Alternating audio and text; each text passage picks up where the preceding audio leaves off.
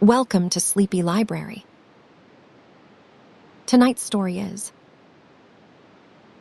White Fang. Take a comfortable position. Close your eyes.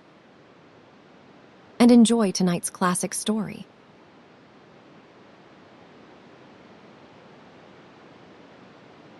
Part 1, Chapter 1, The Trail of the Meat-Dark Spruce Forest, frowned on either side the frozen waterway.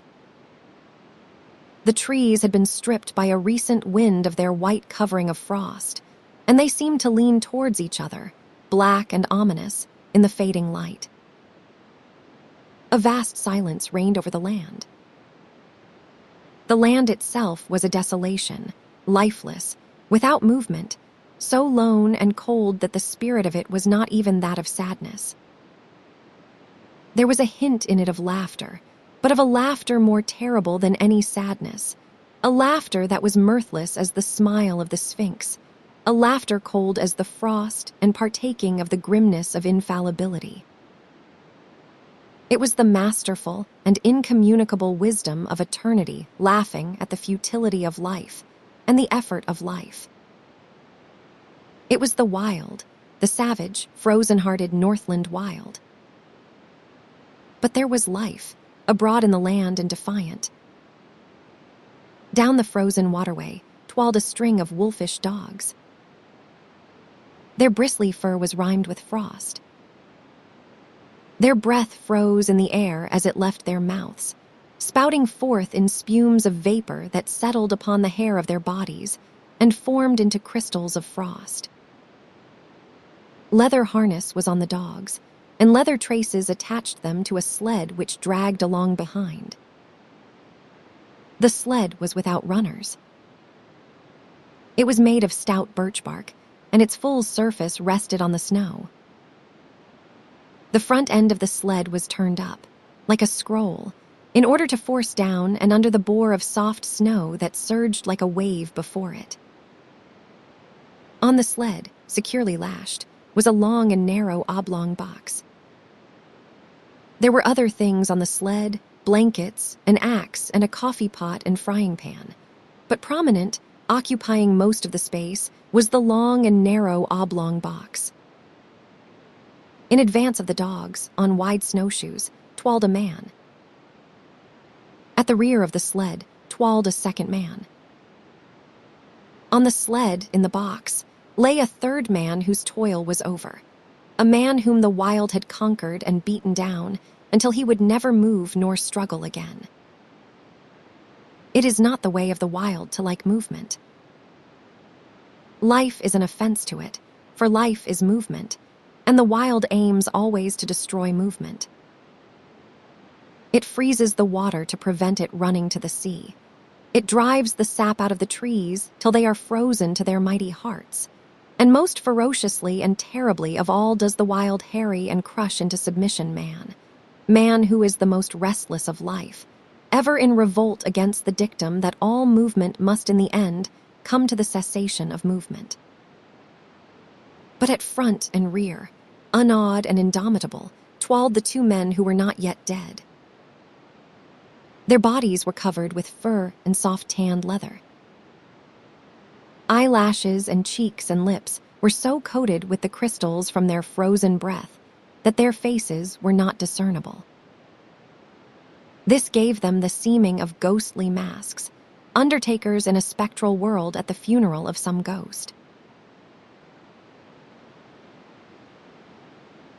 But under it all they were men, penetrating the land of desolation and mockery and silence, puny adventurers bent on colossal adventure, pitting themselves against the might of a world as remote and alien and pulseless as the abysses of space. They traveled on without speech, saving their breath for the work of their bodies. On every side was the silence, pressing upon them with a tangible presence. It affected their minds, as the many atmospheres of deep water affect the body of the diver. It crushed them with the weight of unending vastness and unalterable decree.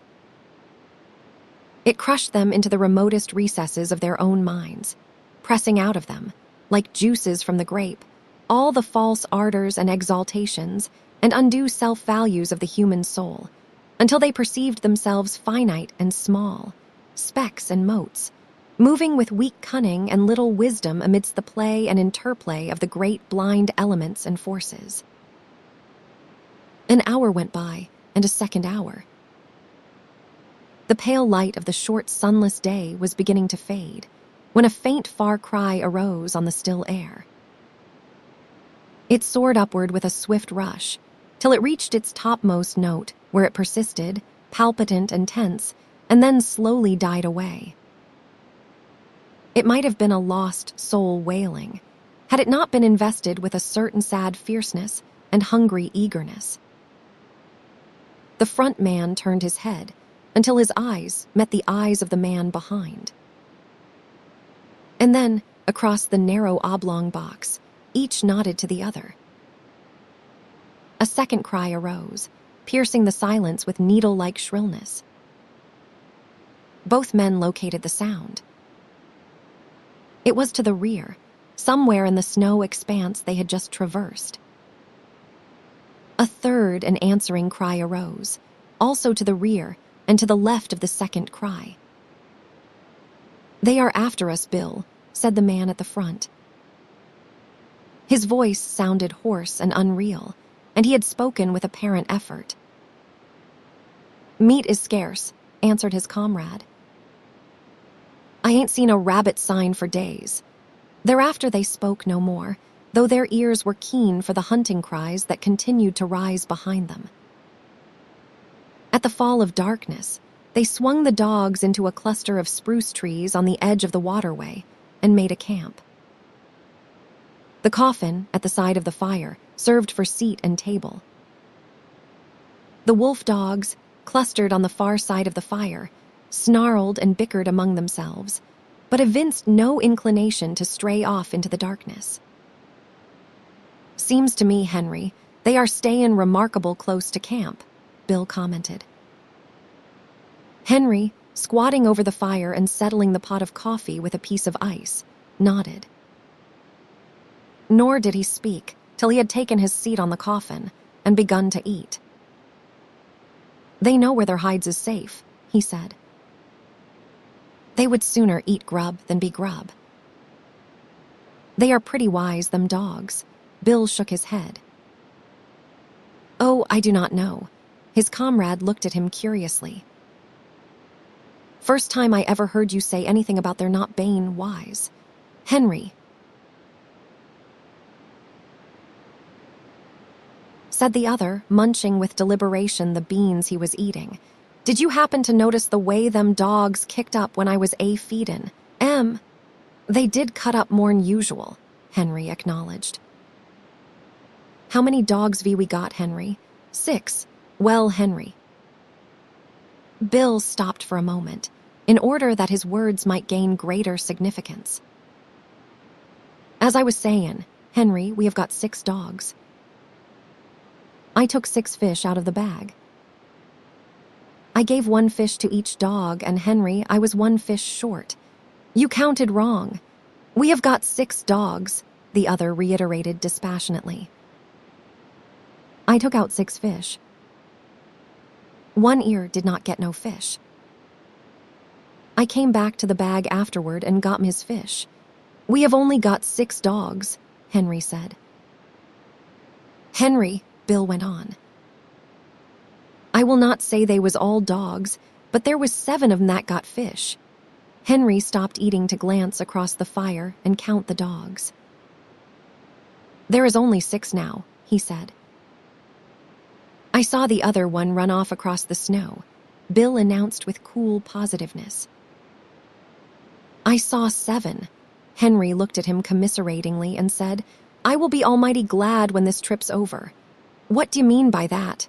Bill demanded. "I mean that this load of urn is gettin' on your nerves, and that you are beginnin' to see things." "I thought of that," Bill answered gravely. "And so, when I saw it run off across the snow, I looked in the snow and saw its tracks. Then I counted the dogs, and there was still 6 of 'em. The tracks is there in the snow now. Do you want to look at 'em? I will show 'em to you.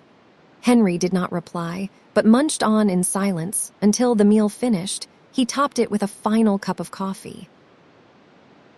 He wiped his mouth with the back of his hand and said, "Then you are thinkin' as it was." A long, wailing cry, fiercely sad from somewhere in the darkness, had interrupted him. He stopped to listen to it, then he finished his sentence with a wave of his hand toward the sound of the cry. "One of them," Bill nodded. "I would a blame sight sooner think that than anything else." You noticed yourself the row the dogs made. Cry after cry, and answering cries, were turning the silence into a bedlam. From every side the cries arose, and the dogs betrayed their fear by huddling together, and so close to the fire that their hair was scorched by the heat. Bill threw on more wood, before lighting his pipe. "I am thinking you are down in the mouth some," Henry said. Henry. He sucked meditatively at his pipe for some time before he went on. "Henry, I was thinkin', what a blame sight luckier he is than you and me'll ever be." He indicated the third person by a downward thrust of the thumb to the box on which they sat. "You and me, Henry, when we die, we will be lucky if we get enough stones over our carcases to keep the dogs off of us. But we ain't got people and money and all the rest, like him," Henry rejoined. "Long-distance funerals is something you and me cannot exactly afford." "What gets me, Henry, is what a chap like this, that is a lord or something in his own country, and that is never had to bother about grub nor blankets. Why he comes button round the godforsaken ends of the earth, that is what I cannot exactly see." "He might have lived to a ripe old age if he would stayed at home," Henry agreed. Bill opened his mouth to speak, but changed his mind. Instead, he pointed towards the wall of darkness that pressed about them from every side. There was no suggestion of form in the utter blackness. Only could be seen a pair of eyes gleaming like live coals. Henry indicated with his head a second pair, and a third. A circle of the gleaming eyes had drawn about their camp. Now and again, a pair of eyes moved, or disappeared to appear again a moment later. The unrest of the dogs had been increasing, and they stampeded, in a surge of sudden fear, to the near side of the fire, cringing and crawling about the legs of the men. In the scramble, one of the dogs had been overturned on the edge of the fire, and it had yelped with pain and fright as the smell of its singed coat possessed the air. The commotion caused the circle of eyes to shift restlessly for a moment, and even to withdraw a bit, but it settled down again as the dogs became quiet. "Henry, it is a blame misfortune to be out of ammunition." Bill had finished his pipe and was helping his companion to spread the bed of fur and blanket upon the spruce boughs which he had laid over the snow before supper. Henry grunted and began unlacing his moccasins. "How many cartridges did you say you had left?" he asked. "3," came the answer. "And I wished 'twas 300. "Then I would show 'em what for, damn 'em." He shook his fist angrily at the gleaming eyes and began securely to prop his moccasins before the fire. "And I wish this cold snapped break," he went on. "It has been 50 below for 2 weeks now. And I wished I would never started on this trip, Henry. I do not like the looks of it. I do not feel right, somehow. And while I am wishin', I wish the trip was over and done with, and you and me sittin' by the fire in Fort McGurry just about now and playing cribbage. That is what I wished." Henry grunted and crawled into bed. As he dozed off, he was aroused by his comrade's voice. "Say, Henry, that other one that come in and got a fish. Why did not the dogs pitch into it? That is what is botherin' me. You are botherin' too much, Bill, came the sleepy response. You was never like this before. You just shut up now and go to sleep and you will be all hunkadory in the mornin'. Your stomach's sour, that is what is botherin' you. The men slept, breathing heavily, side by side, under the one covering. The fire died down, and the gleaming eyes drew closer the circle they had flung about the camp. The dogs clustered together in fear, now and again snarling menacingly as a pair of eyes drew close. Once their uproar became so loud that Bill woke up. He got out of bed carefully, so as not to disturb the sleep of his comrade, and threw more wood on the fire. As it began to flame up, the circle of eyes drew farther back. He glanced casually at the huddling dogs. He rubbed his eyes and looked at them more sharply. Then he crawled back into the blankets. "Henry," he said. "Oh, Henry," Henry groaned as he passed from sleep to waking and demanded, "What is wrong now?" "Nothin'," came the answer. "Only there is 7 of 'em again." "I just counted." Henry acknowledged receipt of the information with a grunt that slid into a snore as he drifted back into sleep. In the morning, it was Henry who awoke first and rooted his companion out of bed. Daylight was yet 3 hours away, though it was already 6 o'clock, and in the darkness Henry went about preparing breakfast, while Bill rolled the blankets and made the sled ready for lashing. "Say, Henry," he asked suddenly, "how many dogs did you say we had?" 6. "Wrong," Bill proclaimed triumphantly.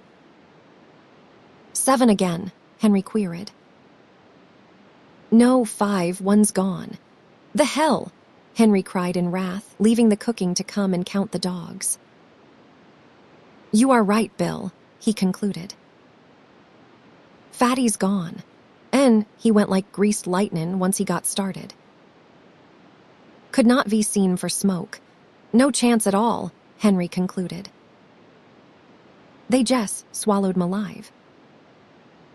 I bet he was yelpin' as he went down their throats, damn 'em. He always was a fool dog," said Bill. "But no fool dog ought to be fool enough to go off and commit suicide that way." He looked over the remainder of the team with a speculative eye that summed up instantly the salient traits of each animal. "I bet none of the others would do it. Could not drive 'em away from the fire with a club," Bill agreed. "I always did think there was something wrong with Fatty anyway."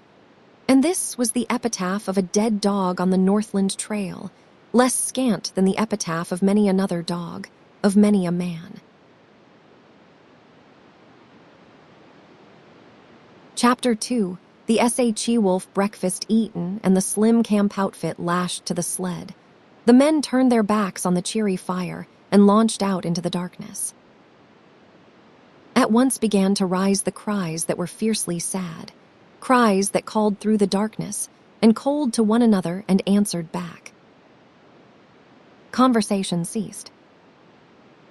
Daylight came at 9 o'clock. At midday, the sky to the south warmed to rose color and marked where the bulge of the earth intervened between the meridian sun and the northern world. But the rose color swiftly faded. The gray light of day that remained lasted until 3 o'clock, when it, too, faded, and the pall of the Arctic night descended upon the lone and silent land. As darkness came on, the hunting cries to right and left and rear drew closer, so close that more than once they sent surges of fear through the toiling dogs, throwing them into short-lived panics. At the conclusion of one such panic, when he and Henry had got the dogs back in the traces, Bill said, "I wish they would strike game somewheres and go away and leave us alone. They do get on the nerves horrible," Henry sympathized. They spoke no more until camp was made. Henry was bending over and adding ice to the babbling pot of beans when he was startled by the sound of a blow, an exclamation from Bill, and a sharp, snarling cry of pain from among the dogs. He straightened up in time to see a dim form disappearing across the snow into the shelter of the dark. Then he saw Bill, standing amid the dogs, half triumphant, half crestfallen, in one hand a stout club, in the other the tail and part of the body of a sun-cured salmon. "It got half of it," he announced, "but I got a whack at it just the same." "D'ye hear it squeal? What'd it look like?" Henry asked. "Could not see. But it had 4 legs and a mouth and hair and looked like any dog. Must be a tame wolf, I reckon. It is damned tame, whatever it is, common in here at feedin' time and gettin' its whack of fish." That night, when supper was finished and they sat on the oblong box and pulled at their pipes, the circle of gleaming eyes drew in even closer than before. "I wish they would spring up a bunch of moose or something and go away and leave us alone," Bill said. Henry grunted with an intonation that was not all sympathy, and for a quarter of an hour they sat on in silence, Henry staring at the fire, and Bill at the circle of eyes that burned in the darkness just beyond the firelight. "I wished we was pullin' into McGurry right now," he began again. "Shut up your wishin' and your croakin'," Henry burst out angrily. "Your stomach's sour. That is what is ailin' you. Swallow a spoonful of sody, and you will sweeten up wonderful and be more pleasant company." In the morning, Henry was aroused by fervid blasphemy that proceeded from the mouth of Bill. Henry propped himself up on an elbow and looked to see his comrade standing among the dogs beside the replenished fire, his arms raised in objurgation, his face distorted with passion. "Hello," Henry called. "What is up now?" "Frog's gone," came the answer. "No, I tell you yes." Henry leaped out of the blankets and to the dogs. He counted them with care, and then joined his partner in cursing the power of the wild that had robbed them of another dog. Frog was the strongest dog of the bunch, Bill pronounced finally. "And he was no fool dog neither," Henry added. And so was recorded the second epitaph in 2 days. A gloomy breakfast was eaten, and the 4 remaining dogs were harnessed to the sled. The day was a repetition of the days that had gone before. The men twalled without speech across the face of the frozen world. The silence was unbroken save by the cries of their pursuers, that unseen hung upon their rear. With the coming of night in the mid-afternoon, the cries sounded closer as the pursuers drew in according to their custom, and the dogs grew excited and frightened, and were guilty of panics that tangled the traces and further depressed the 2 men. "There, that will fix you fool critters," Bill said with satisfaction that night, standing erect at completion of his task. Henry left the cooking to come and see.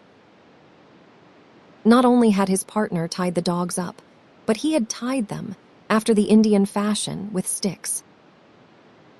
About the neck of each dog, he had fastened a leather thong. To this, and so close to the neck that the dog could not get his teeth to it, he had tied a stout stick 4 or 5 feet in length. The other end of the stick, in turn, was made fast to a stake in the ground by means of a leather thong. The dog was unable to gnaw through the leather at his own end of the stick. The stick prevented him from getting at the leather that fastened the other end. Henry nodded his head approvingly. "It is the only contraption that will ever hold one ear," he said. "He can gnaw through leather as clean as a knife, and Jess about half as quick. They all'll be here in the mornin' hunkadory. You just bet they will," Bill affirmed. If one of 'em turns up missin', I will go without my coffee." "They jest know we ain't loaded to kill," Henry remarked at bedtime, indicating the gleaming circle that hemmed them in. "If we could put a couple of shots into 'em, they would be more respectful. They come closer every night. Get the firelight out of your eyes and look hard, there. Did you see that one?" For some time, the two men amused themselves with watching the movement of vague forms on the edge of the firelight. By looking closely and steadily at where a pair of eyes burned in the darkness, the form of the animal would slowly take shape. They could even see these forms move at times. A sound among the dogs attracted the men's attention. One ear was uttering quick, eager whines, lunging at the length of his stick toward the darkness, and desisting now and again in order to make frantic attacks on the stick with his teeth. "Look at that, Bill," Henry whispered. Full into the firelight, with a stealthy, sidelong movement, glided a dog-like animal. It moved with commingled mistrust and daring, cautiously observing the men, its attention fixed on the dogs. One ear strained the full length of the stick toward the intruder and whined with eagerness. "That fool one ear do not seem scared much," Bill said in a low tone.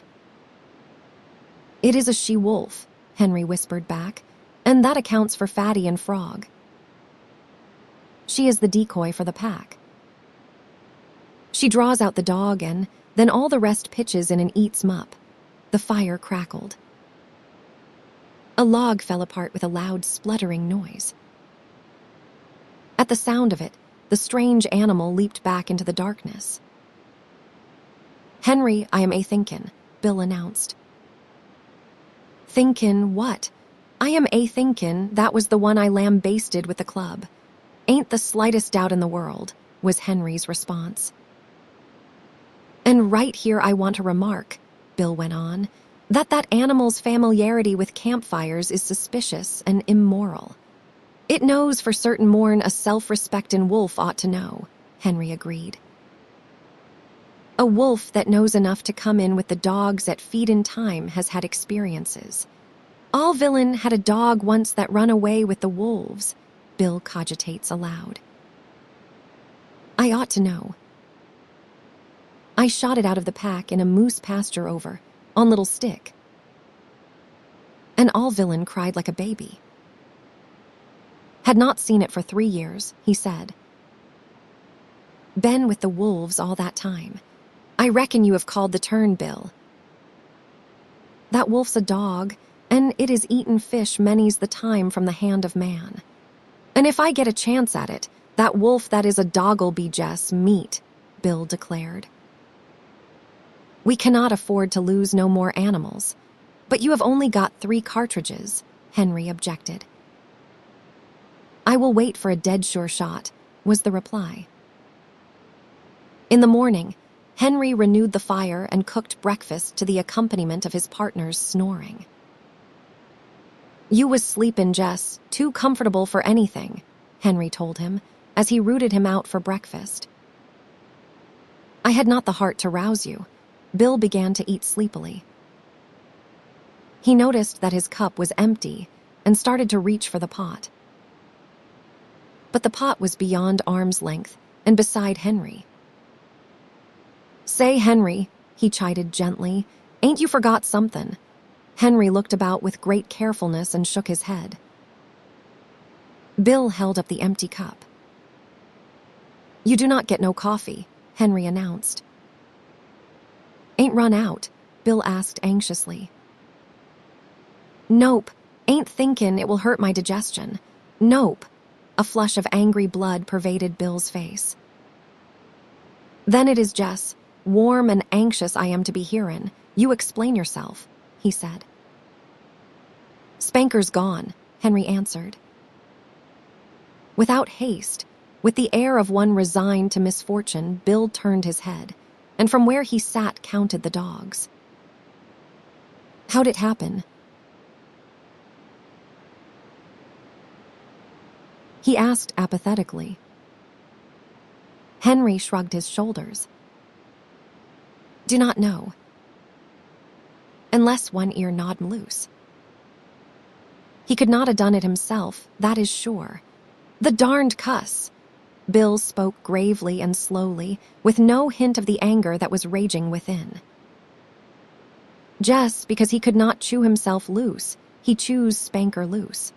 Well, Spanker's troubles is over anyway. I guess he is digested by this time and cavortin over the landscape in the bellies of 20 different wolves, was Henry's epitaph on this, the latest lost dog. Have some coffee, Bill, but Bill shook his head. Go on, Henry pleaded, elevating the pot. Bill shoved his cup aside. I will be ding-dong-danged if I do. I said I would not if Ari dog turned up missin', and I will not. It is darn good coffee, Henry said enticingly. But Bill was stubborn, and he ate a dry breakfast washed down with mumbled curses at one ear for the trick he had played. I will tie him up out of reach of each other tonight, Bill said, as they took the trail. They had traveled little more than 100 yards, when Henry, who was in front, bent down and picked up something with which his snowshoe had collided. It was dark, and he could not see it, but he recognized it by the touch. He flung it back, so that it struck the sled and bounced along until it fetched up on Bill's snowshoes. Meb, you will need that in your business, Henry said. Bill uttered an exclamation. It was all that was left of Spanker, the stick with which he had been tied. They ate him hide and all, Bill announced. The stick's as clean as a whistle. They have ate the leather afen both ends. They are damn hungry, Henry, and they will have you and me guessin' before this trip's over. Henry laughed defiantly. I ain't been trailed this way by wolves before, but I have gone through a whole lot worse and kept my health. Takes more'n a handful of them pesky critters to do for yours truly, Bill, my son. I do not know, Bill muttered ominously. Well, you will know all right when we pull into McGurry. I ain't feelin' special enthusiastic, Bill persisted. You are off color. That is what is the matter with you, Henry dogmatized. What you need is quinine, and I am going to dose you up stiff as soon as we make McGurry. Bill grunted his disagreement with the diagnosis and lapsed into silence. The day was like all the days. Light came at 9 o'clock. At 12 o'clock, the southern horizon was warmed by the unseen sun, and then began the cold gray of afternoon that would merge, 3 hours later, into night. It was just after the sun's futile effort to appear that Bill slipped the rifle from under the sled lashings and said, You keep right on, Henry. I am going to see what I can see. You would better stick by the sled, his partner protested. You have only got 3 cartridges, and there is no tellin' what might happen. Who is croaking now? Bill demanded triumphantly. Henry made no reply and plodded on alone, though often he cast anxious glances back into the gray solitude where his partner had disappeared. An hour later, taking advantage of the cutoffs around which the sled had to go, Bill arrived. They are scattered and rangin' along wide, he said, keeping up with us and lookin' for game at the same time. You see, they are sure of us, only they know they have got to wait to get us.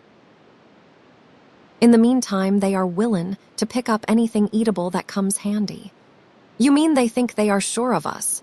Henry objected pointedly. But Bill ignored him. I seen some of them. They are pretty thin. They ain't had a bite in weeks, I reckon, outside of Fatty and Frog and Spanker, and there is so many of 'em that did not go far. They are remarkable thin. Their ribs is like washboards, and their stomachs is right up against their backbones. They are pretty desperate, I can tell you. They will be going mad yet, and then watch out. A few minutes later, Henry, who was now traveling behind the sled, emitted a low, warning whistle. Bill turned and looked, then quietly stopped the dogs. To the rear, from around the last bend and plainly into view, on the very trail they had just covered, trotted a furry, slinking form. Its nose was to the trail, and it trotted with a peculiar, sliding, effortless gait. When they halted, it halted, throwing up its head and regarding them steadily with nostrils that twitched as it caught and studied the scent of them. "It is the she-wolf," Bill answered. The dogs had lain down in the snow, and he walked past them to join his partner in the sled. Together, they watched the strange animal that had pursued them for days, and that had already accomplished the destruction of half their dog team. After a searching scrutiny, the animal trotted forward a few steps. This it repeated several times, till it was a short 100 yards away. It paused, head up, close by a clump of spruce trees, and with sight and scent studied the outfit of the watching men. It looked at them in a strangely wistful way, after the manner of a dog, but in its wistfulness there was none of the dog affection. It was a wistfulness bred of hunger, as cruel as its own fangs, as merciless as the frost itself. It was large for a wolf, its gaunt frame advertising the lines of an animal that was among the largest of its kind. "Stands pretty close to 2.5 feet at the shoulders," Henry commented. "And I will bet it ain't far from 5 feet long. Kind of strange color for a wolf," was Bill's criticism. "I never seen a red wolf before. Looks almost cinnamon to me. The animal was certainly not cinnamon-colored. Its coat was the true wolf coat. The dominant color was gray, and yet there was to it a faint reddish hue, a hue that was baffling, that appeared and disappeared, that was more like an illusion of the vision, now gray, distinctly gray, and again giving hints and glints of a vague redness of color not classifiable in terms of ordinary experience. "Looks for all the world like a big husky sled dog," Bill said. "I would not be surprised to see it wag its tail. Hello, you husky," he called. "Come here, you whatever your name is. Ain't a bit scared of you," Henry laughed. Bill waved his hand at it threateningly and shouted loudly, but the animal betrayed no fear. The only change in it that they could notice was an accession of alertness. It still regarded them with the merciless wistfulness of hunger. They were meat, and it was hungry, and it would like to go in and eat them if it dared. "Look here, Henry," Bill said, unconsciously lowering his voice to a whisper because of what he imitated. "We have got 3 cartridges. But it is a dead shot. Could not miss it. It is got away with 3 of our dogs, and we oughter put a stop to it." "What d'ye say?" Henry nodded his consent. Bill cautiously slipped the gun from under the sled lashing. The gun was on the way to his shoulder, but it never got there. For in that instant, the she-wolf leaped sidewise from the trail into the clump of spruce trees and disappeared. The 2 men looked at each other. Henry whistled long and comprehendingly. "I might have knowed it," Bill chided himself aloud as he replaced the gun. "Of course a wolf that knows enough to come in with the dogs at feed in time, know all about shooting irons. I tell you right now, Henry, that Critter's the cause of all our trouble. We would have 6 dogs at the present time, 'stead of 3 if it was not for her. And I tell you right now, Henry, I'm going to get her. She is too smart to be shot in the open. But I am going to lay for her. I will bushwhack her as sure as my name is Bill. You need not stray off too far in doing it, his partner admonished. If that pack ever starts to jump you, them 3 cartridges be wuth no more'n 3 whoops in hell. Them animals is damn hungry, and once they start in, they will sure get you, Bill. They camped early that night. 3 dogs could not drag the sled so fast nor for so long hours as could 6, and they were showing unmistakable signs of playing out. And the men went early to bed, Bill first seeing to it that the dogs were tied out of knowing reach of one another. But the wolves were growing bolder, and the men were aroused more than once from their sleep. So near did the wolves approach that the dogs became frantic with terror, and it was necessary to replenish the fire from time to time in order to keep the adventurous marauders at safer distance. I have hearn sailors talk of sharks followin' a ship, Bill remarked, as he crawled back into the blankets after one such replenishing of the fire. Well, them wolves is land sharks. They know their business better'n we do, and they ain't a-holdin' our trail this way for their health. They are going to get us. They are sure going to get us, Henry. They have half got you already, talkin' like that, Henry retorted sharply. A man's half licked when he says he is. And you are half eaten from the way you are going on about it. They have got away with better men than you and me, Bill answered. Oh, shut up your croakin'. You make me all fired tired. Henry rolled over angrily on his side, but was surprised that Bill made no similar display of temper. This was not Bill's way, for he was easily angered by sharp words. Henry thought long over it before he went to sleep, and as his eyelids fluttered down and he dozed off, the thought in his mind was, there is no mistakin' it, Bill's almighty blue. I will have to cheer him up tomorrow. Chapter 3. The hunger cry the day began auspiciously. They had lost no dogs during the night, and they swung out upon the trail and into the silence, the darkness, and the cold with spirits that were fairly light. Bill seemed to have forgotten his forebodings of the previous night, and even waxed facetious with the dogs when, at midday, they overturned the sled on a bad piece of trail. It was an awkward mix-up. The sled was upside down and jammed between a tree trunk and a huge rock, and they were forced to unharness the dogs in order to straighten out the tangle. The 2 men were bent over the sled and trying to right it, when Henry observed One Ear sidling away. Here, you, One Ear, he cried, straightening up and turning around on the dog.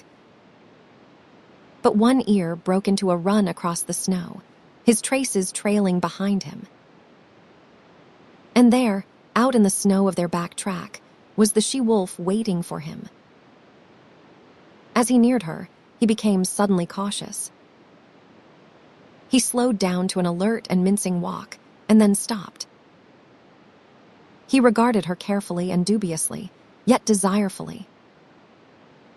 She seemed to smile at him, showing her teeth in an ingratiating rather than a menacing way.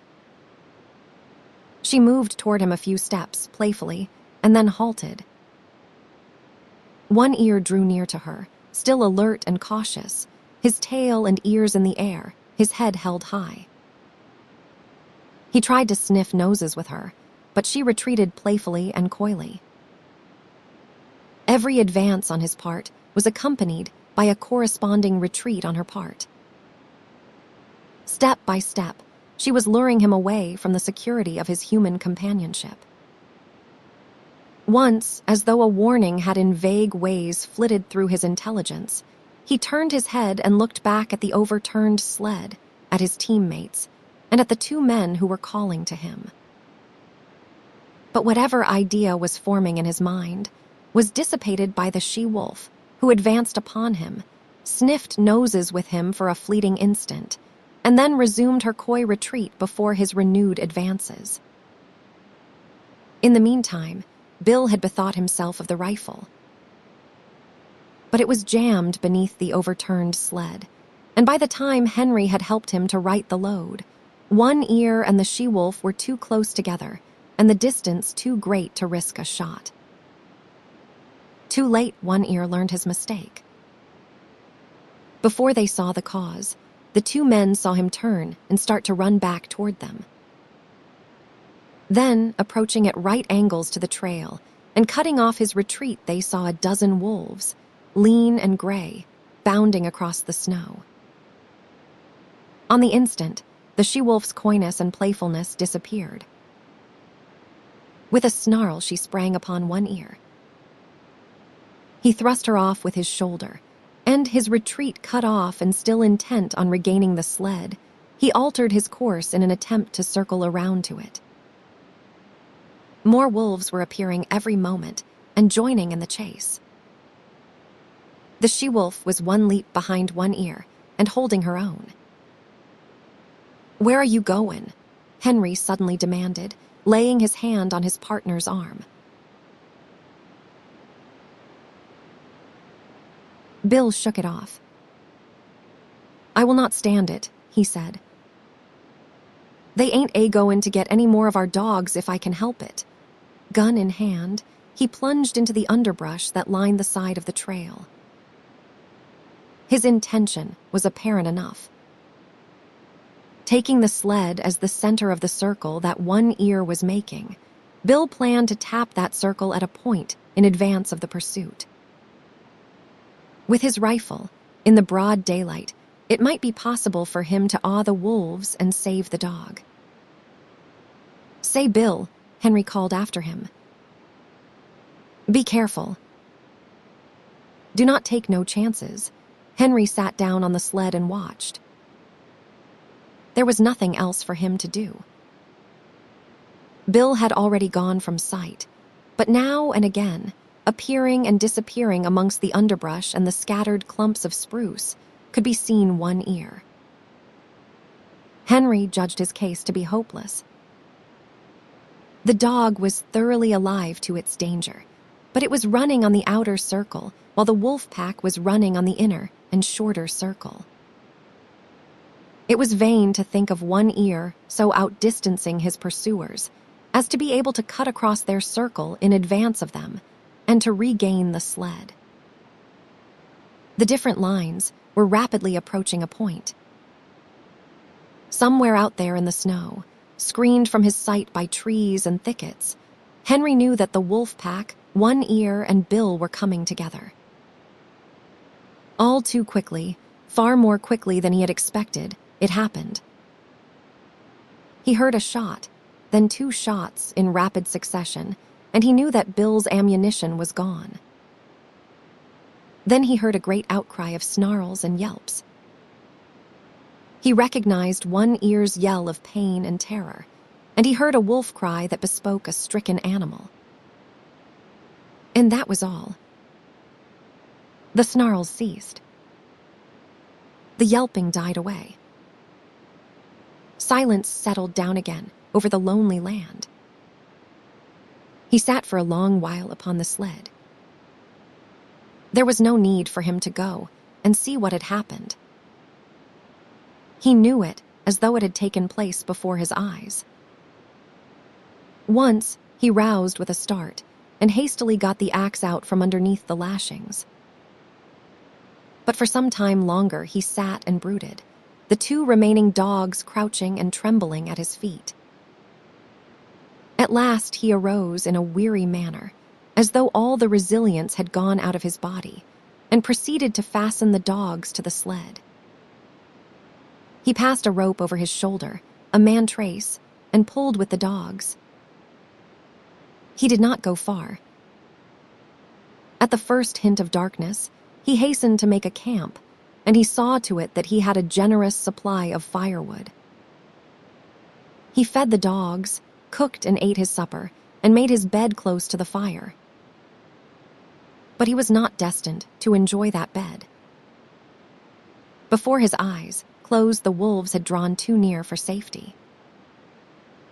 It no longer required an effort of the vision to see them.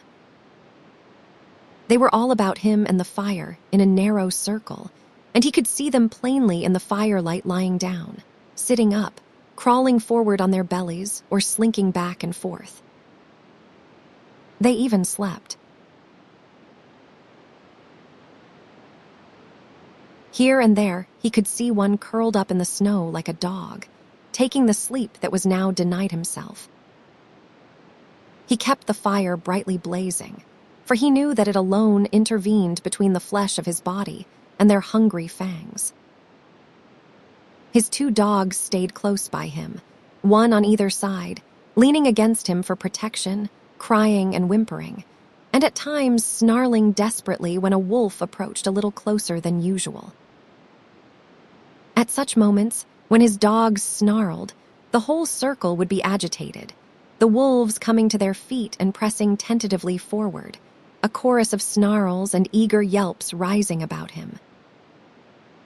Then the circle would lie down again, and here and there a wolf would resume its broken nap. But this circle had a continuous tendency to draw in upon him. Bit by bit, an inch at a time, with here a wolf bellying forward, and there a wolf bellying forward, the circle would narrow until the brutes were almost within springing distance. Then he would seize brands from the fire and hurl them into the pack. A hasty drawing back always resulted, accompanied by angry yelps and frightened snarls, when a well-aimed brand struck and scorched a too daring animal. Morning found the man haggard and worn, wide-eyed from want of sleep. He cooked breakfast in the darkness, and at 9 o'clock, when, with the coming of daylight, the wolf pack drew back, he set about the task he had planned through the long hours of the night. Chopping down young saplings, he made them crossbars of a scaffold by lashing them high up to the trunks of standing trees. Using the sled lashing for a heaving rope, and with the aid of the dogs, he hoisted the coffin to the top of the scaffold. "They got Bill, and they may get me, but they will sure never get you, young man," he said, addressing the dead body in its tree sepulcher. Then he took the trail, the lightened sled bounding along behind the willing dogs, for they, too, knew that safety lay open in the gaining of Fort McGurry. The wolves were now more open in their pursuit, trotting sedately behind and ranging along on either side, their red tongues lolling out, their lean sides showing the undulating ribs with every movement. They were very lean, mere skin bags stretched over bony frames, with strings for muscles, so lean that Henry found it in his mind to marvel that they still kept their feet and did not collapse forthright in the snow. He did not dare travel until dark. At midday, not only did the sun warm the southern horizon, but it even thrust its upper rim, pale and golden, above the skyline. He received it as a sign. The days were growing longer. The sun was returning. But scarcely had the cheer of its light departed than he went into camp. There were still several hours of gray daylight and somber twilight, and he utilized them in chopping an enormous supply of firewood. With night came horror. Not only were the starving wolves growing bolder, but lack of sleep was telling upon Henry. He dozed despite himself, crouching by the fire, the blankets about his shoulders, the axe between his knees, and on either side a dog pressing close against him. He awoke once and saw in front of him, not a dozen feet away, a big gray wolf, one of the largest of the pack. And even as he looked, the brute deliberately stretched himself after the manner of a lazy dog, yawning full in his face and looking upon him with a possessive eye, as if, in truth, he were merely a delayed meal that was soon to be eaten. This certitude was shown by the whole pack. Fully a score he could count, staring hungrily at him or calmly sleeping in the snow. They reminded him of children gathered about a spread table and awaiting permission to begin to eat. And he was the food they were to eat. He wondered how and when the meal would begin. As he piled wood on the fire, he discovered an appreciation of his own body which he had never felt before. He watched his moving muscles and was interested in the cunning mechanism of his fingers. By the light of the fire, he crooked his fingers slowly and repeatedly, now one at a time, now all together, spreading them wide or making quick gripping movements. He studied the nail formation and prodded the fingertips, now sharply and again softly, gauging the while the nerve sensations produced. It fascinated him, and he grew suddenly fond of this subtle flesh of his that worked so beautifully and smoothly and delicately. Then he would cast a glance of fear at the wolf circle drawn expectantly about him, and like a blow the realization would strike him that this wonderful body of his, this living flesh, was no more than so much meat, a quest of ravenous animals, to be torn and slashed by their hungry fangs, to be sustenance to them as the moose and the rabbit had often been sustenance to him. He came out of a doze that was half nightmare to see the red-hued she-wolf before him.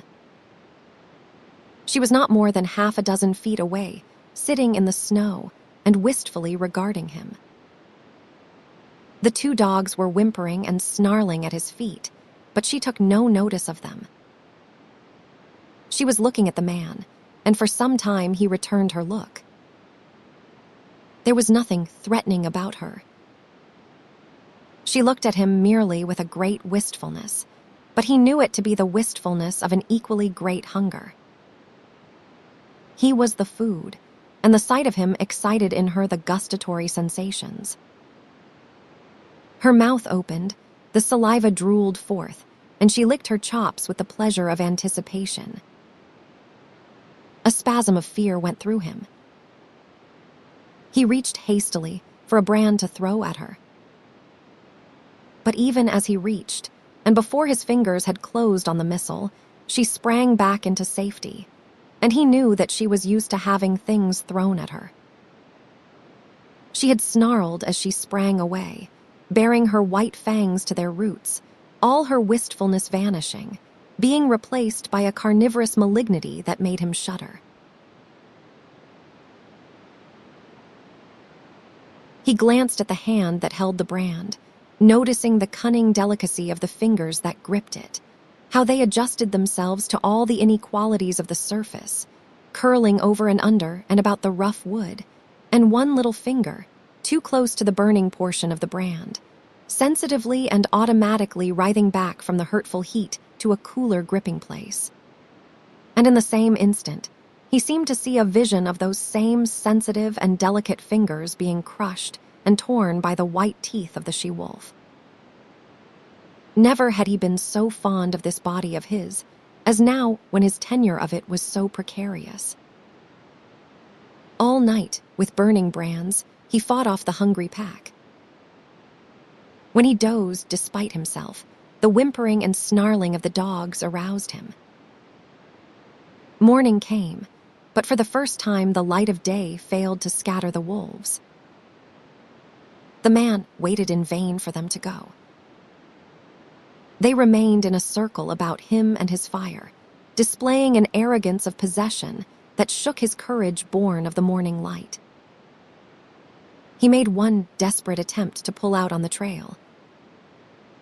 But the moment he left the protection of the fire, the boldest wolf leaped for him, but leaped short.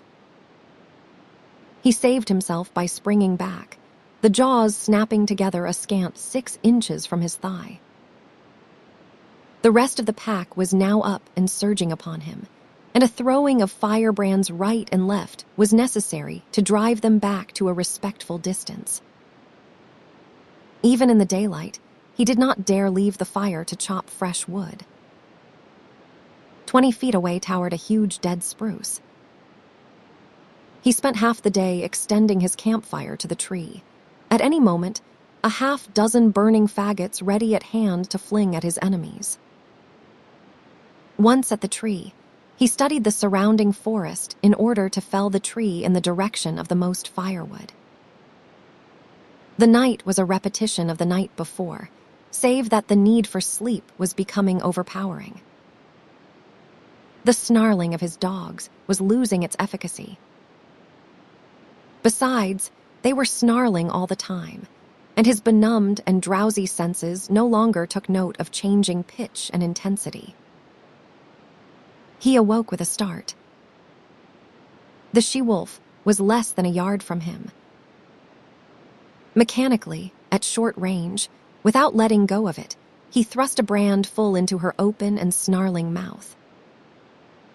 She sprang away, yelling with pain, and while he took delight in the smell of burning flesh and hair, he watched her shaking her head and growling wrathfully a score of feet away.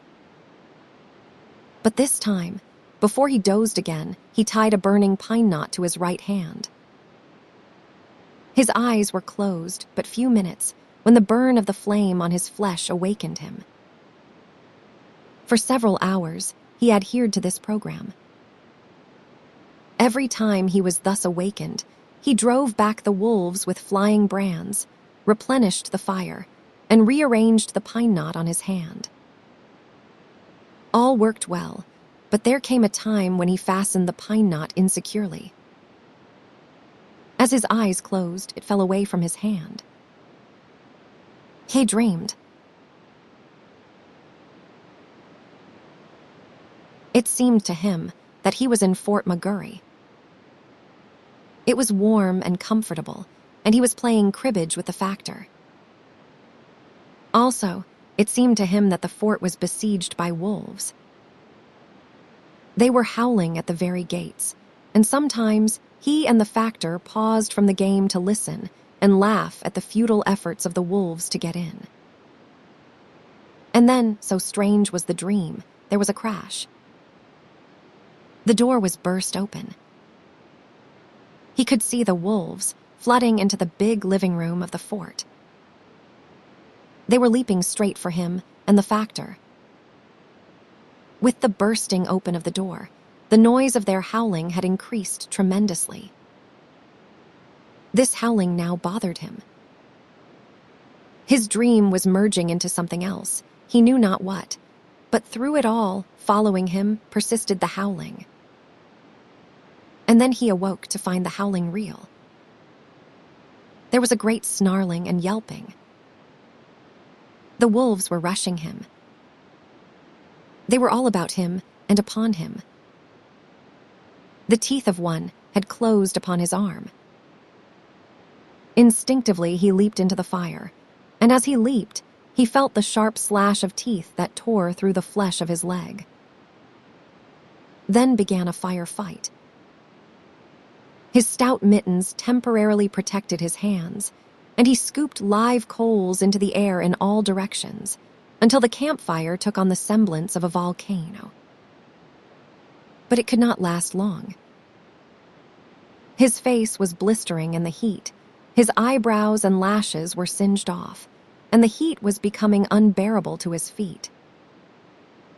With a flaming brand in each hand, he sprang to the edge of the fire.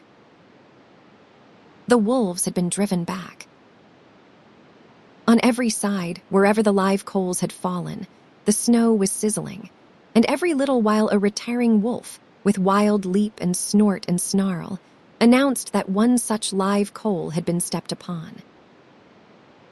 Flinging his brands at the nearest of his enemies, the man thrust his smoldering mittens into the snow and stamped about to cool his feet.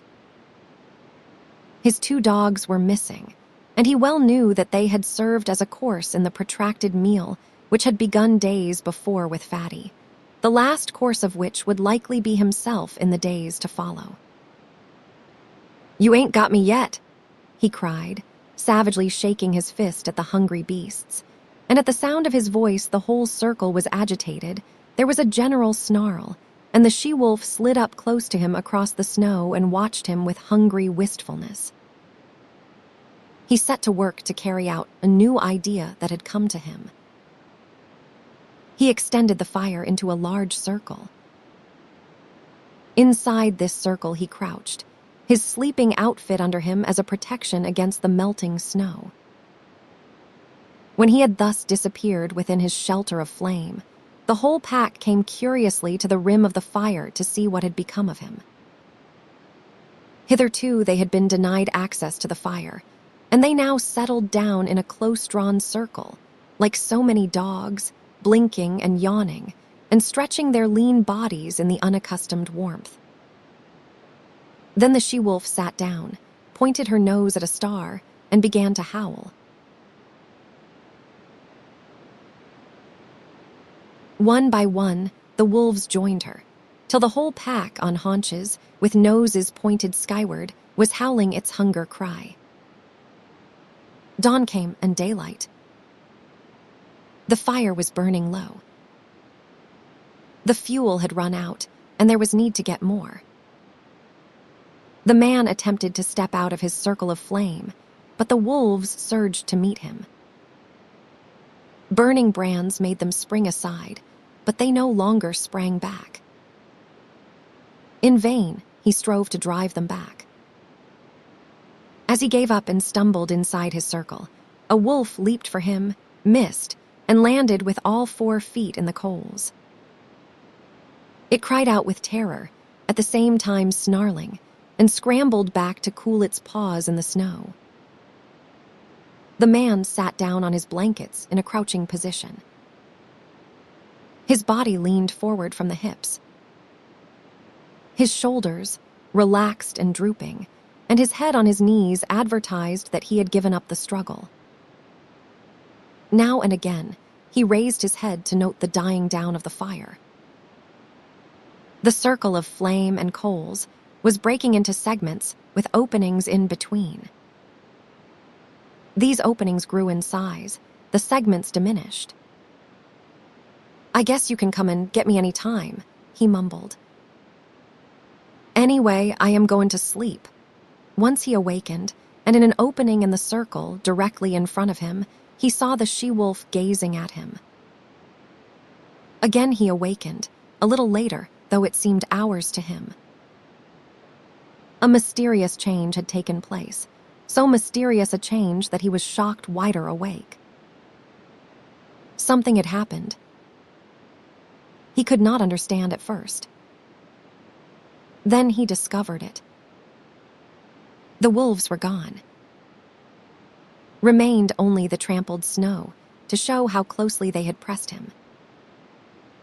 Sleep was welling up and gripping him again. His head was sinking down upon his knees when he roused with a sudden start. There were cries of men and churn of sleds, the creaking of harnesses, and the eager whimpering of straining dogs. 4 sleds pulled in from the river bed to the camp among the trees. 6 men were about the man who crouched in the center of the dying fire. They were shaking and prodding him into consciousness. He looked at them like a drunken man and maundered in strange, sleepy speech.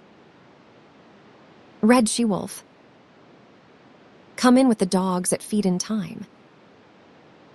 First she ate the dog food. Then she ate the dogs. And after that she ate Bill. "Where's Lord Alfred?" One of the men bellowed in his ear, shaking him roughly. He shook his head slowly. "No, she did not eat him. He is roostin' in a tree at the last camp. Dead," the man shouted. "And in a box," Henry answered. He jerked his shoulder petulantly away from the grip of his questioner. "Say you let me alone. I am Jess." Plump tuckered out. "Goo night, everybody." His eyes fluttered and went shut. His chin fell forward on his chest. And even as they eased him down upon the blankets, his snores were rising on the frosty air. But there was another sound. Far and faint it was, in the remote distance, the cry of the hungry wolf pack as it took the trail of other meat than the man it had just missed. Part 2, Chapter 1, The Battle of the Fangs. It was the she-wolf who had first caught the sound of men's voices and the whining of the sled dogs. And it was the she-wolf who was first to spring away from the cornered man in his circle of dying flame. The pack had been loath to forgo the kill it had hunted down, and it lingered for several minutes, making sure of the sounds, and then it, too, sprang away on the trail made by the she-wolf. Running at the forefront of the pack was a large gray wolf, one of its several leaders. It was he who directed the pack's course on the heels of the she-wolf. It was he who snarled warningly at the younger members of the pack, or slashed at them with his fangs when they ambitiously tried to pass him. And it was he who increased the pace when he sighted the she-wolf, now trotting slowly across the snow. She dropped in alongside by him, as though it were her appointed position, and took the pace of the pack. He did not snarl at her, nor show his teeth, when any leap of hers chanced to put her in advance of him. On the contrary, he seemed kindly disposed toward her, too kindly to suit her, for he was prone to run near to her, and when he ran too near, it was she who snarled and showed her teeth. Nor was she above slashing his shoulder sharply on occasion. At such times, he betrayed no anger. He merely sprang to the side and ran stiffly ahead for several awkward leaps, in carriage and conduct resembling an abashed country swain. This was his one trouble in the running of the pack, but she had other troubles. On her other side ran a gaunt old wolf, grizzled and marked with the scars of many battles. He ran always on her right side. The fact that he had but one eye, and that the left eye might account for this.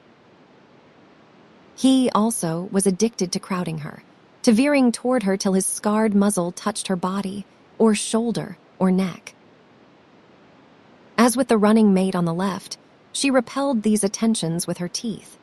But when both bestowed their attentions at the same time, she was roughly jostled, being compelled, with quick snaps to either side, to drive both lovers away and at the same time to maintain her forward leap with the pack and see the way of her feet before her. At such times, her running mates flashed their teeth and growled threateningly across at each other. They might have fought, but even wooing and its rivalry waited upon the more pressing hunger need of the pack. After each repulse, when the old wolf sheered abruptly away from the sharp-toothed object of his desire, he shouldered against a young 3-year-old that ran on his blind right side. This young wolf had attained his full size, and, considering the weak and famished condition of the pack, he possessed more than the average vigor and spirit. Nevertheless, he ran with his head even with the shoulder of his one-eyed elder. When he ventured to run abreast of the older wolf, which was seldom, a snarl and a snap sent him back even with the shoulder again. Sometimes, however, he dropped cautiously and slowly behind and edged in between the old leader and the she-wolf. This was doubly resented, even triply resented.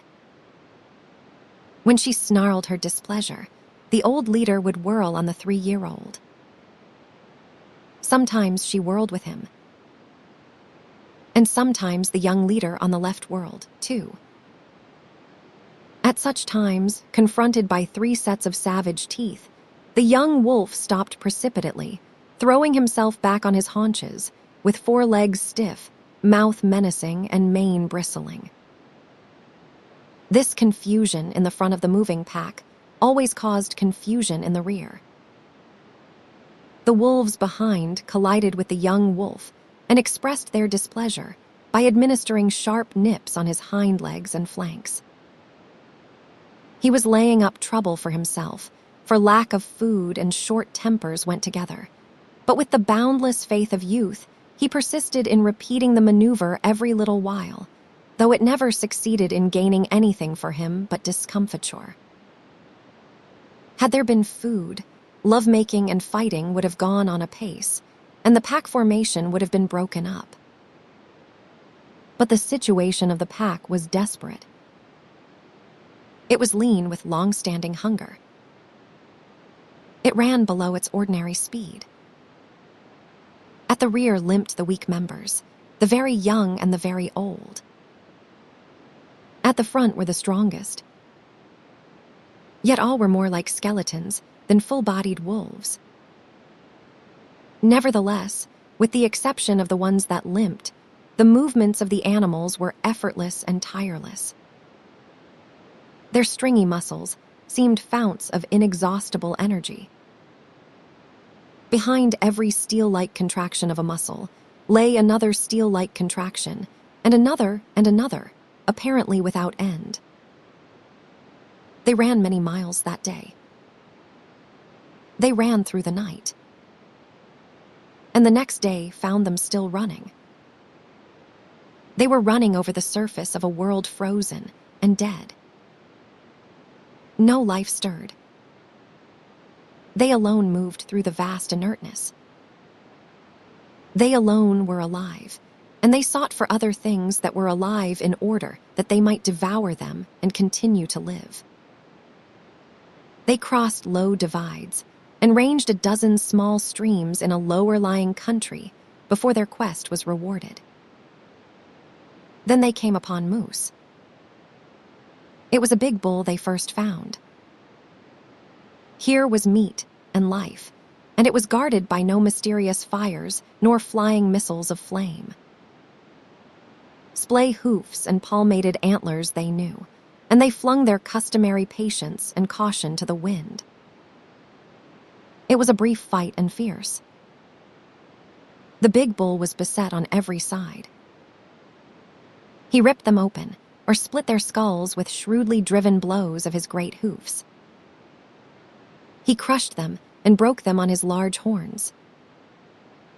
He stamped them into the snow under him in the wallowing struggle.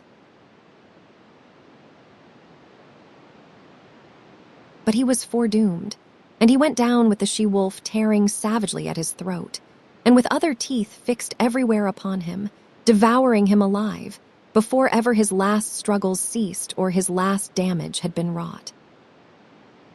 There was food in plenty. The bull weighed over 800 pounds, fully 20 pounds of meat per mouth for the 40-odd wolves of the pack. But if they could fast prodigiously, they could feed prodigiously, and soon a few scattered bones were all that remained of the splendid live brute that had faced the pack a few hours before. There was now much resting and sleeping. With full stomachs, bickering and quarreling began among the younger males, and this continued through the few days that followed before the breaking up of the pack. The famine was over. The wolves were now in the country of game, and though they still hunted in pack, they hunted more cautiously, cutting out heavy cows or crippled old bulls from the small moose herds they ran across. There came a day, in this land of plenty, when the wolf pack split in half and went in different directions. The she-wolf, the young leader on her left, and the one-eyed elder on her right, led their half of the pack down to the Mackenzie River and across into the lake country to the east. Each day this remnant of the pack dwindled. 2 by 2, male and female, the wolves were deserting. Occasionally, a solitary male was driven out by the sharp teeth of his rivals. In the end, there remained only 4. The she-wolf, the young leader, the one-eyed one, and the ambitious 3-year-old. The she-wolf had by now developed a ferocious temper. Her 3 suitors all bore the marks of her teeth. Yet they never replied in kind, never defended themselves against her. They turned their shoulders to her most savage slashes, and with wagging tails and mincing steps strove to placate her wrath. But if they were all mildness toward her, they were all fierceness toward one another. The 3-year-old grew too ambitious in his fierceness. He caught the one-eyed elder on his blind side and ripped his ear into ribbons. Though the grizzled old fellow could see only on one side, against the youth and vigor of the other, he brought into play the wisdom of long years of experience. His lost eye and his scarred muzzle bore evidence to the nature of his experience. He had survived too many battles to be in doubt for a moment about what to do. The battle began fairly, but it did not end fairly. There was no telling what the outcome would have been, for the third wolf joined the elder, and together, old leader and young leader, they attacked the ambitious 3-year-old and proceeded to destroy him. He was beset on either side by the merciless fangs of his erstwhile comrades. Forgotten were the days they had hunted together, the game they had pulled down, the famine they had suffered. That business was a thing of the past. The business of love was at hand, ever a sterner and crueler business than that of food-getting.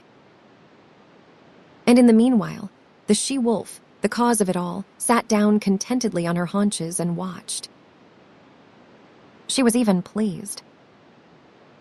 This was her day, and it came not often, when manes bristled, and Fang smote Fang or ripped and tore the yielding flesh, all for the possession of her.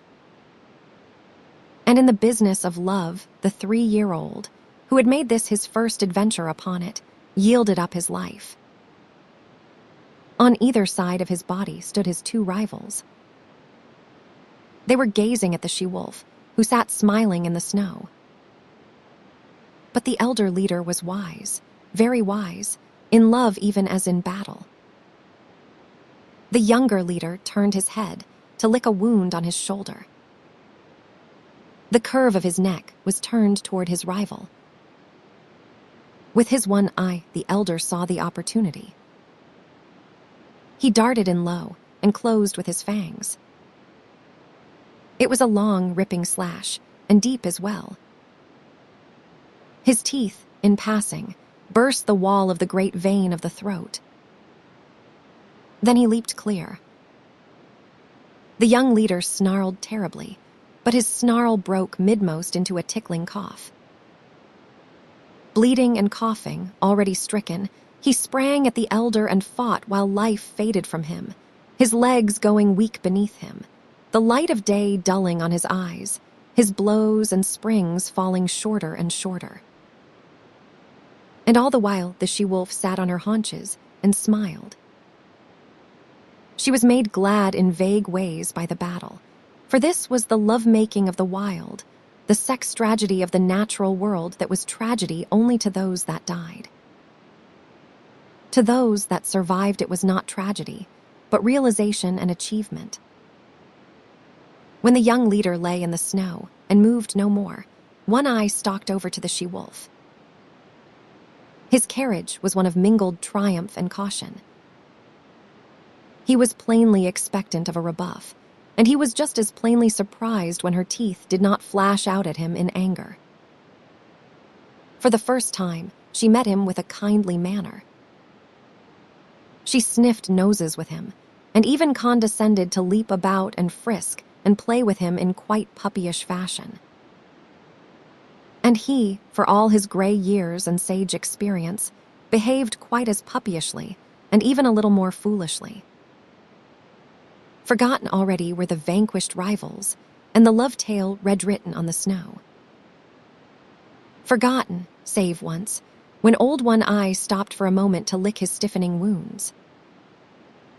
Then it was that his lips half writhed into a snarl, and the hair of his neck and shoulders involuntarily bristled, while he half crouched for a spring, his claws spasmodically clutching into the snow surface for firmer footing.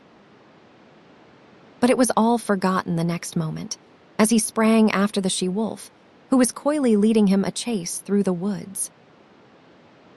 After that, they ran side by side, like good friends who have come to an understanding. The days passed by, and they kept together, hunting their meat and killing and eating it in common. After a time, the she-wolf began to grow restless. She seemed to be searching for something that she could not find. The hollows under fallen trees seemed to attract her, and she spent much time nosing about among the larger snow-piled crevices in the rocks and in the caves of overhanging banks. Old One-Eye was not interested at all, but he followed her good-naturedly in her quest, and when her investigations in particular places were unusually protracted, he would lie down and wait until she was ready to go on. They did not remain in one place, but traveled across country until they regained the Mackenzie River, down which they slowly went, leaving it often to hunt game along the small streams that entered it, but always returning to it again. Sometimes they chanced upon other wolves, usually in pairs, but there was no friendliness of intercourse displayed on either side, no gladness at meeting, no desire to return to the pack formation. Several times, they encountered solitary wolves. These were always males, and they were pressingly insistent on joining with One-Eye and his mate. This he resented, and when she stood shoulder to shoulder with him, bristling and showing her teeth, the aspiring solitary ones would back off, turn tail, and continue on their lonely way. One moonlight night, running through the quiet forest, One-Eye suddenly halted. His muzzle went up, his tail stiffened, and his nostrils dilated as he scented the air. One foot also he held up, after the manner of a dog. He was not satisfied, and he continued to smell the air, striving to understand the message borne upon it to him. One careless sniff had satisfied his mate, and she trotted on to reassure him. Though he followed her, he was still dubious, and he could not forbear an occasional halt in order more carefully to study the warning. She crept out cautiously on the edge of a large open space in the midst of the trees. For some time she stood alone. Then One-Eye, creeping and crawling, every sense on the alert, every hair radiating infinite suspicion, joined her. They stood side by side, watching and listening and smelling. To their ears came the sounds of dogs wrangling and scuffling, the guttural cries of men, the sharper voices of scolding women, and once the shrill and plaintive cry of a child. With the exception of the huge bulks of the skin lodges, little could be seen save the flames of the fire, broken by the movements of intervening bodies, and the smoke rising slowly on the quiet air. But to their nostrils came the myriad smells of an Indian camp, carrying a story that was largely incomprehensible to One-Eye, but every detail of which the she-wolf knew. She was strangely stirred, and sniffed with an increasing delight. But old One-Eye was doubtful. He betrayed his apprehension and started tentatively to go. She turned and touched his neck with her muzzle in a reassuring way, then regarded the camp again. A new wistfulness was in her face, but it was not the wistfulness of hunger. She was thrilling to a desire that urged her to go forward, to be in closer to that fire, to be squabbling with the dogs, and to be avoiding and dodging the stumbling feet of men. One-Eye moved impatiently beside her. Her unrest came back upon her, and she knew again her pressing need to find the thing for which she searched. She turned and trotted back into the forest, to the great relief of One-Eye, who trotted a little to the fore until they were well within the shelter of the trees. As they slid along, noiseless as shadows in the moonlight, they came upon a runway. Both noses went down to the footprints in the snow. These footprints were very fresh. One-Eye ran ahead cautiously, his mate at his heels. The broad pads of their feet were spread wide, and in contact with the snow were like velvet. One Eye caught sight of a dim movement of white in the midst of the white. His sliding gait had been deceptively swift, but it was as nothing to the speed at which he now ran. Before him was bounding the faint patch of white he had discovered. They were running along a narrow alley, flanked on either side by a growth of young spruce. Through the trees, the mouth of the alley could be seen, opening out on a moonlit glade. Old One Eye was rapidly overhauling the fleeing shape of white. Bound by bound he gained. Now he was upon it. One leap more, and his teeth would be sinking into it. But that leap was never made. High in the air and straight up soared the shape of white, now a struggling snowshoe rabbit that leaped and bounded, executing a fantastic dance there above him in the air and never once returning to earth.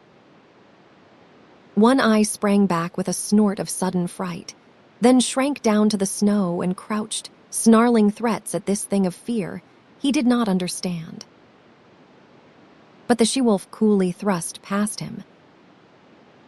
She poised for a moment, then sprang for the dancing rabbit.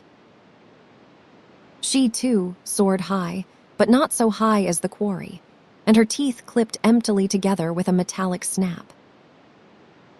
She made another leap, and another. Her mate had slowly relaxed from his crouch and was watching her. He now evinced displeasure at her repeated failures, and himself made a mighty spring upward. His teeth closed upon the rabbit, and he bore it back to earth with him.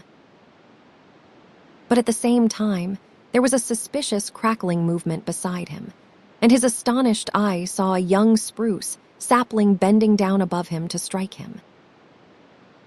His jaws let go their grip, and he leaped backward to escape this strange danger, his lips drawn back from his fangs, his throat snarling, every hair bristling with rage and fright. And in that moment, the sapling reared its slender length upright, and the rabbit soared, dancing in the air again. The she-wolf was angry. She sank her fangs into her mate's shoulder in reproof, and he, frightened, unaware of what constituted this new onslaught, struck back ferociously and in still greater fright, ripping down the side of the she-wolf's muzzle. For him to resent such reproof was equally unexpected to her, and she sprang upon him in snarling indignation. Then he discovered his mistake and tried to placate her. But she proceeded to punish him roundly, until he gave over all attempts at placation and whirled in a circle, his head away from her, his shoulders receiving the punishment of her teeth. In the meantime, the rabbit danced above them in the air. The she-wolf sat down in the snow, and Old One Eye, now more in fear of his mate than of the mysterious sapling, again sprang for the rabbit. As he sank back with it between his teeth, he kept his eye on the sapling. As before, it followed him back to earth. He crouched down under the impending blow, his hair bristling, but his teeth still keeping tight hold of the rabbit. But the blow did not fall. The sapling remained bent above him. When he moved, it moved, and he growled at it through his clenched jaws. When he remained still, it remained still, and he concluded it was safer to continue remaining still. Yet the warm blood of the rabbit tasted good in his mouth. It was his mate who relieved him from the quandary in which he found himself. She took the rabbit from him, and while the sapling swayed and teetered threateningly above her, she calmly gnawed off the rabbit's head. At once the sapling shot up, and after that gave no more trouble, remaining in the decorous and perpendicular position in which nature had intended it to grow. Then, between them, the she-wolf and One Eye devoured the game which the mysterious sapling had caught for them. There were other runways and alleys where rabbits were hanging in the air, and the wolf pair prospected them all, the she-wolf leading the way, old One Eye following and observant, learning the method of robbing snares, a knowledge destined to stand him in good stead in the days to come. Chapter 2. The lair. For 2 days the she-wolf and One Eye hung about the Indian camp. He was worried and apprehensive, yet the camp lured his mate, and she was loath to depart. But when, one morning, the air was rent with the report of a rifle close at hand, and a bullet smashed against a tree trunk several inches from One Eye's head, they hesitated no more, but went off on a long, swinging lope that put quick miles between them and the danger. They did not go far, a couple of days' journey. The she-wolf's need to find the thing for which she searched had now become imperative. She was getting very heavy and could run but slowly. Once, in the pursuit of a rabbit, which she ordinarily would have caught with ease, she gave over and lay down and rested.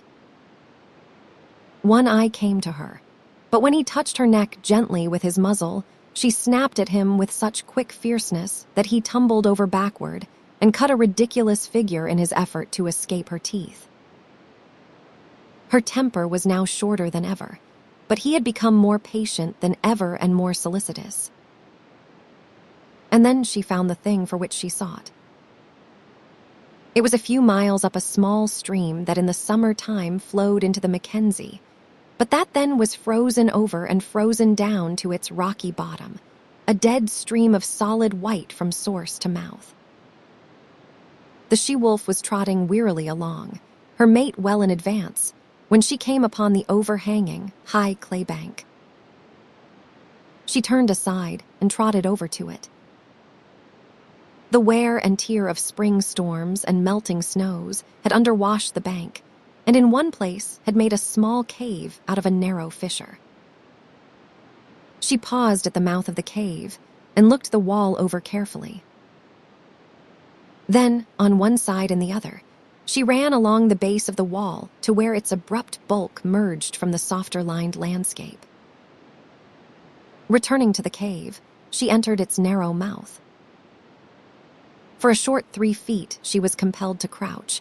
Then the walls widened and rose higher in a little round chamber, nearly 6 feet in diameter. The roof barely cleared her head. It was dry and cozy. She inspected it with painstaking care, while One Eye, who had returned, stood in the entrance and patiently watched her. She dropped her head, with her nose to the ground and directed toward a point near to her closely bunched feet, and around this point she circled several times. Then, with a tired sigh that was almost a grunt, she curled her body in, relaxed her legs, and dropped down, her head toward the entrance. One Eye, with pointed, interested ears, laughed at her, and beyond, outlined against the white light, she could see the brush of his tail waving good-naturedly. Her own ears, with a snuggling movement, laid their sharp points backward and down against the head for a moment, while her mouth opened and her tongue lolled peaceably out, and in this way she expressed that she was pleased and satisfied. One Eye was hungry. Though he lay down in the entrance and slept, his sleep was fitful. He kept awaking and cocking his ears at the bright world without, where the April sun was blazing across the snow. When he dozed, upon his ears would steal the faint whispers of hidden trickles of running water, and he would rouse and listen intently. The sun had come back, and all the awakening Northland world was calling to him. Life was stirring. The feel of spring was in the air, the feel of growing life under the snow, of sap ascending in the trees, of buds bursting the shackles of the frost. He cast anxious glances at his mate, but she showed no desire to get up. He looked outside, and 6 snowbirds fluttered across his field of vision. He started to get up, then looked back to his mate again and settled down and dozed. A shrill and minute singing stole upon his hearing. Once and twice, he sleepily brushed his nose with his paw. Then he woke up. There, buzzing in the air at the tip of his nose, was a lone mosquito. It was a full-grown mosquito, one that had lain frozen in a dry log all winter, and that had now been thawed out by the sun. He could resist the call of the world no longer. Besides, he was hungry. He crawled over to his mate and tried to persuade her to get up. But she only snarled at him, and he walked out alone into the bright sunshine to find the snow surface soft underfoot and the traveling difficult. He went up the frozen bed of the stream, where the snow, shaded by the trees, was yet hard and crystalline. He was gone 8 hours, and he came back through the darkness hungrier than when he had started. He had found game, but he had not caught it. He had broken through the melting snow crust and wallowed, while the snowshoe rabbits had skimmed along on top lightly as ever. He paused at the mouth of the cave with a sudden shock of suspicion. Faint, strange sounds came from within. They were sounds not made by his mate, and yet they were remotely familiar. He bellied cautiously inside, and was met by a warning snarl from the she-wolf. This he received without perturbation, though he obeyed it by keeping his distance. But he remained interested in the other sounds, faint, muffled sobbings and slubberings. His mate warned him irritably away, and he curled up and slept in the entrance. When morning came and a dim light pervaded the lair, he again sought after the source of the remotely familiar sounds. There was a new note in his mate's warning snarl. It was a jealous note, and he was very careful in keeping a respectful distance. Nevertheless, he made out, sheltering between her legs against the length of her body, 5 strange little bundles of life, very feeble, very helpless, making tiny whimpering noises, with eyes that did not open to the light. He was surprised. It was not the first time in his long and successful life that this thing had happened.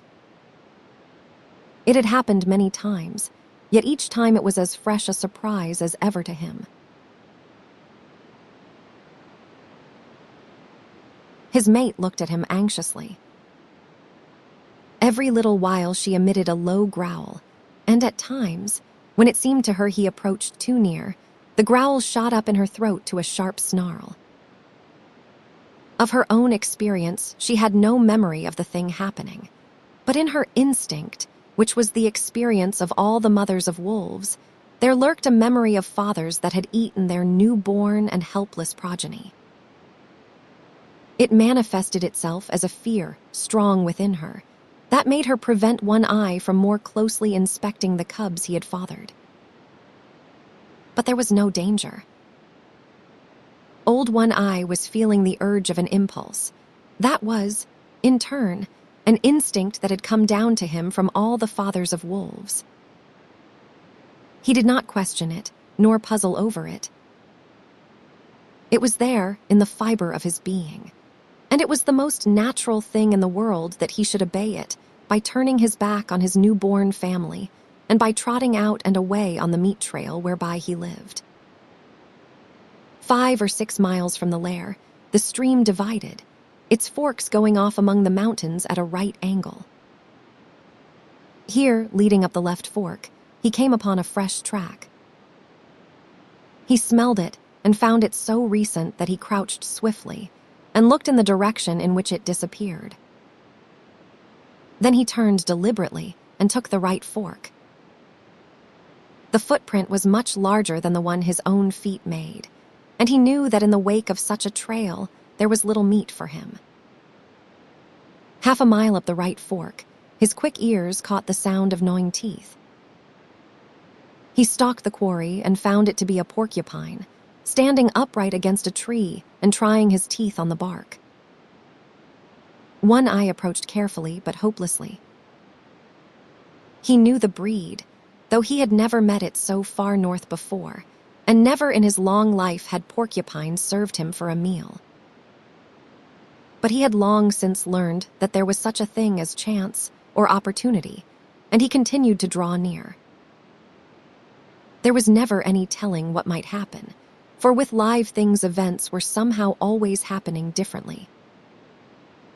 The porcupine rolled itself into a ball, radiating long, sharp needles in all directions that defied attack. In his youth, One Eye had once sniffed too near a similar, apparently inert ball of quills, and had the tail flick out suddenly in his face. One quill he had carried away in his muzzle, where it had remained for weeks, a rankling flame, until it finally worked out. So he lay down, in a comfortable crouching position, his nose fully a foot away, and out of the line of the tail. Thus he waited, keeping perfectly quiet. There was no telling. Something might happen. The porcupine might unroll. There might be opportunity for a deft and ripping thrust of paw into the tender, unguarded belly. But at the end of half an hour he arose, growled wrathfully at the motionless ball, and trotted on. He had waited too often and futilely in the past for porcupines to unroll, to waste any more time. He continued up the right fork. The day wore along, and nothing rewarded his hunt. The urge of his awakened instinct of fatherhood was strong upon him. He must find meat. In the afternoon, he blundered upon a ptarmigan. He came out of a thicket and found himself face to face with the slow-witted bird. It was sitting on a log, not a foot beyond the end of his nose. Each saw the other. The bird made a startled rise, but he struck it with his paw and smashed it down to earth, then pounced upon it and caught it in his teeth as it scuttled across the snow, trying to rise in the air again. As his teeth crunched through the tender flesh and fragile bones, he began naturally to eat. Then he remembered, and turning on the back track, started for home, carrying the ptarmigan in his mouth. A mile above the forks, running velvet-footed as was his custom, a gliding shadow that cautiously prospected each new vista of the trail, he came upon later imprints of the large tracks he had discovered in the early morning. As the track led his way, he followed, prepared to meet the maker of it at every turn of the stream. He slid his head around a corner of rock, where began an unusually large bend in the stream, and his quick eyes made out something that sent him crouching swiftly down. It was the maker of the track, a large female lynx. She was crouching as he had crouched once that day, in front of her the tight-rolled ball of quills. If he had been a gliding shadow before, he now became the ghost of such a shadow, as he crept and circled around, and came up well to leeward of the silent, motionless pair. He lay down in the snow, depositing the ptarmigan beside him, and with eyes peering through the needles of a low-growing spruce, he watched the play of life before him, the waiting lynx and the waiting porcupine, each intent on life. And such was the curiousness of the game. The way of life for one lay in the eating of the other, and the way of life for the other lay in being not eaten. While old One Eye, the wolf crouching in the covert, played his part, too, in the game, waiting for some strange freak of chance that might help him on the meat trail which was his way of life. Half an hour passed, an hour, and nothing happened. The ball of quills might have been a stone for all it moved. The lynx might have been frozen to marble, and old One Eye might have been dead. Yet all three animals were keyed to a tenseness of living that was almost painful, and scarcely ever would it come to them to be more alive than they were then in their seeming petrifaction? One eye moved slightly and peered forth with increased eagerness. Something was happening. The porcupine had at last decided that its enemy had gone away. Slowly, cautiously, it was unrolling its ball of impregnable armor.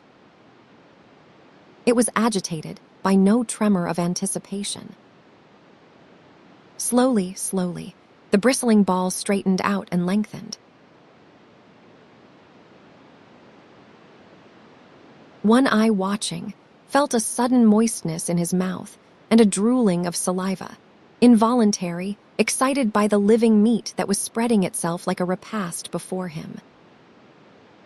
Not quite entirely had the porcupine unrolled when it discovered its enemy. In that instant, the lynx struck. The blow was like a flash of light. The paw, with rigid claws curving like talons, shot under the tender belly and came back with a swift, ripping movement. Had the porcupine been entirely unrolled, or had it not discovered its enemy a fraction of a second before the blow was struck, the paw would have escaped unscathed. But a side flick of the tail sank sharp quills into it as it was withdrawn. Everything had happened at once. The blow, the counterblow, the squeal of agony from the porcupine, the big cat's squall of sudden hurt and astonishment. One eye half arose in his excitement, his ears up, his tail straight out and quivering behind him. The lynx's bad temper got the best of her. She sprang savagely at the thing that had hurt her. But the porcupine, squealing and grunting, with disrupted anatomy trying feebly to roll up into its ball protection, flicked out its tail again, and again the big cat squalled with hurt and astonishment. Then she fell to backing away and sneezing, her nose bristling with quills like a monstrous pincushion. She brushed her nose with her paws, trying to dislodge the fiery darts, thrust it into the snow, and rubbed it against twigs and branches, and all the time leaping about, ahead, sidewise, up and down, in a frenzy of pain and fright. She sneezed continually, and her stub of a tail was doing its best toward lashing about by giving quick, violent jerks. She quit her antics and quieted down for a long minute. One eye watched, and even he could not repress a start and an involuntary bristling of hair along his back when she suddenly leaped, without warning, straight up in the air, at the same time emitting a long and most terrible squall. Then she sprang away, up the trail, squalling with every leap she made. It was not until her racket had faded away in the distance and died out that One Eye ventured forth. He walked as delicately as though all the snow were carpeted with porcupine quills, erect and ready to pierce the soft pads of his feet. The porcupine met his approach with a furious squealing and a clashing of its long teeth. It had managed to roll up in a ball again, but it was not quite the old compact ball. Its muscles were too much torn for that. It had been ripped almost in half and was still bleeding profusely. One Eye scooped out mouthfuls of the blood-soaked snow and chewed and tasted and swallowed. This served as a relish, and his hunger increased mightily, but he was too old in the world to forget his caution. He waited. He lay down and waited, while the porcupine grated its teeth and uttered grunts and sobs and occasional sharp little squeals. In a little while, One Eye noticed that the quills were drooping and that a great quivering had set up. The quivering came to an end suddenly. There was a final defiant clash of the long teeth. Then all the quills drooped quite down, and the body relaxed and moved no more. With a nervous, shrinking paw, One Eye stretched out the porcupine to its full length and turned it over on its back. Nothing had happened. It was surely dead. He studied it intently for a moment, then took a careful grip with his teeth and started off down the stream, partly carrying, partly dragging the porcupine, with head turned to the side so as to avoid stepping on the prickly mass. He recollected something, dropped the burden, and trotted back to where he had left the ptarmigan. He did not hesitate a moment. He knew clearly what was to be done, and this he did by promptly eating the ptarmigan. Then he returned and took up his burden. When he dragged the result of his day's hunt into the cave, the she-wolf inspected it, turned her muzzle to him, and lightly licked him on the neck. But the next instant, she was warning him away from the cubs with a snarl that was less harsh than usual, and that was more apologetic than menacing. Her instinctive fear of the father of her progeny was toning down. He was behaving as a wolf father should, and manifesting no unholy desire to devour the young lives she had brought into the world. Chapter 3. The Grey cub he was different from his brothers and sisters. Their hair already betrayed the reddish hue inherited from their mother, the she-wolf, while he alone, in this particular, took after his father. He was the one little gray cub of the litter. He had bred true to the straight wolf stock. In fact, he had bred true to Old One-Eye himself, physically, with but a single exception, and that was he had 2 eyes to his father's 1.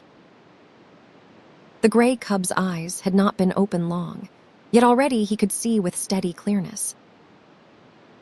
And while his eyes were still closed, he had felt, tasted, and smelled. He knew his 2 brothers and his 2 sisters very well. He had begun to romp with them in a feeble, awkward way, and even to squabble, his little throat vibrating with a queer rasping noise, the forerunner of the growl, as he worked himself into a passion. And long before his eyes had opened, he had learned by touch, taste, and smell to know his mother, a fount of warmth and liquid food and tenderness. She possessed a gentle, caressing tongue that soothed him when it passed over his soft little body, and that impelled him to snuggle close against her and to doze off to sleep. Most of the first month of his life had been passed thus in sleeping, but now he could see quite well, and he stayed awake for longer periods of time, and he was coming to learn his world quite well. His world was gloomy, but he did not know that, for he knew no other world. It was dim-lighted, but his eyes had never had to adjust themselves to any other light. His world was very small. Its limits were the walls of the lair, but as he had no knowledge of the wide world outside, he was never oppressed by the narrow confines of his existence. But he had early discovered that one wall of his world was different from the rest. This was the mouth of the cave and the source of light. He had discovered that it was different from the other walls long before he had any thoughts of his own, any conscious volitions. It had been an irresistible attraction before ever his eyes opened and looked upon it. The light from it had beat upon his sealed lids, and the eyes and the optic nerves had pulsated to little, spark-like flashes, warm-colored and strangely pleasing. The life of his body, and of every fiber of his body, the life that was the very substance of his body, and that was apart from his own personal life, had yearned toward this light and urged his body toward it in the same way that the cunning chemistry of a plant urges it toward the sun.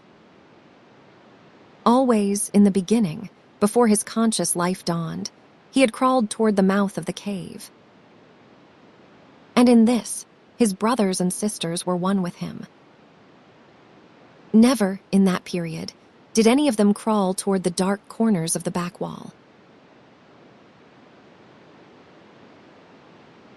The light drew them as if they were plants. The chemistry of the life that composed them demanded the light as a necessity of being, and their little puppet bodies crawled blindly and chemically, like the tendrils of a vine. Later on, when each developed individuality and became personally conscious of impulsions and desires, the attraction of the light increased. They were always crawling and sprawling toward it, and being driven back from it by their mother. It was in this way that the gray cub learned other attributes of his mother than the soft, soothing tongue. In his insistent crawling toward the light, he discovered in her a nose that with a sharp nudge administered rebuke, and later, a paw that crushed him down and rolled him over and over with swift, calculating stroke. Thus he learned hurt, and on top of it he learned to avoid hurt first by not incurring the risk of it, and second, when he had incurred the risk, by dodging and by retreating. These were conscious actions, and were the results of his first generalizations upon the world. Before that, he had recoiled automatically from hurt, as he had crawled automatically toward the light. After that, he recoiled from hurt, because he knew that it was hurt. He was a fierce little cub. So were his brothers and sisters. It was to be expected. He was a carnivorous animal. He came of a breed of meat killers and meat eaters. His father and mother lived wholly upon meat. The milk he had sucked with his first flickering life was milk transformed directly from meat, and now, at a month old, when his eyes had been open for but a week, he was beginning himself to eat meat half digested by the she-wolf and disgorged for the 5 growing cubs that already made too great demand upon her breast. But he was, further, the fiercest of the litter. He could make a louder, rasping growl than any of them. His tiny rages were much more terrible than theirs. It was he that first learned the trick of rolling a fellow cub over with a cunning paw stroke. And it was he that first gripped another cub by the ear and pulled and tugged and growled through jaws tight clenched. And certainly it was he that caused the mother the most trouble in keeping her litter from the mouth of the cave. The fascination of the light for the gray cub increased from day to day. He was perpetually departing on yard-long adventures toward the cave's entrance, and as perpetually being driven back. Only he did not know it for an entrance. He did not know anything about entrances, passages whereby one goes from one place to another place. He did not know any other place, much less of a way to get there. So to him, the entrance of the cave was a wall of light. As the sun was to the outside dweller, this wall was to him the sun of his world. It attracted him as a candle attracts a moth. He was always striving to attain it. The life that was so swiftly expanding within him urged him continually toward the wall of light. The life that was within him knew that it was the one way out, the way he was predestined to tread. But he himself did not know anything about it. He did not know there was any outside at all. There was one strange thing about this wall of light. His father, he had already come to recognize his father as the one other dweller in the world, a creature like his mother, who slept near the light and was a bringer of meat. His father had a way of walking right into the white, far wall and disappearing. The gray cub could not understand this. Though never permitted by his mother to approach that wall, he had approached the other walls and encountered hard obstruction on the end of his tender nose. This hurt. And after several such adventures, he left the walls alone. Without thinking about it, he accepted this disappearing into the wall as a peculiarity of his father, as milk and half-digested meat were peculiarities of his mother. In fact, the gray cub was not given to thinking, at least, to the kind of thinking customary of men. His brain worked in dim ways. Yet his conclusions were as sharp and distinct as those achieved by men. He had a method of accepting things without questioning the why and wherefore. In reality, this was the act of classification. He was never disturbed over why a thing happened. How it happened was sufficient for him.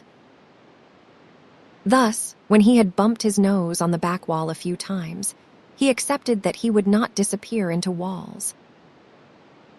In the same way, he accepted that his father could disappear into walls. But he was not in the least disturbed by desire to find out the reason for the difference between his father and himself. Logic and physics were no part of his mental makeup. Like most creatures of the wild, he early experienced famine.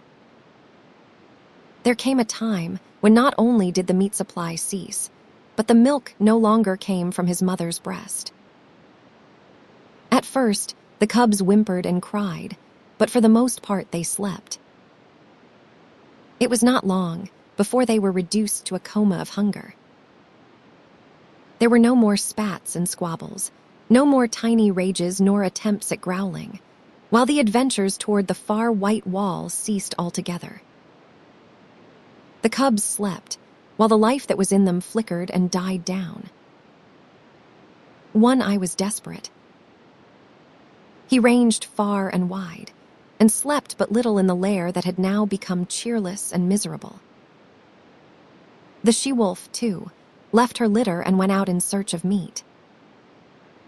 In the first days after the birth of the cubs, One Eye had journeyed several times back to the Indian camp and robbed the rabbit snares. But with the melting of the snow and the opening of the streams, the Indian camp had moved away, and that source of supply was closed to him. When the gray cub came back to life and again took interest in the far white wall, he found that the population of his world had been reduced. Only one sister remained to him. The rest were gone. As he grew stronger, he found himself compelled to play alone, for the sister no longer lifted her head nor moved about.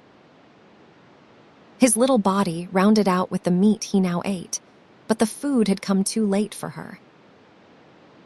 She slept continuously, a tiny skeleton flung round with skin in which the flame flickered lower and lower, and at last went out. Then there came a time when the gray cub no longer saw his father appearing and disappearing in the wall, nor lying down asleep in the entrance. This had happened at the end of a second and less severe famine. The she-wolf knew why One Eye never came back, but there was no way by which she could tell what she had seen to the gray cub. Hunting herself for meat, up the left fork of the stream where lived the lynx, she had followed a day-old trail of One Eye. And she had found him, or what remained of him, at the end of the trail. There were many signs of the battle that had been fought, and of the lynx's withdrawal to her lair after having won the victory. Before she went away, the she-wolf had found this lair, but the signs told her that the lynx was inside, and she had not dared to venture in. After that, the she-wolf in her hunting avoided the left fork. For she knew that in the lynx's lair was a litter of kittens, and she knew the lynx for a fierce, bad-tempered creature and a terrible fighter. It was all very well for half a dozen wolves to drive a lynx, spitting and bristling, up a tree, but it was quite a different matter for a lone wolf to encounter a lynx, especially when the lynx was known to have a litter of hungry kittens at her back. But the wild is the wild, and motherhood is motherhood, at all times fiercely protective whether in the wild or out of it. And the time was to come when the she-wolf, for her gray cub's sake, would venture the left fork and the lair in the rocks and the lynx's wrath. Chapter 4, the wall of the world, by the time his mother began leaving the cave on hunting expeditions. The cub had learned well the law that forbade his approaching the entrance.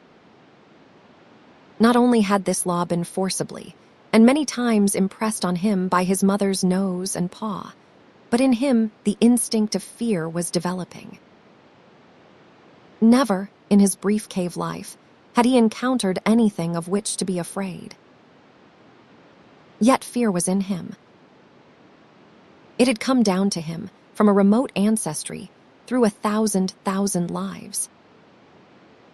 It was a heritage he had received directly from One Eye and the she-wolf, but to them, in turn, it had been passed down through all the generations of wolves that had gone before.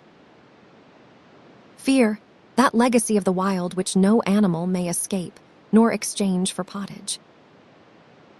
So the gray cub knew fear, though he knew not the stuff of which fear was made.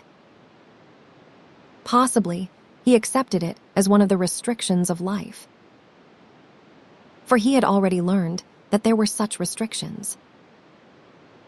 Hunger he had known, and when he could not appease his hunger, he had felt restriction. The hard obstruction of the cave wall, the sharp nudge of his mother's nose, the smashing stroke of her paw, the hunger unappeased of several famines, had borne in upon him that all was not freedom in the world, that to life there was limitations and restraints. These limitations and restraints were laws. To be obedient to them was to escape hurt and make for happiness. He did not reason the question out in this man fashion. He merely classified the things that hurt and the things that did not hurt. And after such classification, he avoided the things that hurt, the restrictions and restraints, in order to enjoy the satisfactions and the remunerations of life. Thus it was that in obedience to the law laid down by his mother, and in obedience to the law of that unknown and nameless thing, fear, he kept away from the mouth of the cave. It remained to him a white wall of light. When his mother was absent, he slept most of the time, while during the intervals that he was awake, he kept very quiet, suppressing the whimpering cries that tickled in his throat and strove for noise. Once, lying awake, he heard a strange sound in the white wall. He did not know that it was a wolverine, standing outside, all a-trembling with its own daring, and cautiously scenting out the contents of the cave. The cub knew only that the sniff was strange, a something unclassified, therefore unknown and terrible, for the unknown was one of the chief elements that went into the making of fear. The hair bristled upon the gray cub's back, but it bristled silently. How was he to know that this thing that sniffed was a thing at which to bristle? It was not born of any knowledge of his, yet it was the visible expression of the fear that was in him, and for which, in his own life, there was no accounting. But fear was accompanied by another instinct, that of concealment. The cub was in a frenzy of terror, yet he lay without movement or sound, frozen, petrified into immobility, to all appearances dead. His mother, coming home, growled as she smelt the wolverine's track, and bounded into the cave and licked and nozzled him with undue vehemence of affection. And the cub felt that somehow he had escaped a great hurt. But there were other forces at work in the cub, the greatest of which was growth. Instinct and law demanded of him obedience. But growth demanded disobedience. His mother and fear impelled him to keep away from the white wall. Growth is life, and life is forever destined to make for light.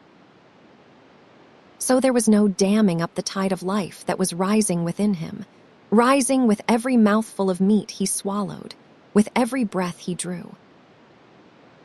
In the end, one day, fear and obedience were swept away by the rush of life, and the cub straddled and sprawled toward the entrance. Unlike any other wall with which he had had experience, this wall seemed to recede from him as he approached. No hard surface collided with the tender little nose he thrust out tentatively before him. The substance of the wall seemed as permeable and yielding as light. And as condition, in his eyes, had the seeming of form, so he entered into what had been wall to him and bathed in the substance that composed it. It was bewildering. He was sprawling through solidity. And ever the light grew brighter. Fear urged him to go back, but growth drove him on. Suddenly, he found himself at the mouth of the cave. The wall, inside which he had thought himself, as suddenly leaped back before him to an immeasurable distance. The light had become painfully bright. He was dazzled by it. Likewise, he was made dizzy by this abrupt and tremendous extension of space. Automatically, his eyes were adjusting themselves to the brightness, focusing themselves to meet the increased distance of objects. At first, the wall had leaped beyond his vision. He now saw it again, but it had taken upon itself a remarkable remoteness. Also, its appearance had changed. It was now a variegated wall, composed of the trees that fringed the stream, the opposing mountain that towered above the trees, and the sky that out-towered the mountain. A great fear came upon him. This was more of the terrible unknown. He crouched down on the lip of the cave and gazed out on the world. He was very much afraid. Because it was unknown, it was hostile to him. Therefore, the hair stood up on end along his back, and his lips wrinkled weakly in an attempt at a ferocious and intimidating snarl. Out of his puniness and fright, he challenged and menaced the whole wide world. Nothing happened. He continued to gaze, and in his interest he forgot to snarl. Also, he forgot to be afraid. For the time, fear had been rooted by growth, while growth had assumed the guise of curiosity. He began to notice near objects, an open portion of the stream that flashed in the sun, the blasted pine tree that stood at the base of the slope, and the slope itself, that ran right up to him and ceased 2 feet beneath the lip of the cave on which he crouched. Now the gray cub had lived all his days on a level floor. He had never experienced the hurt of a fall. He did not know what a fall was. So he stepped boldly out upon the air. His hind legs still rested on the cave lip, so he fell forward head downward. The earth struck him a harsh blow on the nose that made him yelp. Then he began rolling down the slope, over and over. He was in a panic of terror. The unknown had caught him at last. It had gripped savagely hold of him and was about to wreak upon him some terrific hurt. Growth was now rooted by fear, and he ki-yied like any frightened puppy. The unknown bore him on he knew not to what frightful hurt, and he yelped and ki-yied unceasingly. This was a different proposition from crouching in frozen fear, while the unknown lurked just alongside. Now the unknown had caught tight hold of him. Silence would do no good.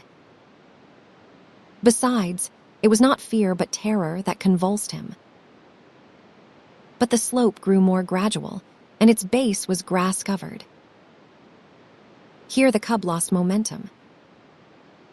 When at last he came to a stop, he gave one last agonized yell, and then a long, whimpering wail. Also, and quite as a matter of course, as though in his life he had already made 1,000 toilets, he proceeded to lick away the dry clay that soiled him.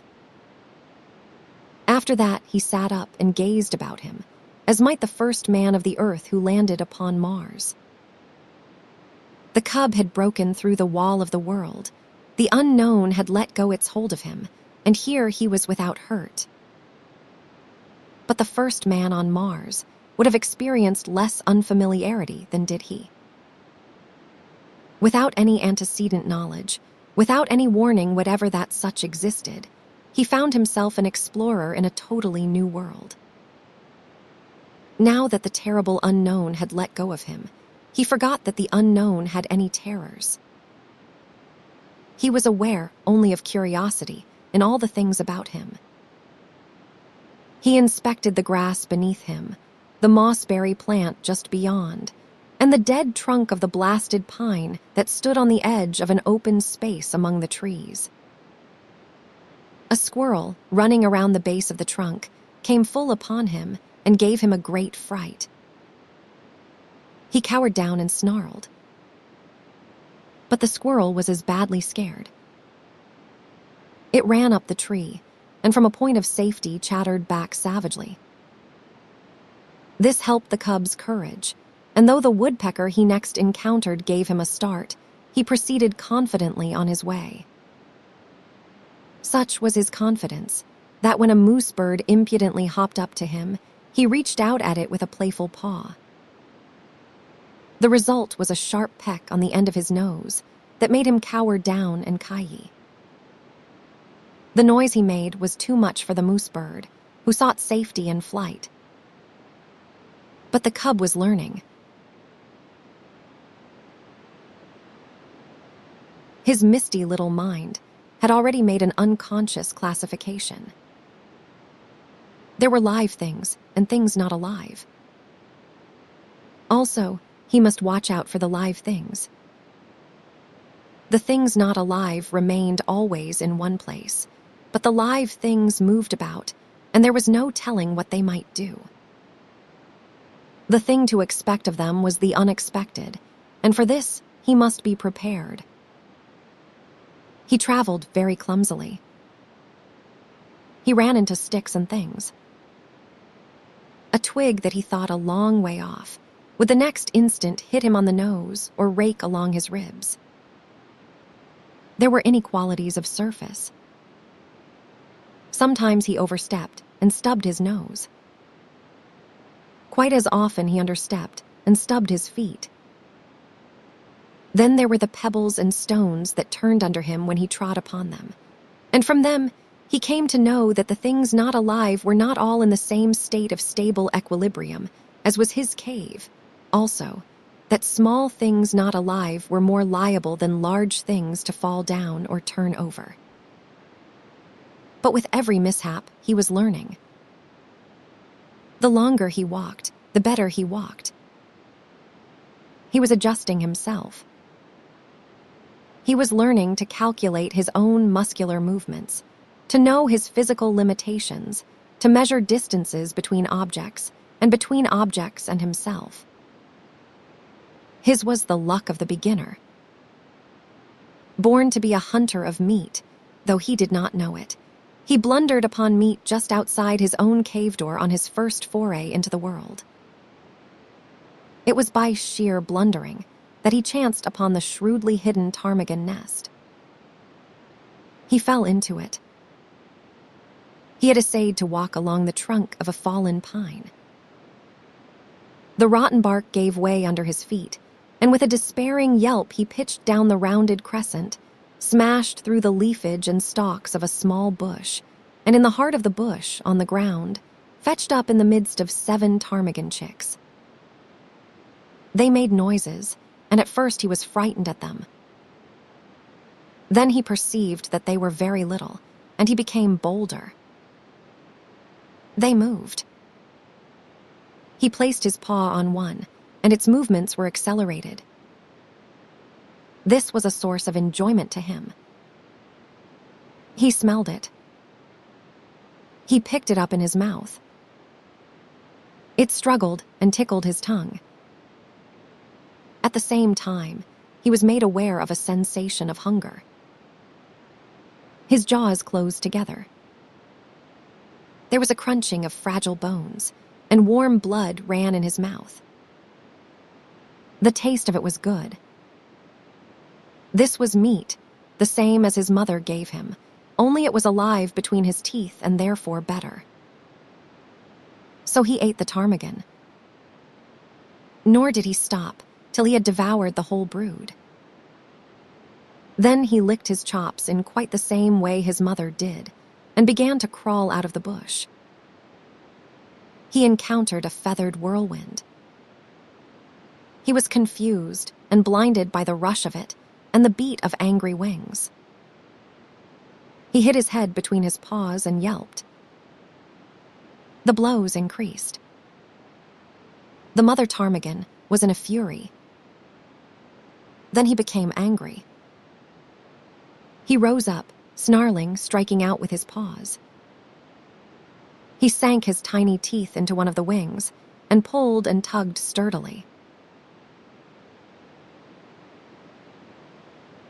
The ptarmigan struggled against him, showering blows upon him with her free wing. It was his first battle. He was elated. He forgot all about the unknown. He no longer was afraid of anything. He was fighting, tearing at a live thing that was striking at him. Also, this live thing was meat. The lust to kill was on him. He had just destroyed little live things. He would now destroy a big live thing. He was too busy and happy to know that he was happy. He was thrilling and exulting in ways new to him and greater to him than any he had known before. He held on to the wing and growled between his tight-clenched teeth. The ptarmigan dragged him out of the bush. When she turned and tried to drag him back into the bush's shelter, he pulled her away from it and on into the open. And all the time she was making outcry and striking with her free wing, while feathers were flying like a snowfall. The pitch to which he was aroused was tremendous. All the fighting blood of his breed was up in him and surging through him. This was living, though he did not know it. He was realizing his own meaning in the world. He was doing that for which he was made, killing meat and battling to kill it. He was justifying his existence, than which life can do no greater, for life achieves its summit when it does to the uttermost that which it was equipped to do. After a time, the ptarmigan ceased her struggling. He still held her by the wing, and they lay on the ground and looked at each other. He tried to growl threateningly, ferociously. She pecked on his nose, which by now, what of previous adventures was sore. He winced but held on. She pecked him again and again. From wincing, he went to whimpering. He tried to back away from her, oblivious to the fact that by his hold on her, he dragged her after him. A rain of pecks fell on his ill-used nose. The flood of fight ebbed down in him, and releasing his prey, he turned tail and scampered on across the open in inglorious retreat. He lay down to rest on the other side of the open, near the edge of the bushes, his tongue lolling out, his chest heaving and panting, his nose still hurting him and causing him to continue his whimper. But as he lay there, suddenly there came to him a feeling as of something terrible impending. The unknown with all its terrors rushed upon him, and he shrank back instinctively into the shelter of the bush. As he did so, a draft of air fanned him, and a large, winged body swept ominously and silently past. A hawk, driving down out of the blue, had barely missed him. While he lay in the bush, recovering from his fright and peering fearfully out, the mother ptarmigan on the other side of the open space fluttered out of the ravaged nest. It was because of her loss that she paid no attention to the winged bolt of the sky. But the cub saw, and it was a warning and a lesson to him, the swift downward swoop of the hawk, the short skim of its body just above the ground, The strike of its talons in the body of the ptarmigan's squawk of agony and fright, and the hawk's rush upward into the blue, carrying the ptarmigan away with it. It was a long time before the cub left its shelter. He had learned much. Live things were meat. They were good to eat. Also, live things, when they were large enough, could give hurt. It was better to eat small live things like ptarmigan chicks, and to let alone large live things like ptarmigan hens. Nevertheless, he felt a little prick of ambition, a sneaking desire to have another battle with that ptarmigan hen, only the hawk had carried her away. Maybe there were other ptarmigan hens. He would go and see. He came down a shelving bank to the stream. He had never seen water before. The footing looked good. There were no inequalities of surface. He stepped boldly out on it and went down, crying with fear, into the embrace of the unknown. It was cold, and he gasped, breathing quickly. The water rushed into his lungs, instead of the air that had always accompanied his act of breathing. The suffocation he experienced was like the pang of death. To him it signified death. He had no conscious knowledge of death, but like every animal of the wild, he possessed the instinct of death. To him, it stood as the greatest of hurts. It was the very essence of the unknown. It was the sum of the terrors of the unknown, the one culminating and unthinkable catastrophe that could happen to him, about which he knew nothing and about which he feared everything. He came to the surface, and the sweet air rushed into his open mouth. He did not go down again. Quite as though it had been a long-established custom of his, he struck out with all his legs and began to swim. The near bank was a yard away, but he had come up with his back to it, and the first thing his eyes rested upon was the opposite bank, toward which he immediately began to swim. The stream was a small one, but in the pool it widened out to a score of feet. Midway in the passage, the current picked up the cub and swept him downstream. He was caught in the miniature rapid at the bottom of the pool. Here was little chance for swimming. The quiet water had become suddenly angry. Sometimes he was under, sometimes on top. At all times he was in violent motion, now being turned over or around, and again being smashed against a rock. And with every rock he struck, he yelped. His progress was a series of yelps, from which might have been adduced the number of rocks he encountered.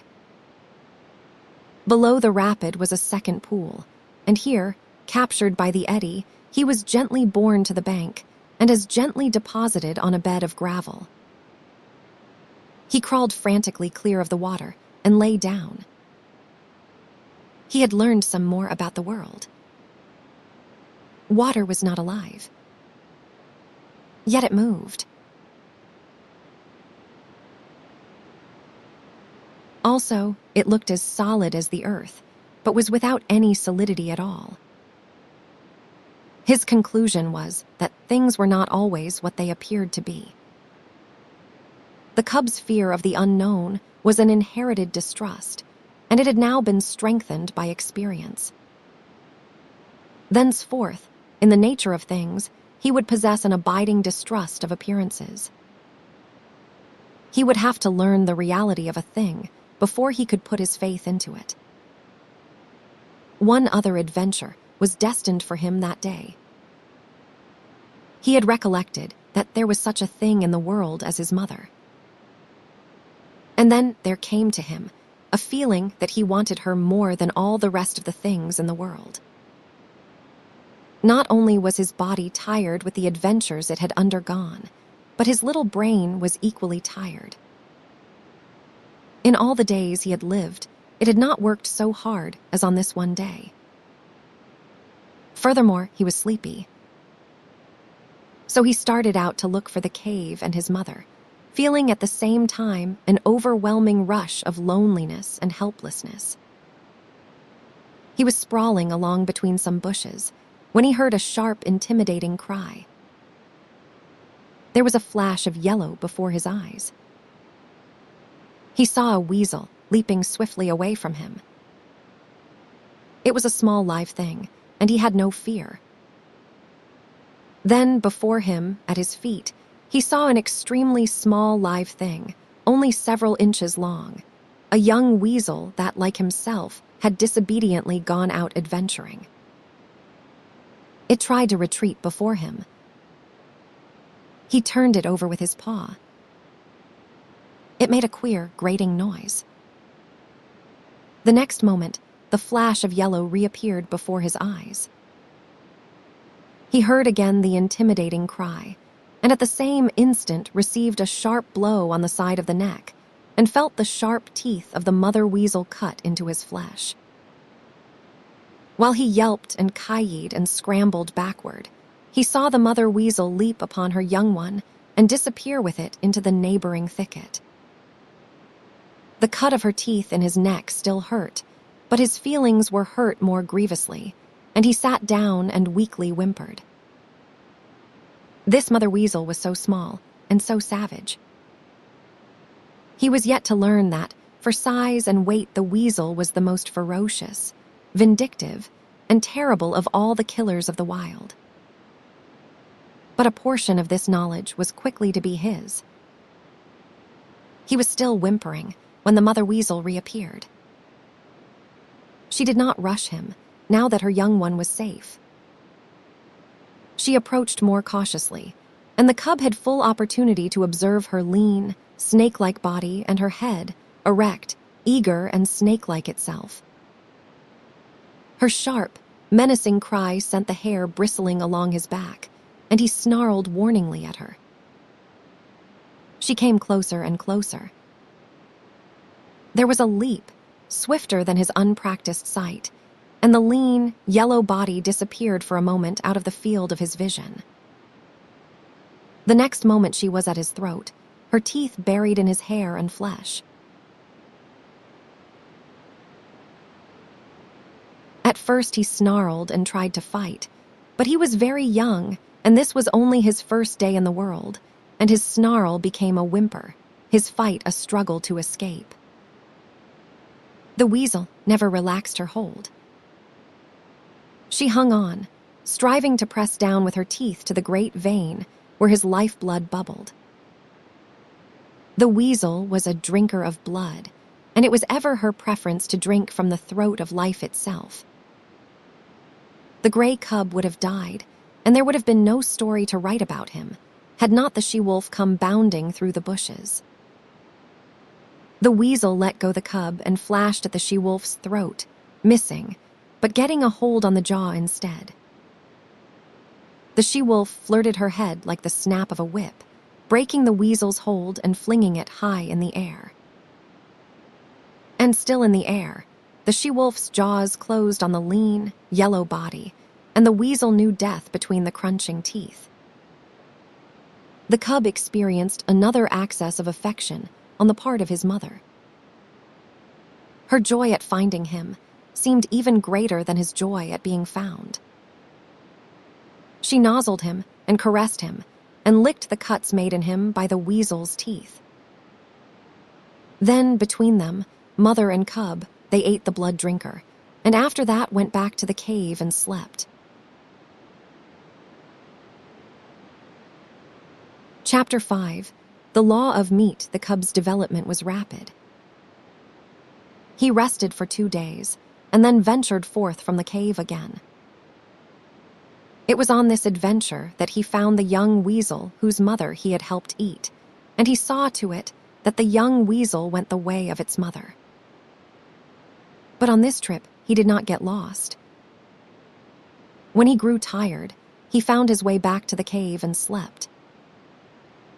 And every day thereafter found him out and ranging a wider area. He began to get accurate measurement of his strength and his weakness, and to know when to be bold and when to be cautious. He found it expedient to be cautious all the time, except for the rare moments when, assured of his own intrepidity, he abandoned himself to petty rages and lusts.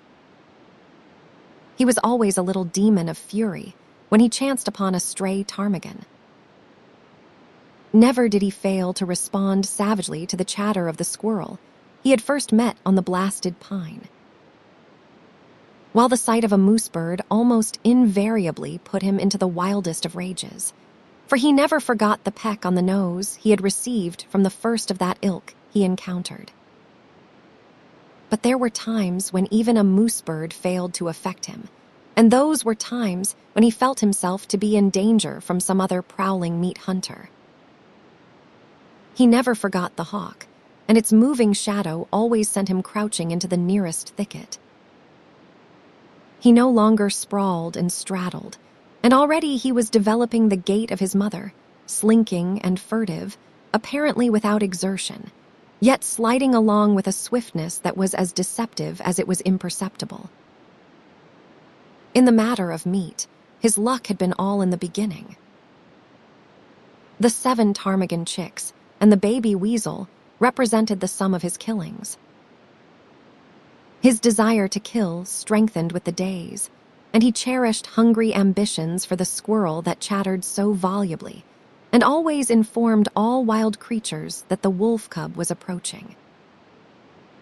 But as birds flew in the air, squirrels could climb trees, and the cub could only try to crawl unobserved upon the squirrel when it was on the ground. The cub entertained a great respect for his mother. She could get meat, and she never failed to bring him his share. Further, she was unafraid of things. It did not occur to him that this fearlessness was founded upon experience and knowledge.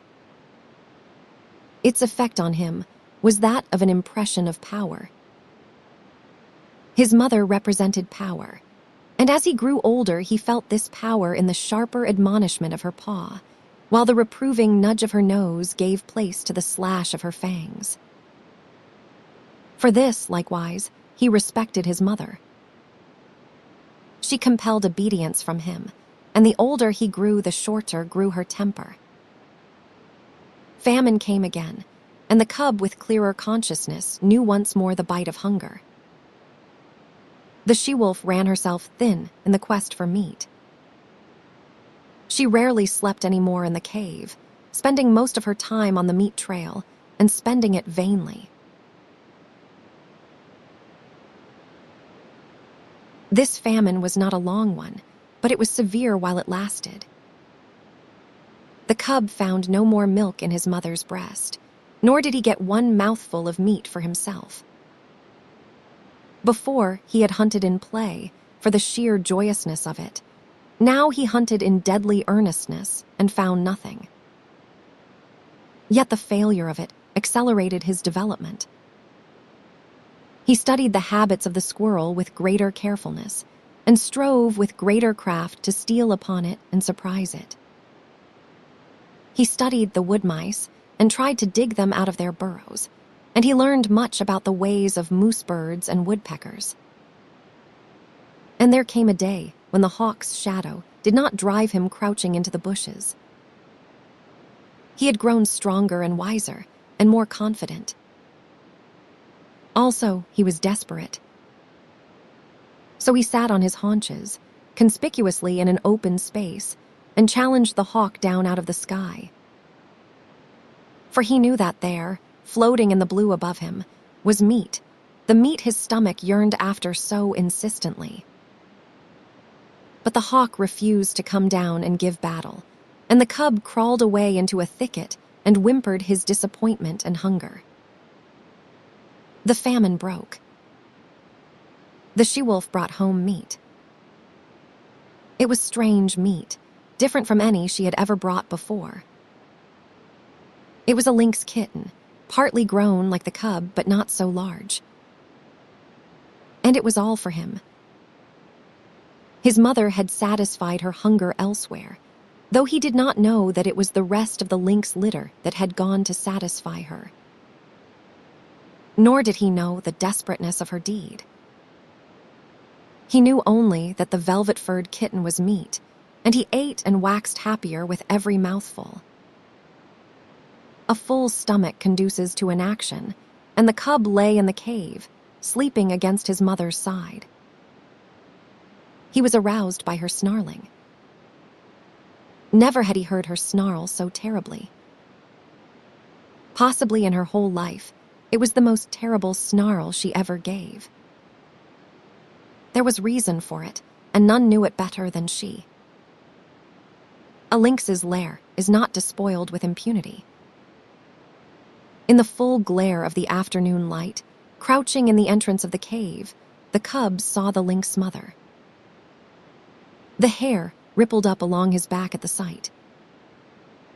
Here was fear, and it did not require his instinct to tell him of it. And if sight alone were not sufficient, the cry of rage the intruder gave, beginning with a snarl and rushing abruptly upward into a hoarse screech, was convincing enough in itself. The cub felt the prod of the life that was in him, and stood up and snarled valiantly by his mother's side. But she thrust him ignominiously away and behind her. Because of the low-roofed entrance, the lynx could not leap in, and when she made a crawling rush of it, the she-wolf sprang upon her and pinned her down. The cub saw little of the battle. There was a tremendous snarling and spitting and screeching. The two animals threshed about, the lynx ripping and tearing with her claws and using her teeth as well, while the she-wolf used her teeth alone. Once, the cub sprang in and sank his teeth into the hind leg of the lynx. He clung on, growling savagely. Though he did not know it, by the weight of his body he clogged the action of the leg, and thereby saved his mother much damage.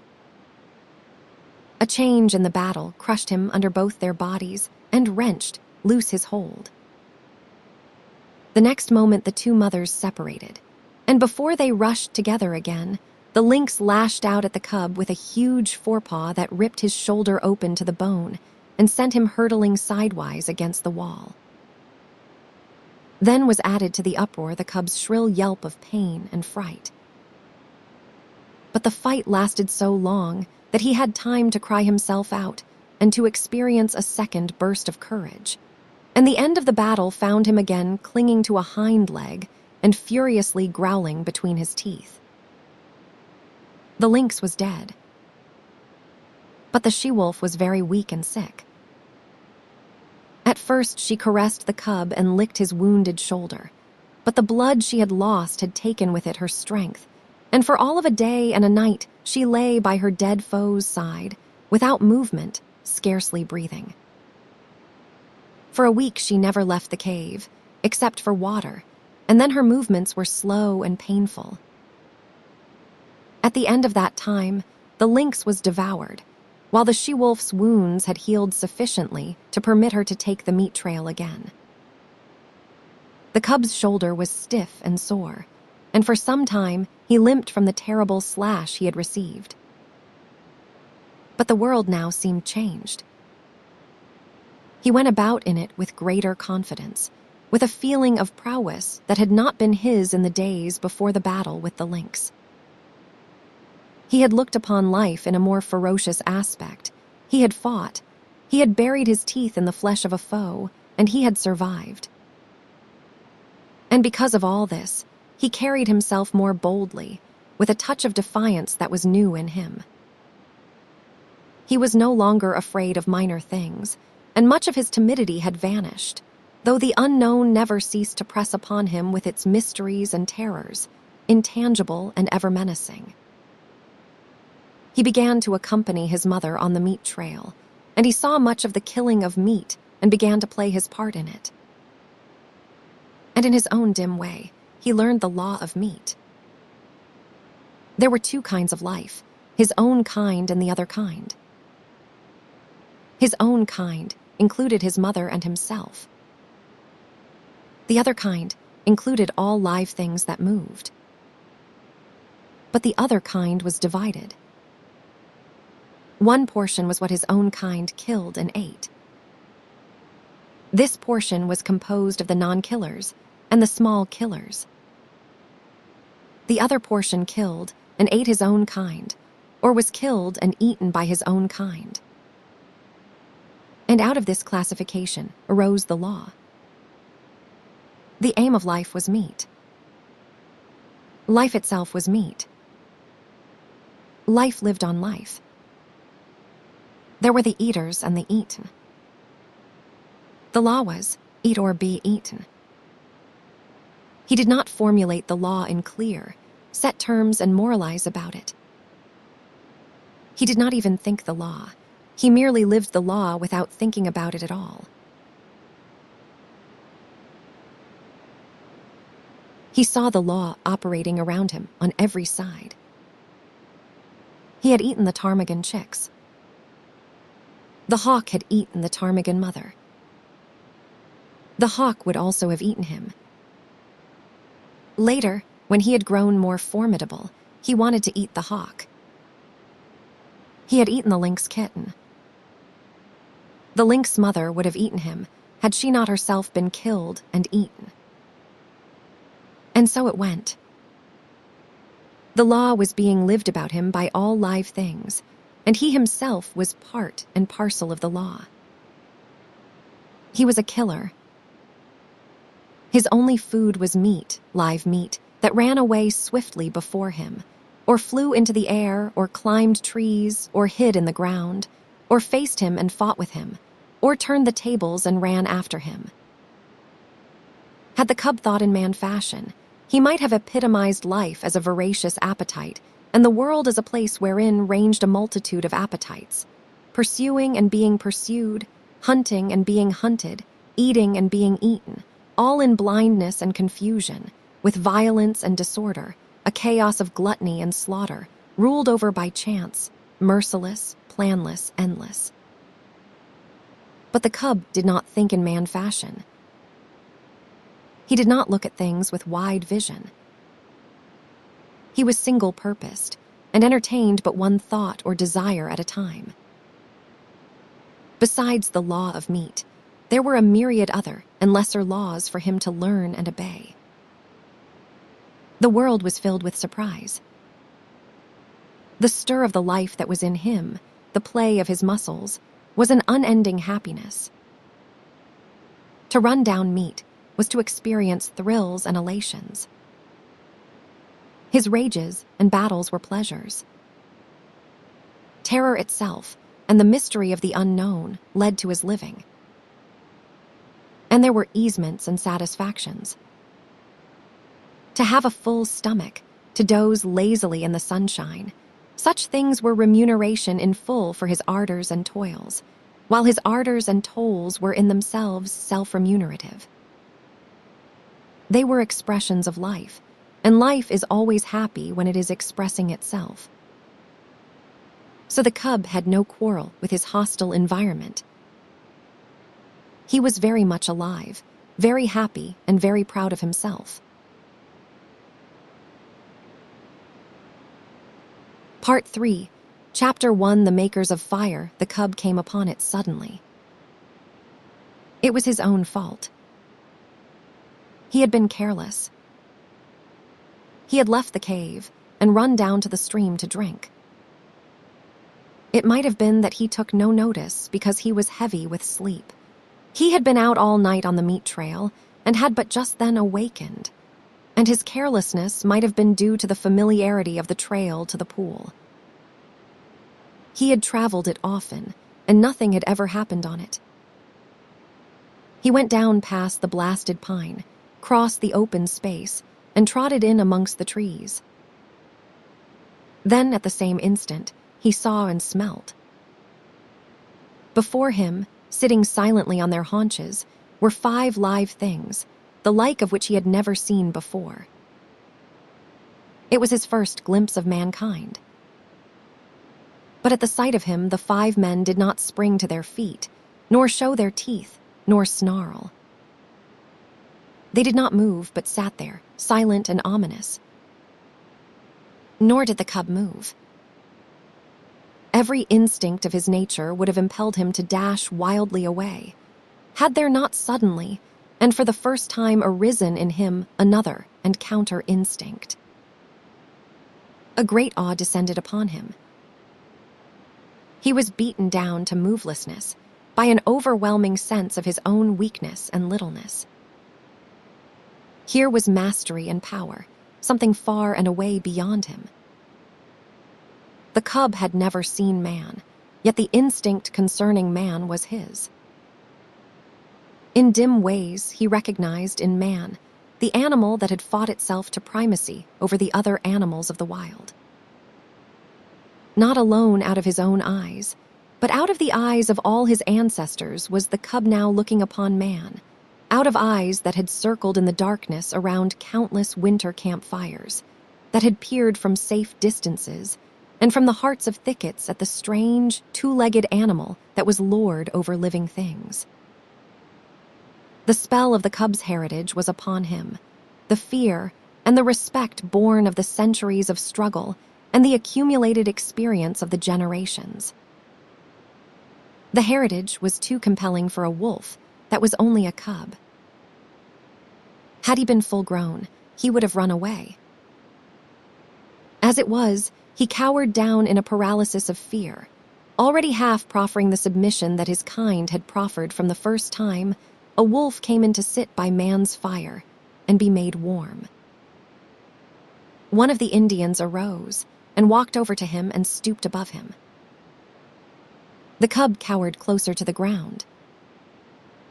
It was the unknown, objectified at last, in concrete flesh and blood, bending over him and reaching down to seize hold of him. His hair bristled involuntarily. His lips writhed back and his little fangs were bared.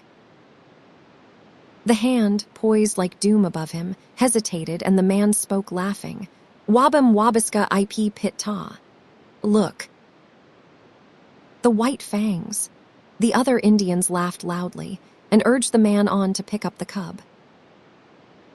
As the hand descended closer and closer, there raged within the cub a battle of the instincts.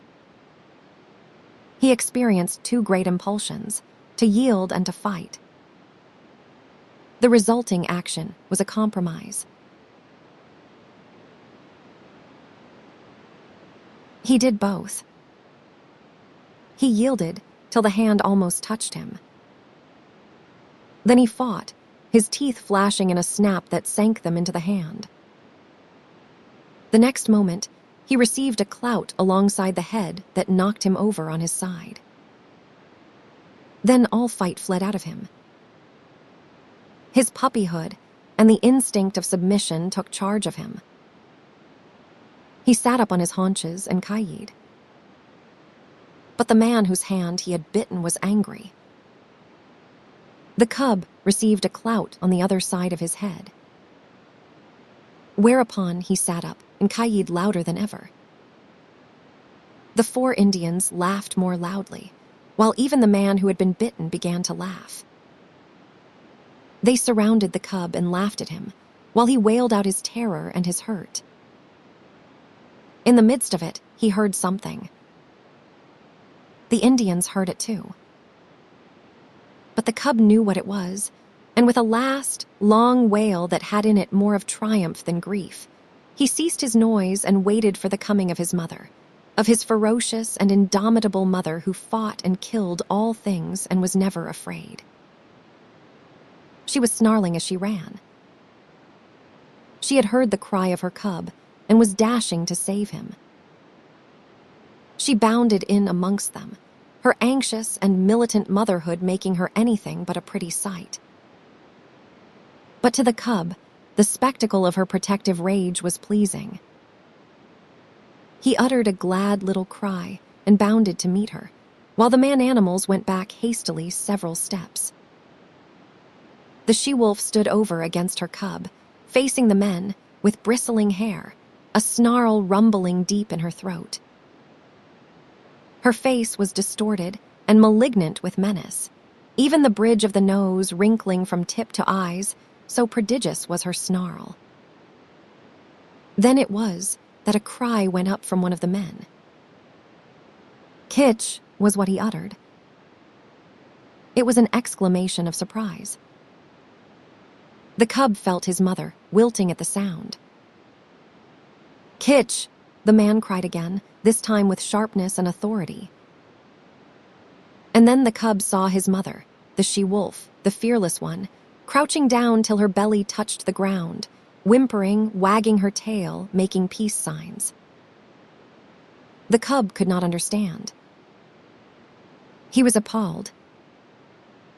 The awe of man rushed over him again. His instinct had been true. His mother verified it. She, too, rendered submission to the man-animals. The man who had spoken came over to her. He put his hand upon her head, and she only crouched closer. She did not snap, nor threaten to snap. The other men came up and surrounded her and felt her and pawed her, which actions she made no attempt to resent. They were greatly excited and made many noises with their mouths. These noises were not indication of danger, the cub decided, as he crouched near his mother, still bristling from time to time, but doing his best to submit. "It is not strange," an Indian was saying.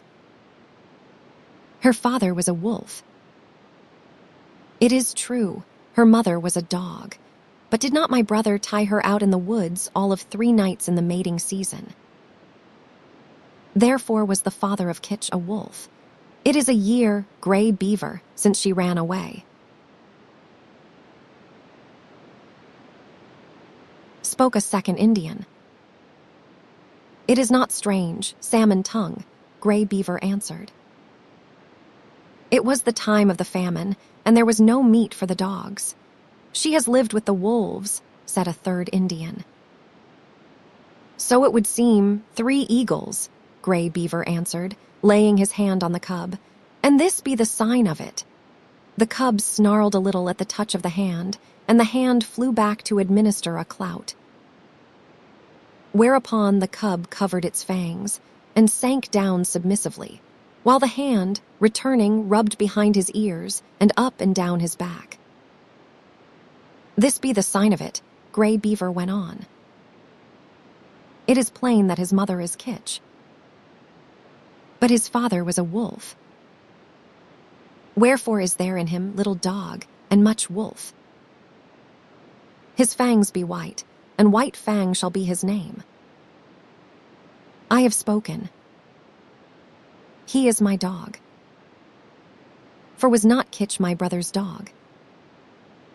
And is not my brother dead?" The cub, who had thus received a name in the world, lay and watched. For a time, the man-animals continued to make their mouth noises. Then Gray Beaver took a knife from a sheath that hung around his neck and went into the thicket and cut a stick. White Fang watched him.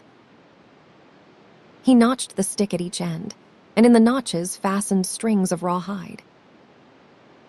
One string he tied around the throat of Kitch.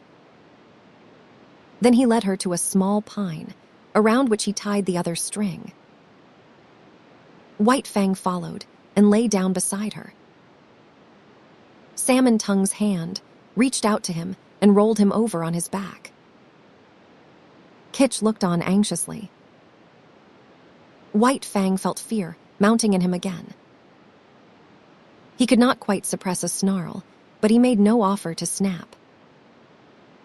The hand, with fingers crooked and spread apart, rubbed his stomach in a playful way and rolled him from side to side.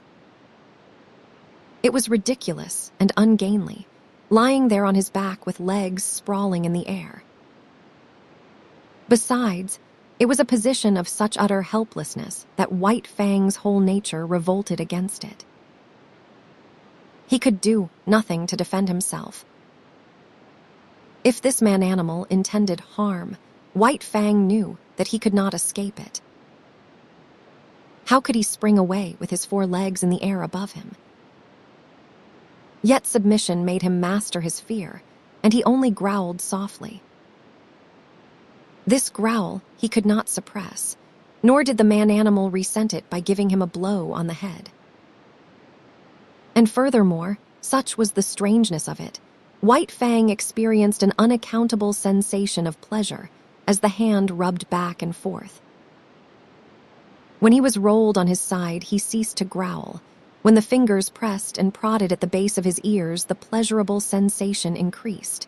And when, with a final rub and scratch, the man left him alone and went away, all fear had died out of White Fang. He was to know fear many times in his dealing with man. Yet it was a token of the fearless companionship with man that was ultimately to be his. After a time, White Fang heard strange noises approaching. He was quick in his classification, for he knew them at once for man-animal noises. A few minutes later, the remainder of the tribe, strung out as it was on the march, trailed in. There were more men and many women and children, 40 souls of them, and all heavily burdened with camp equipage and outfit. Also, there were many dogs, and these, with the exception of the part-grown puppies, were likewise burdened with camp outfit. On their backs, in bags that fastened tightly around underneath, the dogs carried from 20 to 30 pounds of weight. White Fang had never seen dogs before, but at sight of them, he felt that they were his own kind, only somehow different. But they displayed little difference from the wolf when they discovered the cub and his mother. There was a rush. White Fang bristled and snarled and snapped in the face of the open-mouthed, oncoming wave of dogs, and went down and under them, feeling the sharp slash of teeth in his body, himself biting and tearing at the legs and bellies above him. There was a great uproar. He could hear the snarl of Kitch as she fought for him, and he could hear the cries of the man-animals, the sound of clubs striking upon bodies, and the yelps of pain from the dogs so struck. Only a few seconds elapsed before he was on his feet again. He could now see the man-animals driving back the dogs with clubs and stones, defending him, saving him from the savage teeth of his kind that somehow was not his kind. And though there was no reason in his brain for a clear conception of so abstract a thing as justice, nevertheless, in his own way, he felt the justice of the man-animals, and he knew them for what they were, makers of law and executors of law. Also, he appreciated the power with which they administered the law. Unlike any animals he had ever encountered, they did not bite nor claw. They enforced their live strength with the power of dead things. Dead things did their bidding. Thus, sticks and stones, directed by these strange creatures, leaped through the air like living things, inflicting grievous hurts upon the dogs. To his mind, this was power unusual, power inconceivable and beyond the natural, power that was godlike. White Fang, in the very nature of him, could never know anything about gods. At the best, he could know only things that were beyond knowing. But the wonder and awe that he had of these man-animals in ways resembled what would be the wonder and awe of man at sight of some celestial creature, on a mountain top, hurling thunderbolts from either hand at an astonished world. The last dog had been driven back. The hubbub died down. And White Fang licked his hurts and meditated upon this, his first taste of pack cruelty and his introduction to the pack. He had never dreamed that his own kind consisted of more than one eye, his mother and himself. They had constituted a kind apart, and here, abruptly, he had discovered many more creatures apparently of his own kind. And there was a subconscious resentment that these, his kind, at first sight had pitched upon him and tried to destroy him. In the same way, he resented his mother being tied with a stick, even though it was done by the superior man-animals. It savored of the trap, of bondage. Yet of the trap and of bondage he knew nothing. Freedom to roam and run and lie down at will had been his heritage, and here it was being infringed upon. His mother's movements were restricted to the length of a stick, and by the length of that same stick was he restricted, for he had not yet got beyond the need of his mother's side. He did not like it. Nor did he like it when the man-animals arose and went on with their march. For a tiny, man-animal took the other end of the stick and led Kitch captive behind him, and behind Kitch followed White Fang, greatly perturbed and worried by this new adventure he had entered upon. They went down the valley of the stream, far beyond White Fang's widest ranging, until they came to the end of the valley, where the stream ran into the Mackenzie River. Here, where canoes were cached on poles high in the air, and where stood fish racks for the drying of fish, camp was made, and White Fang looked on with wondering eyes. The superiority of these man-animals increased with every moment. There was their mastery over all these sharp-fanged dogs. It breathed of power.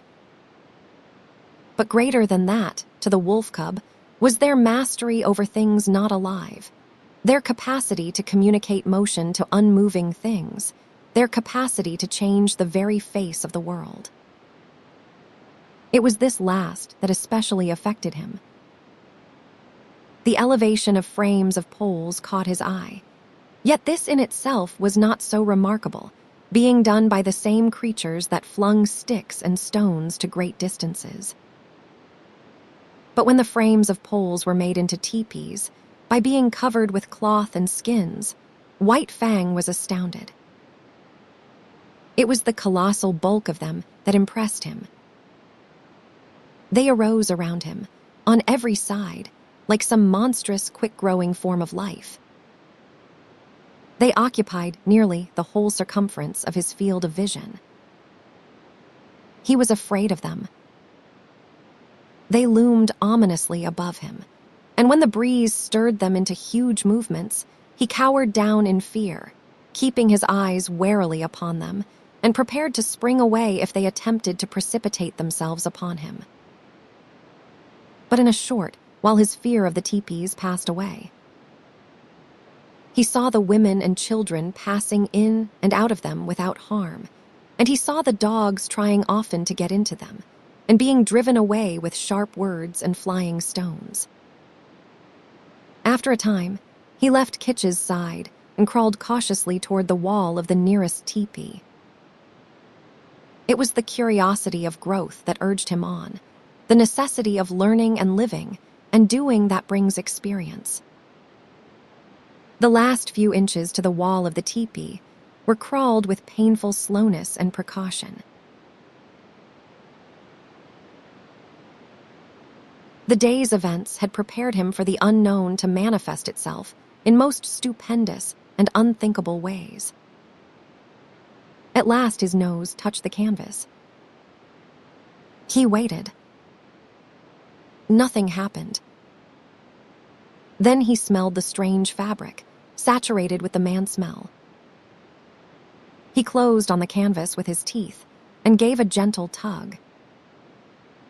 Nothing happened, though the adjacent portions of the teepee moved. He tugged harder. There was a greater movement. It was delightful. He tugged still harder, and repeatedly until the whole teepee was in motion. Then the sharp cry of a squaw inside sent him scampering back to Kitch. But after that, he was afraid no more of the looming bulks of the teepees. A moment later, he was straying away again from his mother. Her stick was tied to a peg in the ground, and she could not follow him. A part-grown puppy, somewhat larger and older than he, came toward him slowly, with ostentatious and belligerent importance. The puppy's name, as White Fang was afterward to hear him called, was Lip Lip. He had had experience in puppy fights, and was already something of a bully. Lip was White Fang's own kind, and being only a puppy did not seem dangerous, so White Fang prepared to meet him in a friendly spirit. But when the stranger's walk became stiff-legged and his lips lifted clear of his teeth, White Fang stiffened too and answered with lifted lips. They half-circled about each other, tentatively, snarling and bristling. This lasted several minutes, and White Fang was beginning to enjoy it as a sort of game. But suddenly, with remarkable swiftness, Lip leaped in, delivering a slashing snap, and leaped away again. The snap had taken effect on the shoulder that had been hurt by the lynx, and that was still sore deep down near the bone. The surprise and hurt of it brought a yelp out of White Fang, but the next moment, in a rush of anger, he was upon Lip and snapping viciously.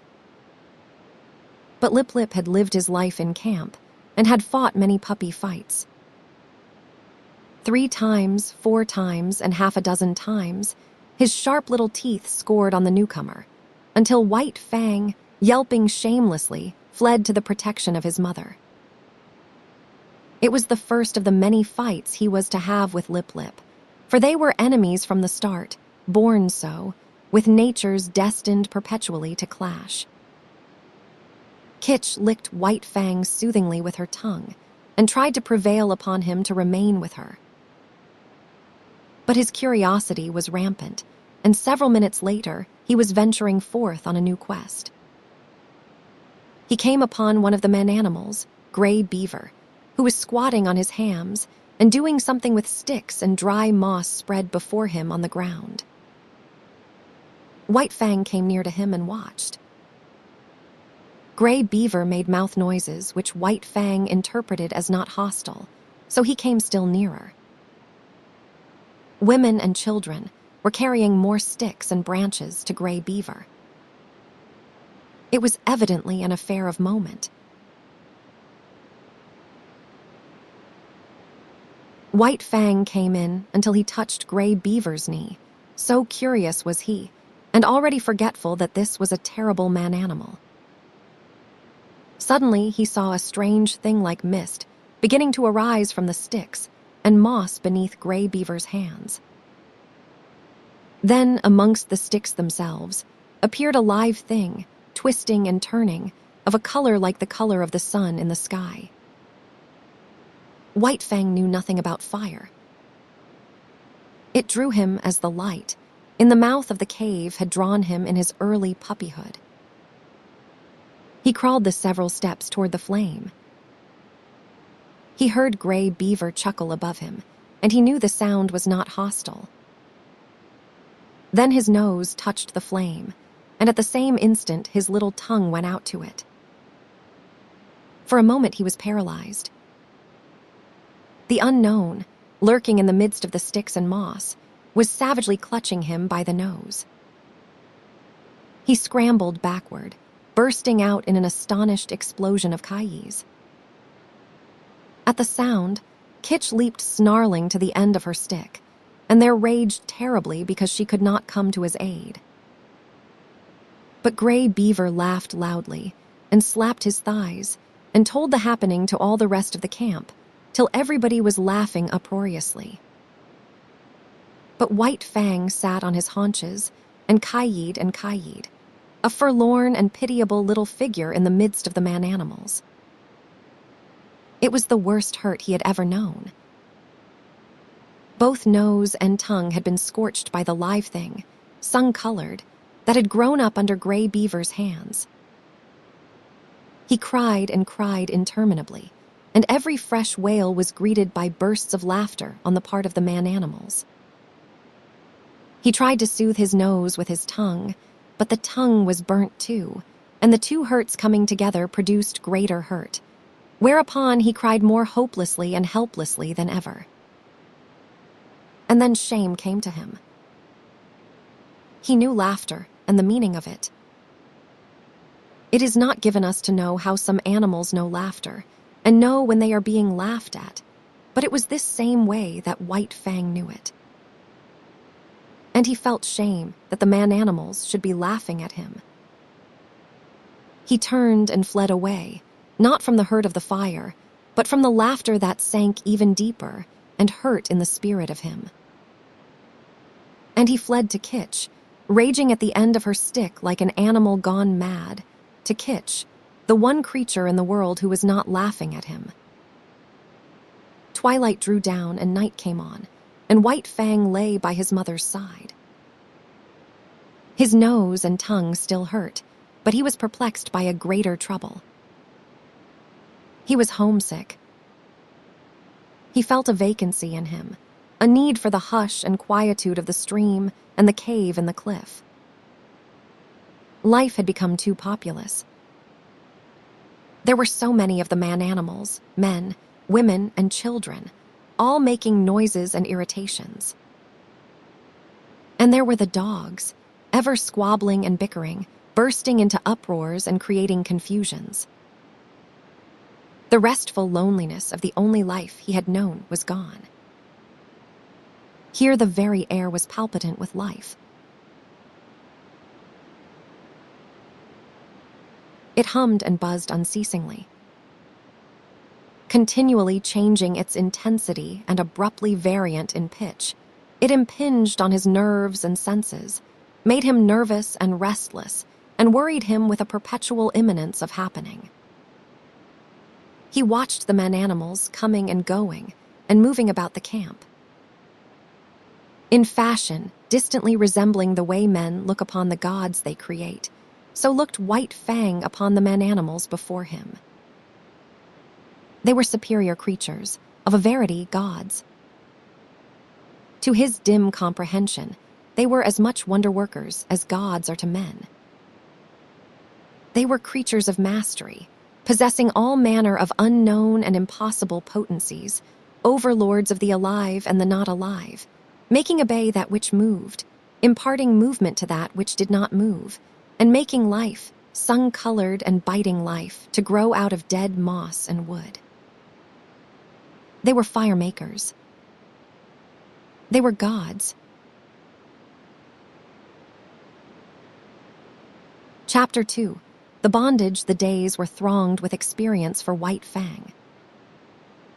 During the time that Kitch was tied by the stick, he ran about over all the camp, inquiring, investigating, learning. He quickly came to know much of the ways of the man-animals, but familiarity did not breed contempt. The more he came to know them, the more they vindicated their superiority, the more they displayed their mysterious powers, the greater loomed their godlikeness. To man has been given the grief, often, of seeing his gods overthrown and his altars crumbling. But to the wolf and the wild dog that have come in to crouch at man's feet, this grief has never come.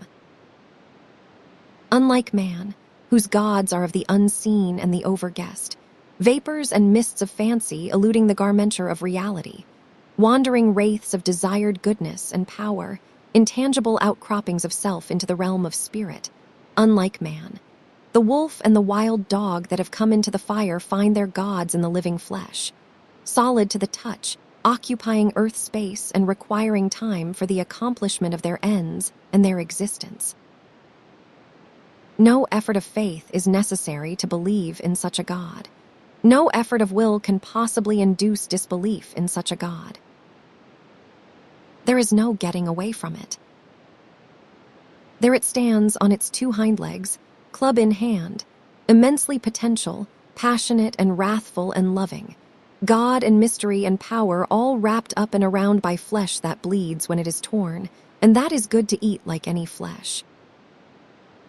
And so it was with White Fang. The man-animals were gods unmistakable and unescapable.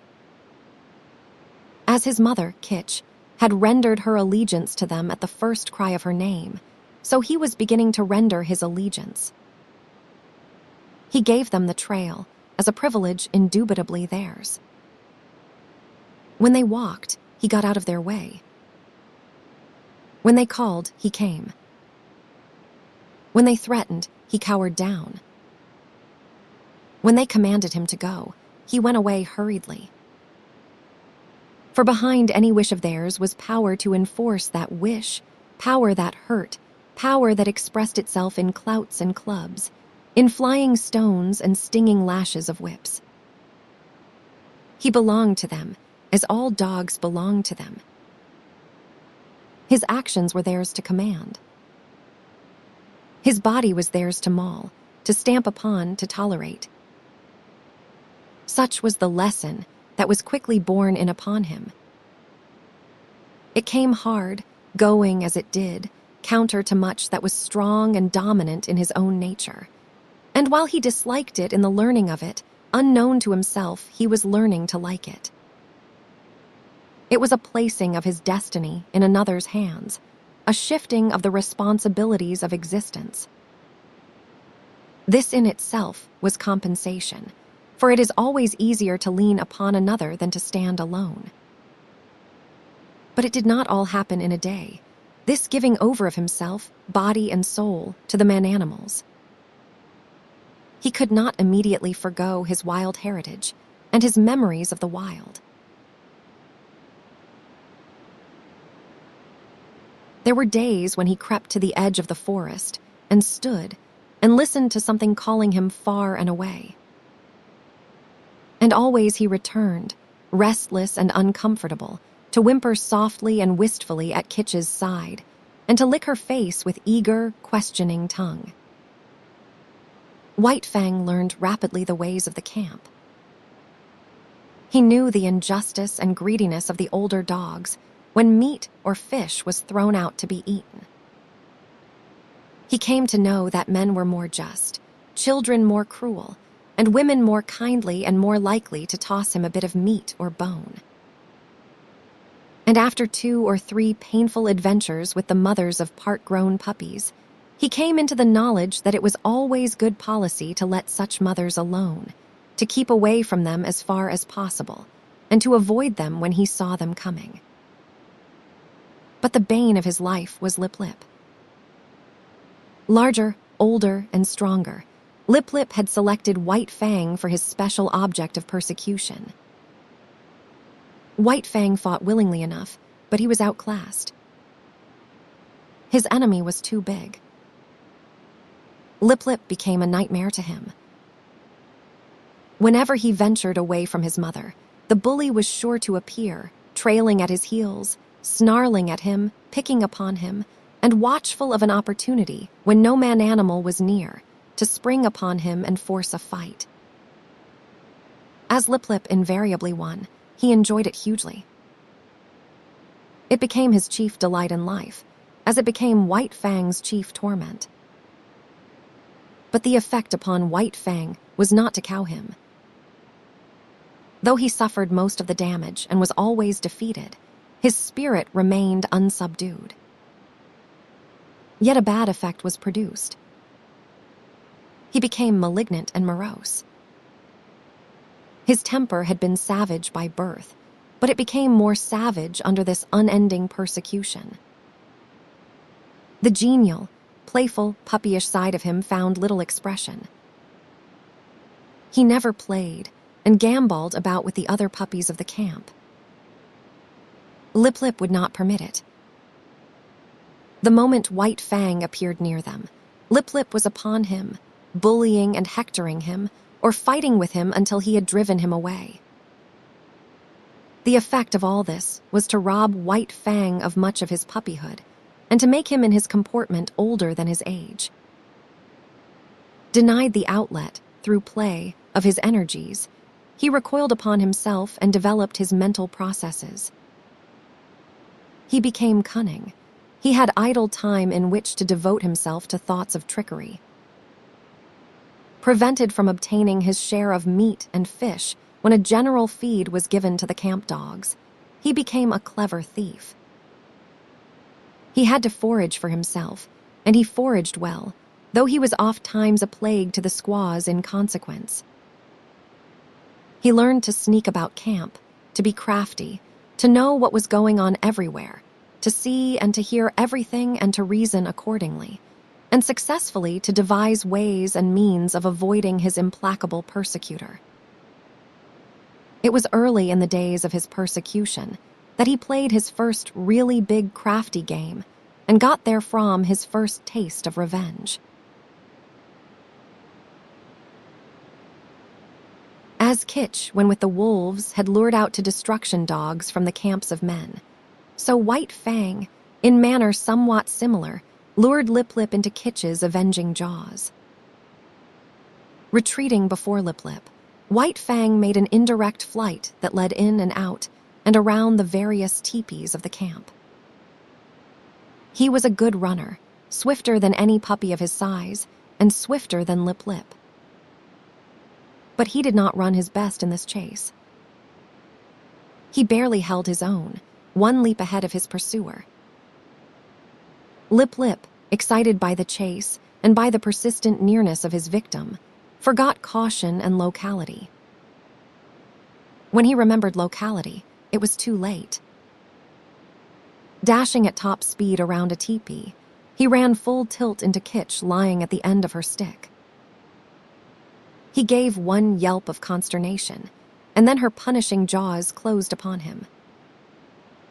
She was tied, but he could not get away from her easily. She rolled him off his legs so that he could not run, while she repeatedly ripped and slashed him with her fangs. When at last he succeeded in rolling clear of her, he crawled to his feet, badly disheveled, hurt both in body and in spirit.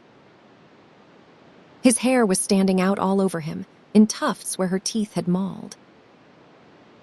He stood where he had arisen, opened his mouth, and broke out the long, heartbroken puppy wail.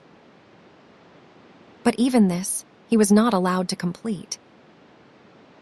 In the middle of it, White Fang, rushing in, sank his teeth into Lip Lip's hind leg. There was no fight left in Lip Lip, and he ran away shamelessly, his victim hot on his heels and worrying him all the way back to his own teepee. Here the squaws came to his aid, and White Fang, transformed into a raging demon, was finally driven off only by a fusillade of stones. Came the day when Gray Beaver, deciding that the liability of her running away was past, released Kitch. White Fang was delighted with his mother's freedom. He accompanied her joyfully about the camp, and so long as he remained close by her side, Lip Lip kept a respectful distance. White Fang even bristled up to him and walked stiff-legged, but Lip Lip ignored the challenge. He was no fool himself, and whatever vengeance he desired to wreak, he could wait until he caught White Fang alone. Later on that day, Kitch and White Fang strayed into the edge of the woods next to the camp. He had led his mother there, step by step, and now when she stopped, he tried to inveigle her farther. The stream, the lair, and the quiet woods were calling to him, and he wanted her to come. He ran on a few steps, stopped, and looked back. She had not moved. He whined pleadingly and scurried playfully in and out of the underbrush. He ran back to her, licked her face, and ran on again. And still she did not move. He stopped and regarded her, all of an intentness and eagerness, physically expressed, that slowly faded out of him as she turned her head and gazed back at the camp. There was something calling to him out there in the open. His mother heard it too. But she heard also that other and louder call, the call of the fire and of man, the call which has been given alone of all animals to the wolf to answer, to the wolf and the wild dog, who are brothers. Kitch turned and slowly trotted back toward camp. Stronger than the physical restraint of the stick was the clutch of the camp upon her. Unseen and occultly, the gods still gripped with their power and would not let her go. White Fang sat down in the shadow of a birch and whimpered softly. There was a strong smell of pine, and subtle wood fragrances filled the air, reminding him of his old life of freedom before the days of his bondage. But he was still only a part-grown puppy, and stronger than the call either of man or of the wild was the call of his mother. All the hours of his short life, he had depended upon her. The time was yet to come for independence. So he arose and trotted forlornly back to camp, pausing once and twice to sit down and whimper and to listen to the call that still sounded in the depths of the forest. In the wild, the time of a mother with her young is short, but under the dominion of man, it is sometimes even shorter. Thus it was with White Fang. Gray Beaver was in the debt of 3 eagles. 3 eagles was going away on a trip up the Mackenzie to the Great Slave Lake. A strip of scarlet cloth, a bearskin, 20 cartridges, and kitch went to pay the debt. White Fang saw his mother taken aboard 3 eagles' canoe and tried to follow her. A blow from 3 eagles knocked him backward to the land. The canoe shoved off. He sprang into the water and swam after it, deaf to the sharp cries of Gray Beaver to return. Even a man-animal, a god White Fang ignored, such was the terror he was in of losing his mother. But gods are accustomed to being obeyed, and Gray Beaver wrathfully launched a canoe in pursuit. When he overtook White Fang, he reached down and by the nape of the neck lifted him clear of the water. He did not deposit him at once in the bottom of the canoe. Holding him suspended with one hand, with the other hand he proceeded to give him a beating. And it was a beating. His hand was heavy. Every blow was shrewd to hurt, and he delivered a multitude of blows. Impelled by the blows that rained upon him, now from this side, now from that, White Fang swung back and forth like an erratic and jerky pendulum. Varying were the emotions that surged through him. At first, he had known surprise. Then came a momentary fear, when he yelped several times to the impact of the hand. But this was quickly followed by anger. His free nature asserted itself, and he showed his teeth and snarled fearlessly in the face of the wrathful god. This but served to make the god more wrathful. The blows came faster, heavier, more shrewd to hurt. Gray Beaver continued to beat. White Fang continued to snarl. But this could not last forever. One or the other must give over, and that one was White Fang. Fear surged through him again. For the first time, he was being really manhandled. The occasional blows of sticks and stones he had previously experienced were as caresses compared with this. He broke down and began to cry and yelp. For a time, each blow brought a yelp from him, but fear passed into terror, until finally his yelps were voiced in unbroken succession, unconnected with the rhythm of the punishment. At last, Gray Beaver withheld his hand. White Fang, hanging limply, continued to cry. This seemed to satisfy his master, who flung him down roughly in the bottom of the canoe. In the meantime, the canoe had drifted down the stream. Gray Beaver picked up the paddle. White Fang was in his way. He spurned him savagely with his foot. In that moment, White Fang's free nature flashed forth again, and he sank his teeth into the moccasined foot. The beating that had gone before was as nothing compared with the beating he now received. Gray Beaver's wrath was terrible, likewise was White Fang's fright. Not only the hand, but the hard wooden paddle was used upon him, and he was bruised and sore in all his small body when he was again flung down in the canoe. Again, and this time with purpose, did Gray Beaver kick him. White Fang did not repeat his attack on the foot. He had learned another lesson of his bondage. Never, no matter what the circumstance, must he dare to bite the god who was Lord and Master over him. The body of the Lord and Master was sacred, not to be defiled by the teeth of such as he. That was evidently the crime of crimes, the one offense there was no condoning nor overlooking. When the canoe touched the shore, White Fang lay whimpering and motionless, waiting the will of Gray Beaver. It was Gray Beaver's will that he should go ashore, for ashore he was flung, striking heavily on his side and hurting his bruises afresh. He crawled tremblingly to his feet and stood whimpering. Lip Lip, who had watched the whole proceeding from the bank, now rushed upon him, knocking him over and sinking his teeth into him. White Fang was too helpless to defend himself, and it would have gone hard with him had not Gray Beaver's foot shot out, lifting Lip Lip into the air with its violence so that he smashed down to earth a dozen feet away. This was the man-animal's justice, and even then, in his own pitiable plight, White Fang experienced a little grateful thrill.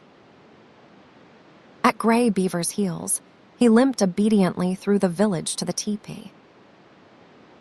And so it came that White Fang learned that the right to punish was something the gods reserved for themselves and denied to the lesser creatures under them.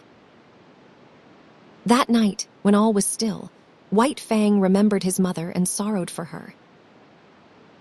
He sorrowed too loudly and woke up Gray Beaver, who beat him. After that, he mourned gently when the gods were around. But sometimes, straying off to the edge of the woods by himself, he gave vent to his grief and cried it out with loud whimperings and wailings. It was during this period that he might have hearkened to the memories of the lair and the stream and run back to the wild. But the memory of his mother held him. As the hunting man-animals went out and came back, so she would come back to the village sometime. So he remained in his bondage waiting for her. But it was not altogether an unhappy bondage.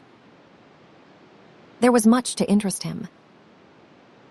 Something was always happening. There was no end to the strange things these gods did, and he was always curious to see. Besides, he was learning how to get along with Gray Beaver. Obedience, rigid, undeviating obedience, was what was exacted of him, and in return he escaped beatings and his existence was tolerated. Nay, Gray Beaver himself sometimes tossed him a piece of meat and defended him against the other dogs in the eating of it. And such a piece of meat was of value. It was worth more, in some strange way, than a dozen pieces of meat from the hand of a squaw. Gray Beaver never petted nor caressed. Perhaps it was the weight of his hand, perhaps his justice, perhaps the sheer power of him, and perhaps it was all these things that influenced White Fang, for a certain tie of attachment was forming between him and his surly lord. Insidiously, and by remote ways, as well as by the power of stick and stone and clout of hand, were the shackles of White Fang's bondage being riveted upon him.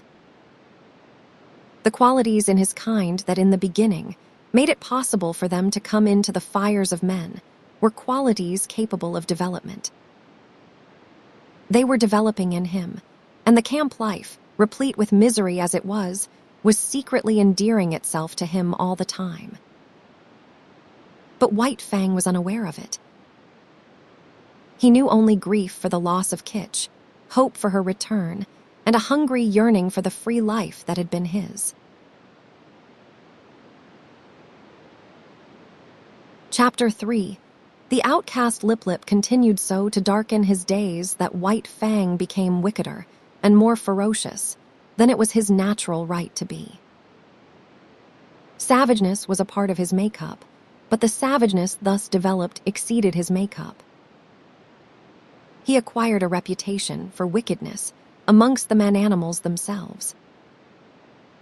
Wherever there was trouble and uproar in camp, fighting and squabbling, or the outcry of a squaw over a bit of stolen meat, they were sure to find White Fang mixed up in it, and usually at the bottom of it.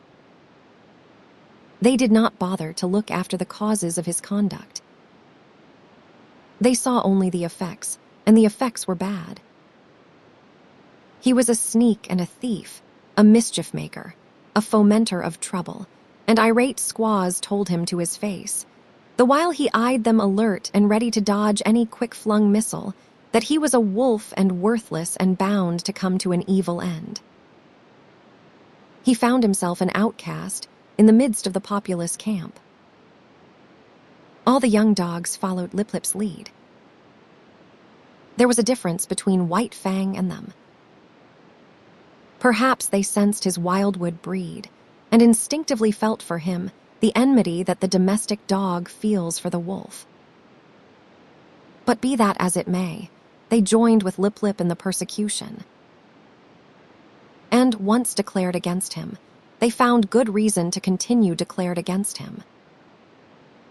One and all, from time to time, they felt his teeth, and to his credit, he gave more than he received. Many of them he could whip in single fight, but single fight was denied him. The beginning of such a fight was a signal for all the young dogs in camp to come running and pitch upon him. Out of this pack persecution, he learned two important things: how to take care of himself in a mass fight against him, and how, on a single dog, to inflict the greatest amount of damage in the briefest space of time. To keep one's feet in the midst of the hostile mass meant life, and this he learnt well. He became cat-like in his ability to stay on his feet. Even grown dogs might hurtle him backward or sideways with the impact of their heavy bodies, and backward or sideways he would go, in the air or sliding on the ground, but always with his legs under him and his feet downward to the Mother Earth. When dogs fight, there are usually preliminaries to the actual combat, snarlings and bristlings and stiff-legged struttings. But White Fang learned to omit these preliminaries. Delay meant the coming against him of all the young dogs. He must do his work quickly and get away. So he learnt to give no warning of his intention. He rushed in and snapped and slashed on the instant, without notice, before his foe could prepare to meet him. Thus he learned how to inflict quick and severe damage. Also, he learned the value of surprise. A dog taken off its guard, its shoulder slashed open or its ear ripped in ribbons before it knew what was happening, was a dog half-whipped. Furthermore, it was remarkably easy to overthrow a dog taken by surprise, while a dog, thus overthrown, invariably exposed for a moment the soft underside of its neck, the vulnerable point at which to strike for its life. White Fang knew this point. It was a knowledge bequeathed to him directly from the hunting generation of wolves. So it was that White Fang's method when he took the offensive was, first to find a young dog alone, second to surprise it and knock it off its feet, and third to drive in with his teeth at the soft throat.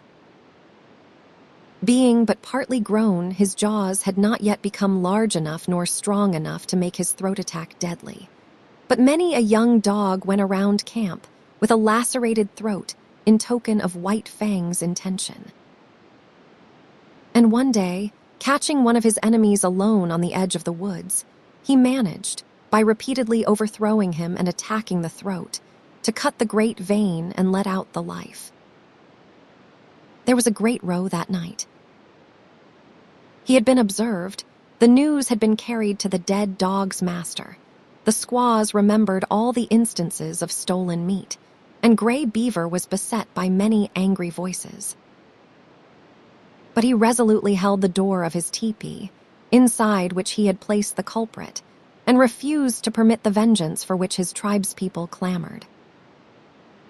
White Fang became hated by man and dog. During this period of his development, he never knew a moment's security.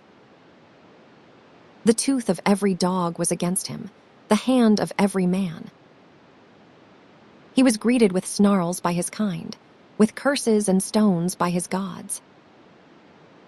He lived tensely.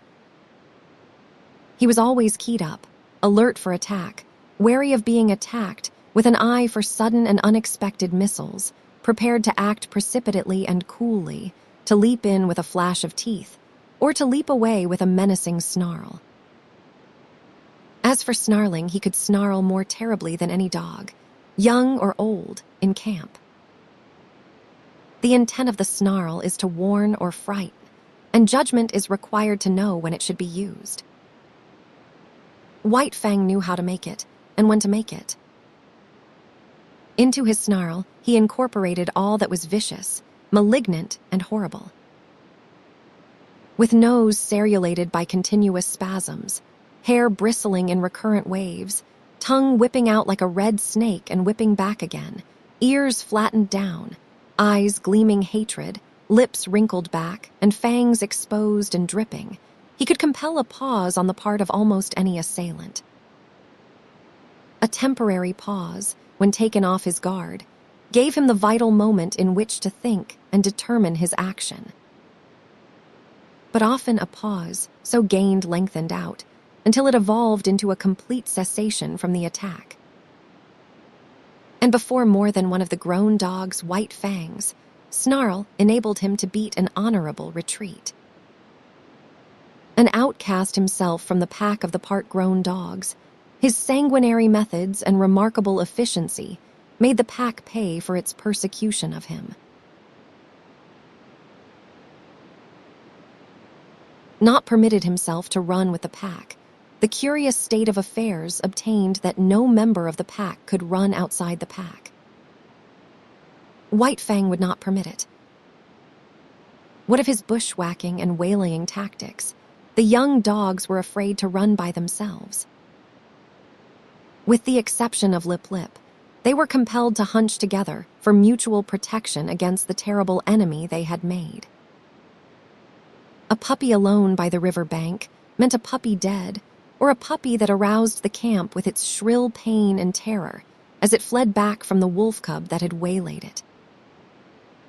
But White Fang's reprisals did not cease, even when the young dogs had learned thoroughly that they must stay together. He attacked them when he caught them alone, and they attacked him when they were bunched. The sight of him was sufficient to start them rushing after him, at which times his swiftness usually carried him into safety. But woe the dog that outran his fellows in such pursuit. White Fang had learned to turn suddenly upon the pursuer that was ahead of the pack, and thoroughly to rip him up before the pack could arrive. This occurred with great frequency, for once in full cry, the dogs were prone to forget themselves in the excitement of the chase, while White Fang never forgot himself.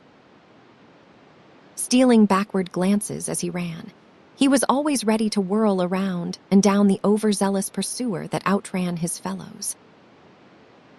Young dogs are bound to play, and out of the exigencies of the situation, they realized their play in this mimic warfare. Thus it was that the hunt of White Fang became their chief game, a deadly game withal, and at all times a serious game. He, on the other hand, being the fastest-footed, was unafraid to venture anywhere. During the period that he waited vainly for his mother to come back, he led the pack many a wild chase through the adjacent woods. But the pack invariably lost him. Its noise and outcry warned him of its presence, while he ran alone, velvet-footed, silently, a moving shadow among the trees after the manner of his father and mother before him. Further, he was more directly connected with the wild than they, and he knew more of its secrets and stratagems. A favorite trick of his was to lose his trail in running water, and then lie quietly in a nearby thicket, while their baffled cries arose around him. Hated by his kind and by mankind, indomitable, perpetually warred upon and himself waging perpetual war. His development was rapid and one-sided.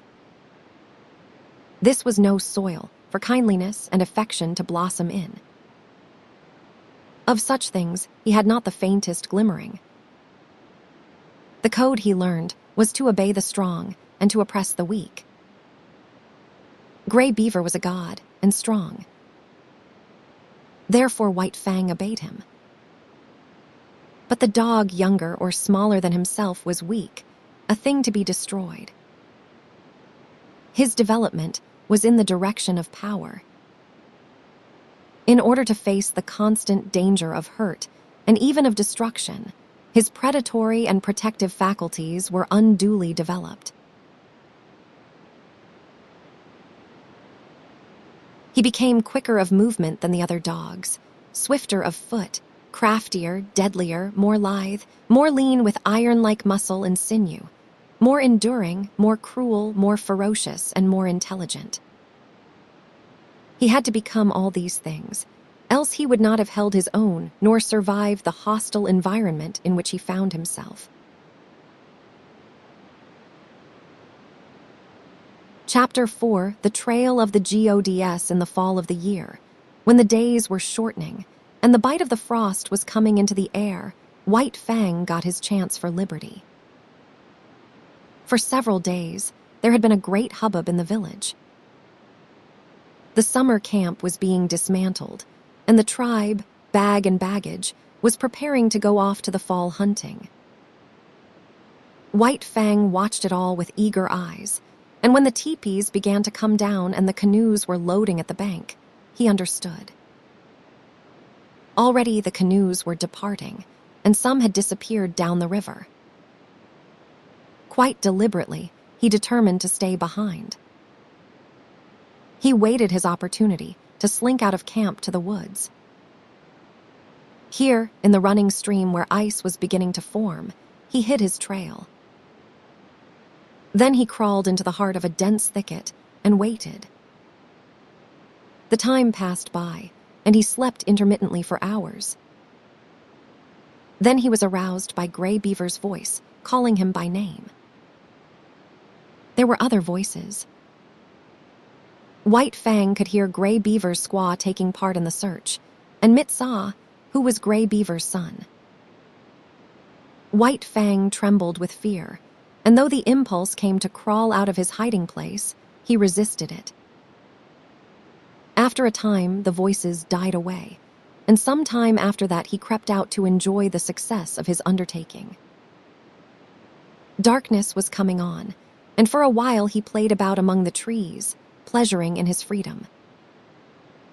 Then, and quite suddenly, he became aware of loneliness. He sat down to consider, listening to the silence of the forest and perturbed by it. That nothing moved nor sounded seemed ominous. He felt the lurking of danger, unseen and unguessed. He was suspicious of the looming bulks of the trees and of the dark shadows that might conceal all manner of perilous things. Then it was cold. Here was no warm side of a teepee against which to snuggle. The frost was in his feet, and he kept lifting first one forefoot and then the other. He curved his bushy tail around to cover them, and at the same time he saw a vision. There was nothing strange about it. Upon his inward sight was impressed a succession of memory pictures. He saw the camp again, the teepees, and the blaze of the fires. He heard the shrill voices of the women, the gruff basses of the men, and the snarling of the dogs. He was hungry, and he remembered pieces of meat and fish that had been thrown him. Here was no meat, nothing but a threatening and inedible silence. His bondage had softened him. Irresponsibility had weakened him. He had forgotten how to shift for himself. The night yawned about him. His senses, accustomed to the hum and bustle of the camp, used to the continuous impact of sights and sounds, were now left idle. There was nothing to do, nothing to see nor hear. They strained to catch some interruption of the silence and immobility of nature. They were appalled by inaction and by the feel of something terrible impending. He gave a great start of fright. A colossal and formless something was rushing across the field of his vision. It was a tree shadow flung by the moon, from whose face the clouds had been brushed away. Reassured, he whimpered softly. Then he suppressed the whimper for fear that it might attract the attention of the lurking dangers. A tree, contracting in the cool of the night, made a loud noise. It was directly above him. He yelped in his fright. A panic seized him, and he ran madly toward the village. He knew an overpowering desire for the protection and companionship of man. In his nostrils was the smell of the camp smoke. In his ears, the camp sounds and cries were ringing loud. He passed out of the forest and into the moonlit open where were no shadows nor darknesses. But no village greeted his eyes. He had forgotten. The village had gone away. His wild flight ceased abruptly. There was no place to which to flee. He slunk forlornly through the deserted camp, smelling the rubbish heaps and the discarded rags and tags of the gods. He would have been glad for the rattle of stones about him, flung by an angry squaw, glad for the hand of gray beaver descending upon him in wrath, while he would have welcomed with delight lip and the whole snarling, cowardly pack. He came to where Gray Beaver's teepee had stood. In the center of the space it had occupied, he sat down. He pointed his nose at the moon. His throat was afflicted by rigid spasms, his mouth opened, and in a heartbroken cry bubbled up his loneliness and fear, his grief for Kitch, all his past sorrows and miseries, as well as his apprehension of sufferings and dangers to come. It was the long wolf howl, full-throated and mournful, the first howl he had ever uttered. The coming of daylight dispelled his fears, but increased his loneliness. The naked earth, which so shortly before had been so populous, thrust his loneliness more forcibly upon him. It did not take him long to make up his mind. He plunged into the forest and followed the river bank down the stream. All day he ran. He did not rest. He seemed made to run on forever. His iron-like body ignored fatigue. And even after fatigue came, his heritage of endurance braced him to endless endeavor and enabled him to drive his complaining body onward. Where the river swung in against precipitous bluffs, he climbed the high mountains behind. Rivers and streams that entered the main river he forded or swam. Often he took to the rim ice that was beginning to form, and more than once he crashed through and struggled for life in the icy current. Always he was on the lookout for the trail of the gods, where it might leave the river and proceed inland. White Fang was intelligent beyond the average of his kind, yet his mental vision was not wide enough to embrace the other bank of the Mackenzie. What if the trail of the gods led out on that side? It never entered his head. Later on, when he had traveled more and grown older and wiser, and come to know more of trails and rivers, it might be that he could grasp and apprehend such a possibility. But that mental power was yet in the future. Just now he ran blindly, his own bank of the Mackenzie alone entering into his calculations. All night he ran, blundering in the darkness into mishaps and obstacles that delayed, but did not daunt. By the middle of the second day, he had been running continuously for 30 hours, and the iron of his flesh was giving out. It was the endurance of his mind that kept him going. He had not eaten in 40 hours, and he was weak with hunger. The repeated drenchings in the icy water had likewise had their effect on him. His handsome coat was draggled. The broad pads of his feet were bruised and bleeding. He had begun to limp, and this limp increased with the hours. To make it worse, the light of the sky was obscured and snow began to fall. A raw, moist, melting, clinging snow, slippery underfoot, that hid from him the landscape he traversed, and that covered over the inequalities of the ground so that the way of his feet was more difficult and painful. Gray Beaver had intended camping that night on the far bank of the Mackenzie, for it was in that direction that the hunting lay. But on the near bank, shortly before dark, a moose coming down to drink had been espied by Clucooch, who was Gray Beaver's squaw.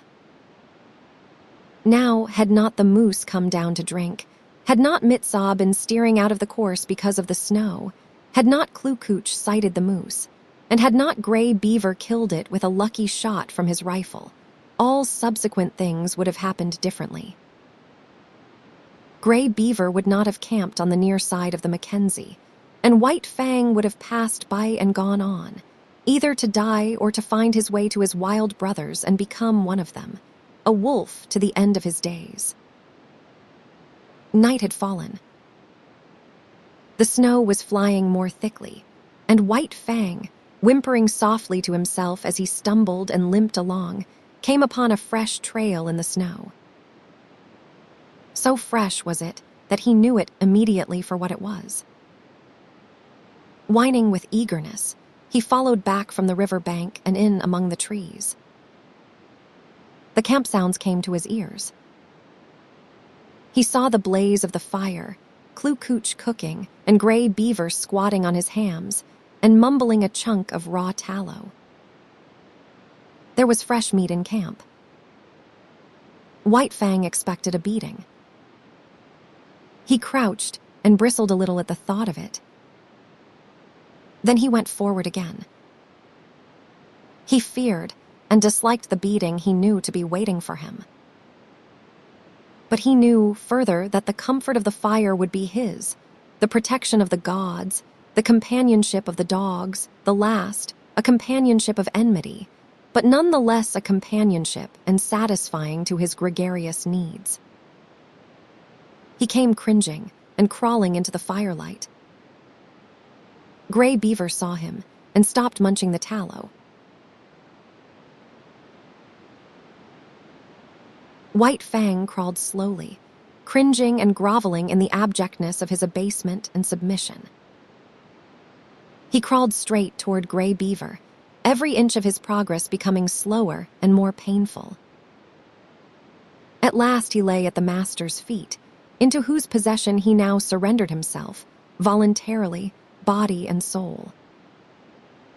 Of his own choice, he came in to sit by man's fire and to be ruled by him. White Fang trembled, waiting for the punishment to fall upon him. There was a movement of the hand above him. He cringed involuntarily under the expected blow. It did not fall. He stole a glance upward. Gray Beaver was breaking the lump of tallow in half. Gray Beaver was offering him one piece of the tallow. Very gently and somewhat suspiciously, he first smelled the tallow and then proceeded to eat it. Gray Beaver ordered meat to be brought to him and guarded him from the other dogs while he ate. After that, grateful and content, White Fang lay at Gray Beaver's feet, gazing at the fire that warmed him, blinking and dozing, secure in the knowledge that the morrow would find him, not wandering forlorn through bleak forest stretches, but in the camp of the men-animals, with the gods to whom he had given himself, and upon whom he was now dependent. Chapter 5. The Covenant. When December was well along, Gray Beaver went on a journey up the Mackenzie. Mitsaw and Klukooch went with him. One sled he drove himself, drawn by dogs he had traded for or borrowed. A second and smaller sled was driven by Mitsaw, and to this was harnessed a team of puppies. It was more of a toy affair than anything else, yet it was the delight of Mitsaw, who felt that he was beginning to do a man's work in the world. Also, he was learning to drive dogs and to train dogs, while the puppies themselves were being broken into the harness. Furthermore, the sled was of some service, for it carried nearly 200 pounds of outfit and food. White Fang had seen the camp dogs toiling in the harness, so that he did not resent overmuch the first placing of the harness upon himself. About his neck was put a moss-stuffed collar, which was connected by 2 pulling traces to a strap that passed around his chest and over his back. It was to this that was fastened the long rope by which he pulled at the sled. There were 7 puppies in the team. The others had been born earlier in the year and were 9 and 10 months old, while White Fang was only 8 months old. Each dog was fastened to the sled by a single rope. No 2 ropes were of the same length, while the difference in length between any 2 ropes was at least that of a dog's body. Every rope was brought to a ring at the front end of the sled. The sled itself was without runners, being a birch bark toboggan, with upturned forward end to keep it from plowing under the snow. This construction enabled the weight of the sled and load to be distributed over the largest snow surface, for the snow was crystal powder and very soft. Observing the same principle of widest distribution of weight, the dogs at the ends of their ropes radiated fan fashion from the nose of the sled, so that no dog trod in another's footsteps. There was, furthermore, another virtue in the fan formation. The ropes of varying length prevented the dogs attacking from the rear those that ran in front of them. For a dog to attack another, it would have to turn upon one at a shorter rope, in which case it would find itself face to face with the dog attacked, and also it would find itself facing the whip of the driver. But the most peculiar virtue of all lay in the fact that the dog that strove to attack one in front of him must pull the sled faster, and that the faster the sled traveled, the faster could the dog attacked run away. Thus, the dog behind could never catch up with the one in front. The faster he ran, the faster ran the one he was after, and the faster ran all the dogs. Incidentally, the sled went faster, and thus, by cunning and direction, did man increase his mastery over the beasts. Mitsaw resembled his father, much of whose gray wisdom he possessed.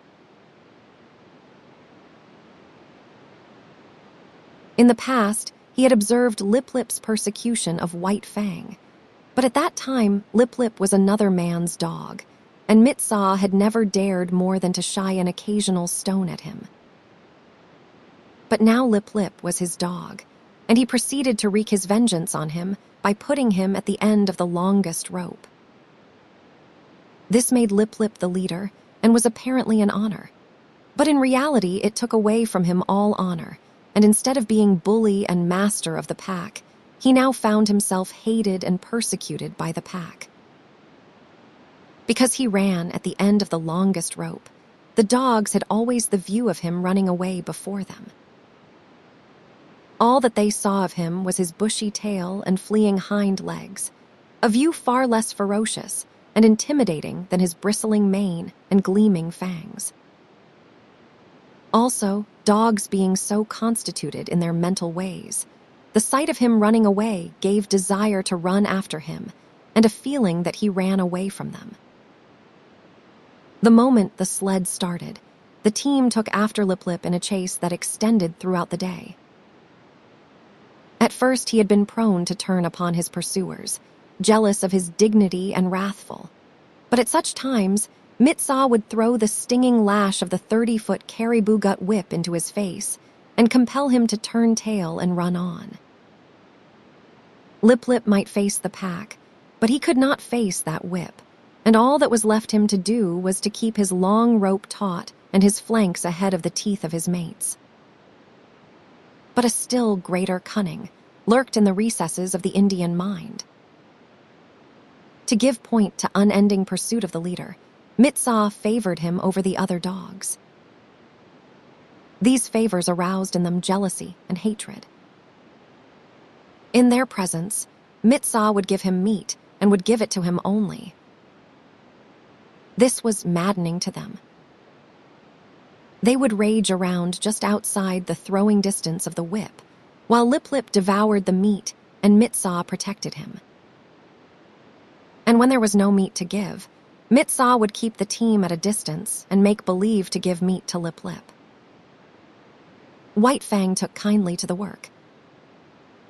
He had traveled a greater distance than the other dogs in the yielding of himself to the rule of the gods, and he had learned more thoroughly the futility of opposing their will.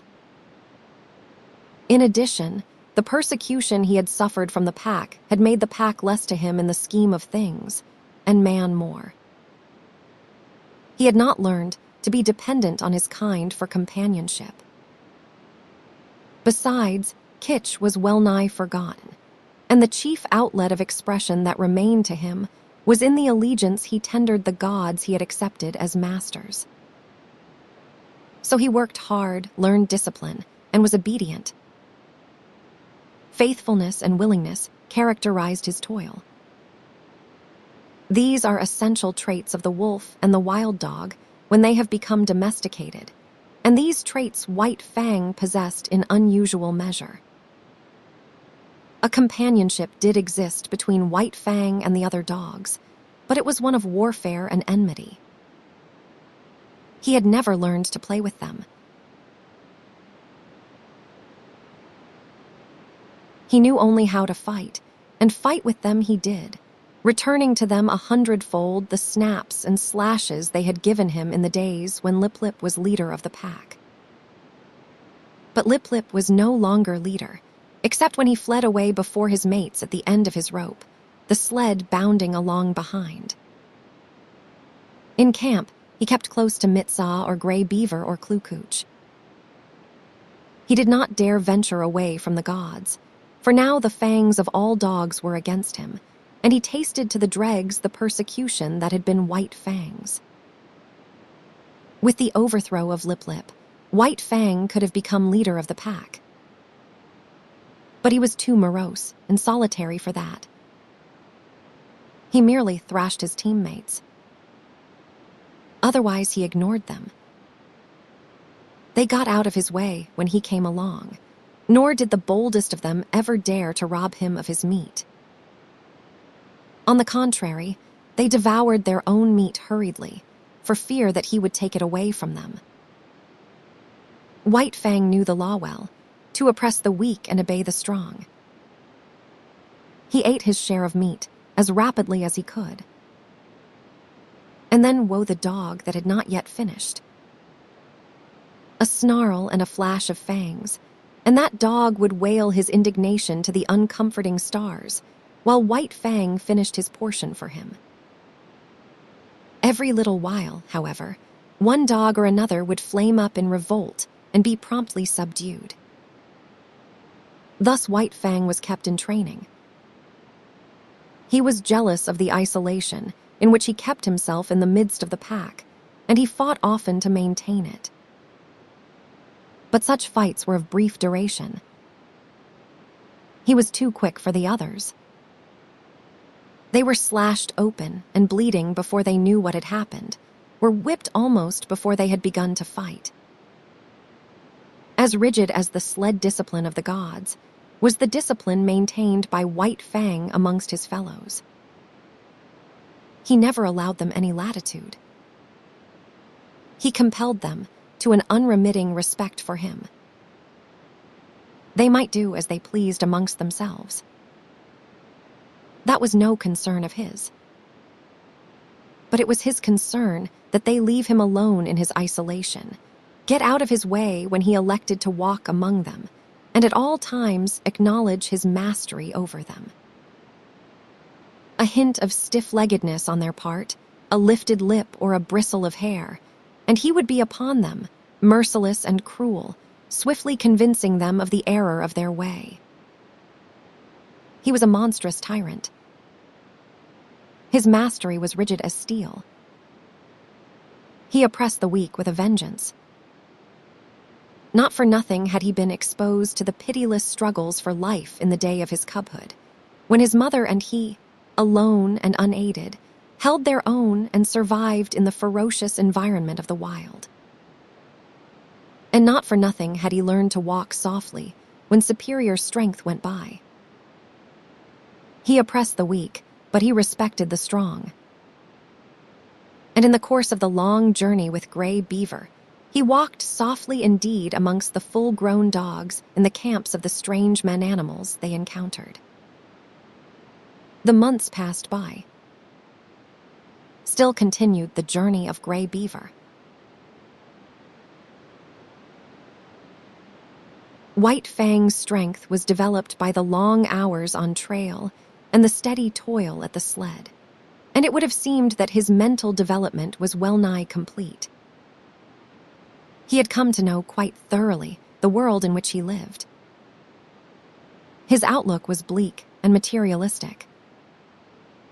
The world as he saw it was a fierce and brutal world, a world without warmth, a world in which caresses and affection and the bright sweetnesses of the spirit did not exist. He had no affection for Gray Beaver. True, he was a god, but a most savage god.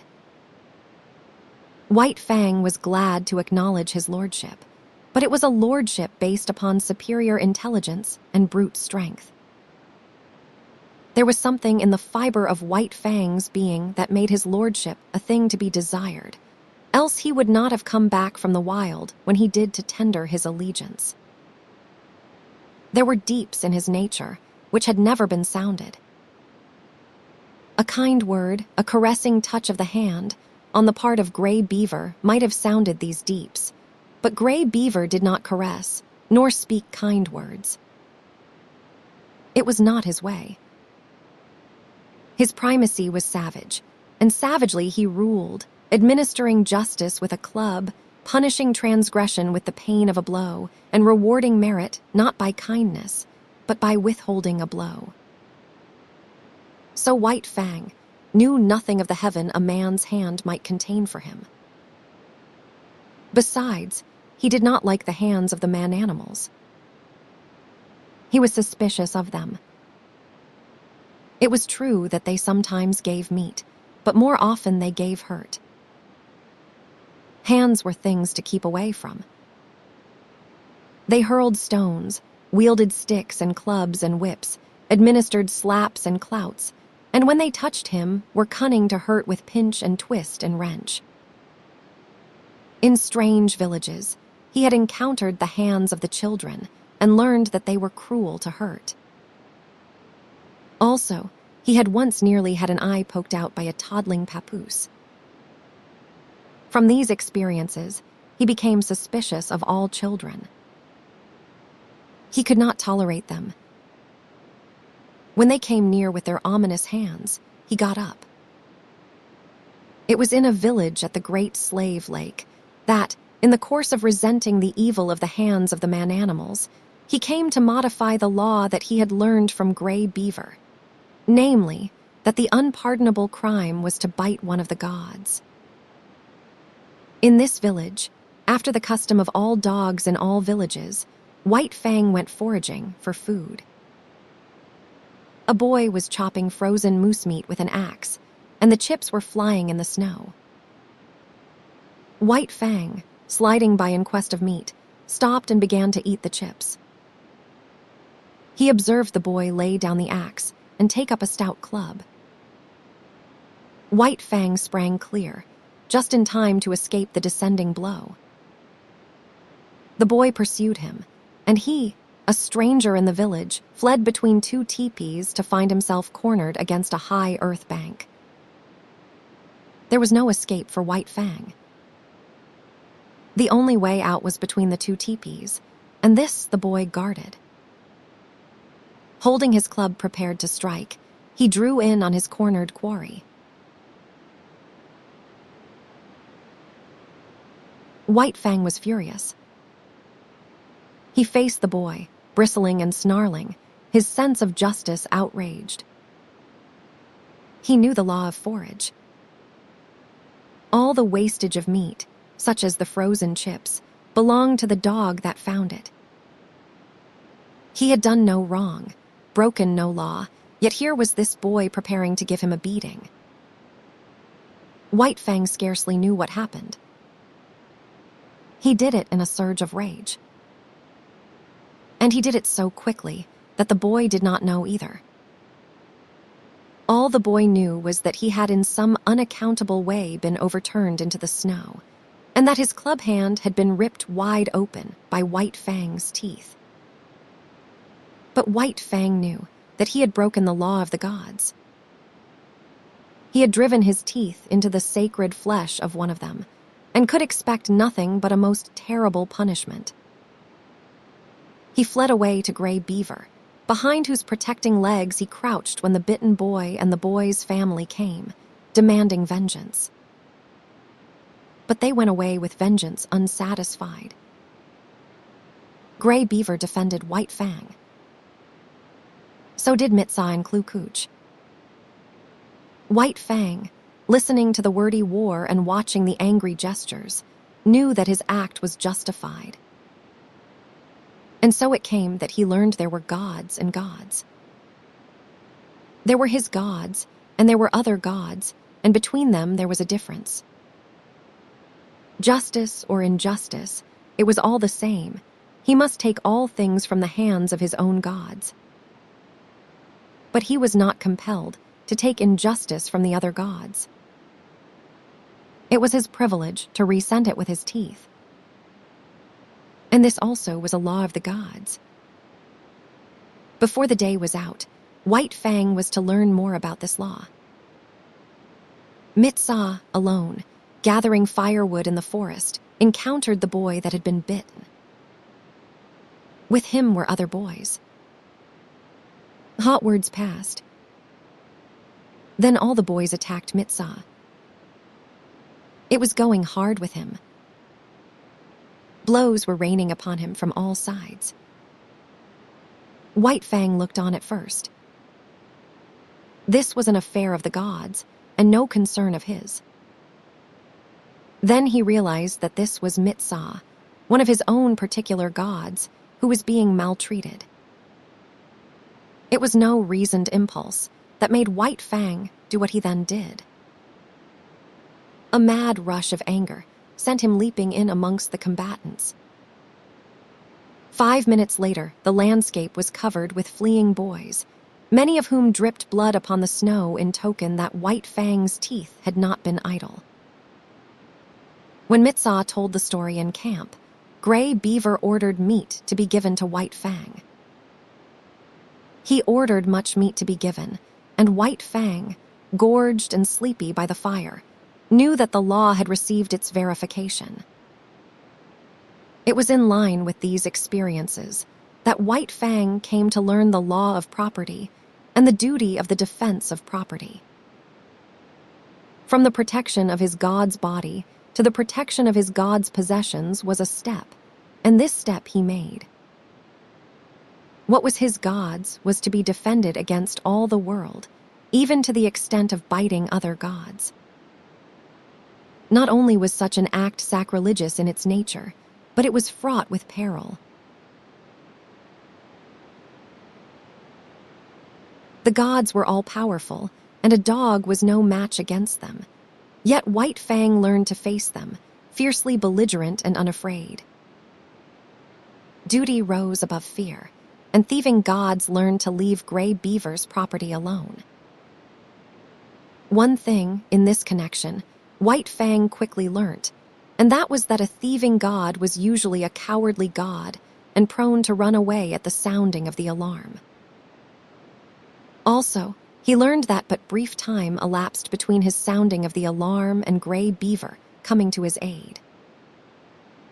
He came to know that it was not fear of him that drove the thief away, but fear of Gray Beaver. White Fang did not give the alarm by barking. He never barked.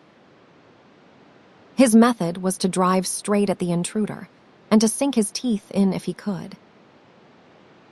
Because he was morose and solitary, having nothing to do with the other dogs, he was unusually fitted to guard his master's property, and in this he was encouraged and trained by Gray Beaver. One result of this was to make White Fang more ferocious and indomitable, and more solitary. The months went by, binding stronger and stronger the covenant between dog and man. This was the ancient covenant that the first wolf that came in from the wild entered into with man. And like all succeeding wolves and wild dogs that had done likewise, White Fang worked the covenant out for himself. The terms were simple. For the possession of a flesh and blood god, he exchanged his own liberty. Food and fire, protection and companionship were some of the things he received from the god. In return, he guarded the god's property, defended his body, worked for him, and obeyed him. The possession of a god implies service. White Fang's was a service of duty and awe, but not of love. He did not know what love was. He had no experience of love. Kitsch was a remote memory. Besides, not only had he abandoned the wild and his kind when he gave himself up to man, but the terms of the covenant were such that if ever he met Kitsch again, he would not desert his god to go with her. His allegiance to man seemed somehow a law of his being greater than the love of liberty, of kind and kin. Chapter 6. The famine the spring of the year was at hand when Gray Beaver finished his long journey.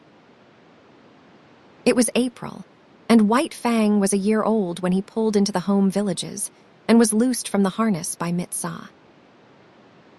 Though a long way from his full growth, White Fang, next to Lip Lip, was the largest yearling in the village.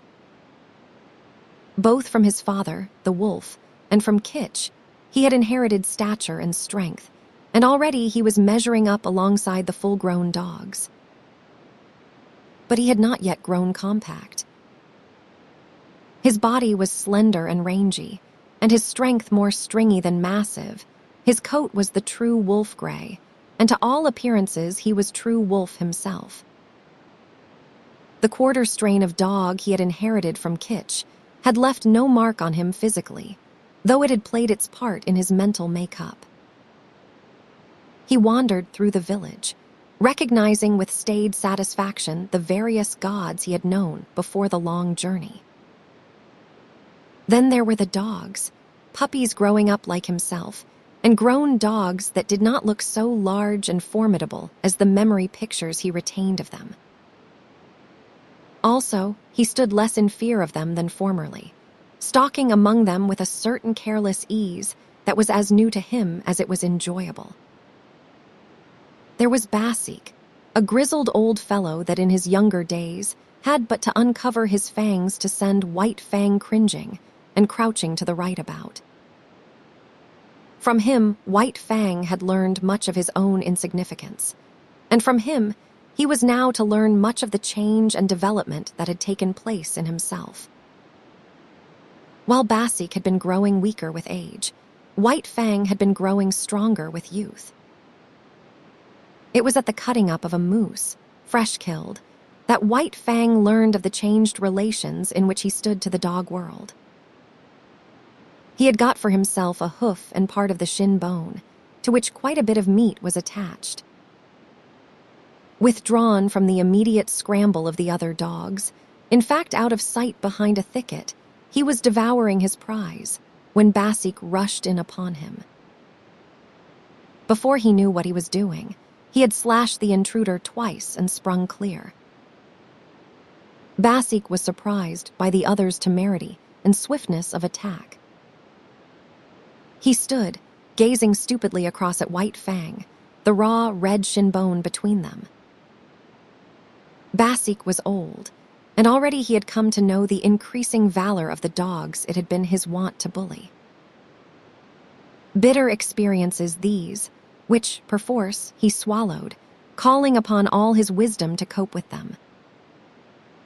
In the old days, he would have sprung upon White Fang in a fury of righteous wrath. But now, his waning powers would not permit such a course. He bristled fiercely and looked ominously across the shin bone at White Fang. And White Fang, resurrecting quite a deal of the old awe, seemed to wilt and to shrink in upon himself and grow small, as he cast about in his mind for a way to beat a retreat not too inglorious. And right here Basik erred.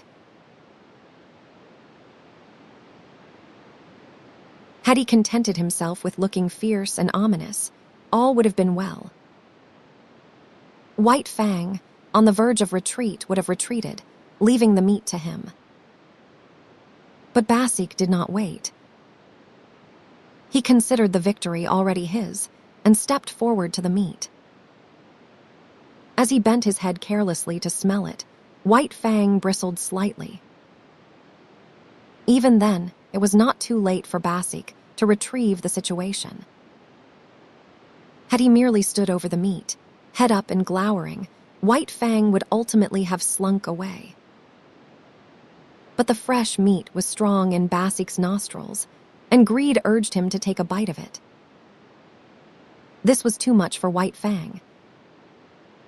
Fresh upon his months of mastery over his own teammates, it was beyond his self-control to stand idly by while another devoured the meat that belonged to him. He struck, after his custom, without warning. With the first slash, Basik's right ear was ripped into ribbons. He was astounded at the suddenness of it. But more things, and most grievous ones, were happening with equal suddenness. He was knocked off his feet. His throat was bitten. While he was struggling to his feet, the young dog sank teeth twice into his shoulder. The swiftness of it was bewildering. He made a futile rush at White Fang, clipping the empty air with an outraged snap. The next moment, his nose was laid open, and he was staggering backward away from the meat. The situation was now reversed. White Fang stood over the shin bone, bristling and menacing, while Basik stood a little way off, preparing to retreat. He dared not risk a fight with this young lightning flash, and again he knew, and more bitterly, the enfeeblement of oncoming age. His attempt to maintain his dignity was heroic. Calmly turning his back upon young dog and shin bone, as though both were beneath his notice and unworthy of his consideration, he stalked grandly away. Nor, until well out of sight, did he stop to lick his bleeding wounds.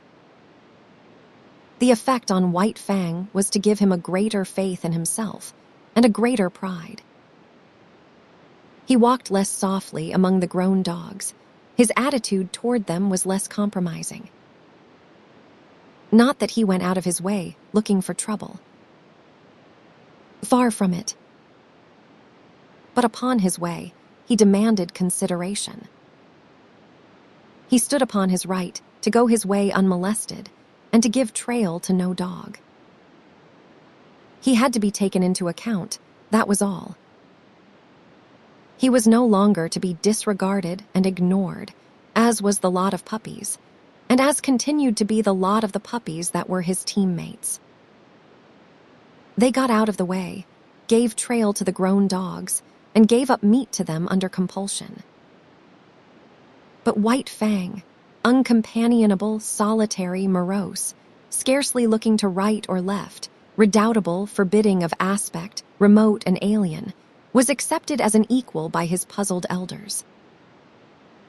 They quickly learned to leave him alone, neither venturing hostile acts nor making overtures of friendliness. If they left him alone, he left them alone, a state of affairs that they found, after a few encounters, to be preeminently desirable. In midsummer, White Fang had an experience. Trotting along in his silent way to investigate a new teepee which had been erected on the edge of the village while he was away with the hunters after moose, he came full upon Kitch. He paused and looked at her. He remembered her vaguely, but he remembered her, and that was more than could be said for her. She lifted her lip at him in the old snarl of menace, and his memory became clear. His forgotten cubhood, all that was associated with that familiar snarl, rushed back to him. Before he had known the gods, she had been to him the centerpin of the universe. The old familiar feelings of that time came back upon him, surged up within him. He bounded towards her joyously, and she met him with shrewd fangs that laid his cheek open to the bone. He did not understand. He backed away, bewildered and puzzled. But it was not Kitch's fault. A wolf mother was not made to remember her cubs of a year or so before. So she did not remember White Fang. He was a strange animal, an intruder, and her present litter of puppies gave her the right to resent such intrusion. One of the puppies sprawled up to White Fang. They were half-brothers, only they did not know it. White Fang sniffed the puppy curiously, whereupon Kitch rushed upon him, gashing his face a second time. He backed farther away. All the old memories and associations died down again and passed into the grave from which they had been resurrected. He looked at Kitch, licking her puppy and stopping now, and then to snarl at him. She was without value to him. He had learned to get along without her. Her meaning was forgotten. There was no place for her in his scheme of things, as there was no place for him in hers. He was still standing, stupid and bewildered, the memories forgotten, wondering what it was all about, when Kitch attacked him a third time, intent on driving him away altogether from the vicinity. And White Fang allowed himself to be driven away. This was a female of his kind, and it was a law of his kind that the males must not fight the females. He did not know anything about this law, for it was no generalization of the mind, not a something acquired by experience of the world. He knew it as a secret prompting, as an urge of instinct, of the same instinct that made him howl at the moon and stars of nights, and that made him fear death and the unknown. The months went by. White Fang grew stronger, heavier, and more compact, while his character was developing along the lines laid down by his heredity and his environment. His heredity was a life stuff that may be likened to clay. It possessed many possibilities, was capable of being molded into many different forms. Environment served to model the clay, to give it a particular form. Thus, had White Fang never come into the fires of man, the wild would have molded him into a true wolf. But the gods had given him a different environment, and he was molded into a dog that was rather wolfish, but that was a dog and not a wolf. And so, according to the clay of his nature and the pressure of his surroundings, his character was being molded into a certain particular shape. There was no escaping it. He was becoming more morose, more uncompanionable, more solitary, more ferocious, while the dogs were learning more and more that it was better to be at peace with him than at war, and Gray Beaver was coming to prize him more greatly with the passage of each day. White Fang, seeming to sum up strength in all his qualities, nevertheless suffered from one besetting weakness. He could not stand being laughed at. The laughter of men was a hateful thing. They might laugh among themselves about anything they pleased except himself, and he did not mind. But the moment laughter was turned upon him, he would fly into a most terrible rage. Grave, dignified, somber, a laugh made him frantic to ridiculousness. It so outraged him and upset him that for hours he would behave like a demon. And woe to the dog that at such times ran foul of him. He knew the law too well to take it out on Gray Beaver. Behind Gray Beaver were a club and Godhead. But behind the dogs there was nothing but space, and into this space they flew when White Fang came on the scene, made mad by laughter. In the 3rd year of his life, there came a great famine to the Mackenzie Indians. In the summer, the fish failed. In the winter, the caribou forsook their accustomed track. Moose were scarce, the rabbits almost disappeared, hunting and preying animals perished. Denied their usual food supply, weakened by hunger, they fell upon and devoured one another. Only the strong survived. White Fang's gods were always hunting animals. The old and the weak of them died of hunger. There was wailing in the village, where the women and children went without in order that what little they had might go into the bellies of the lean and hollow-eyed hunters who trod the forest in the vain pursuit of meat. To such extremity were the gods driven that they ate the soft-tanned leather of their moccasins and mittens, while the dogs ate the harnesses off their backs and the very whiplashes. Also, the dogs ate one another, and also the gods ate the dogs. The weakest and the more worthless were eaten first. The dogs that still lived looked on and understood.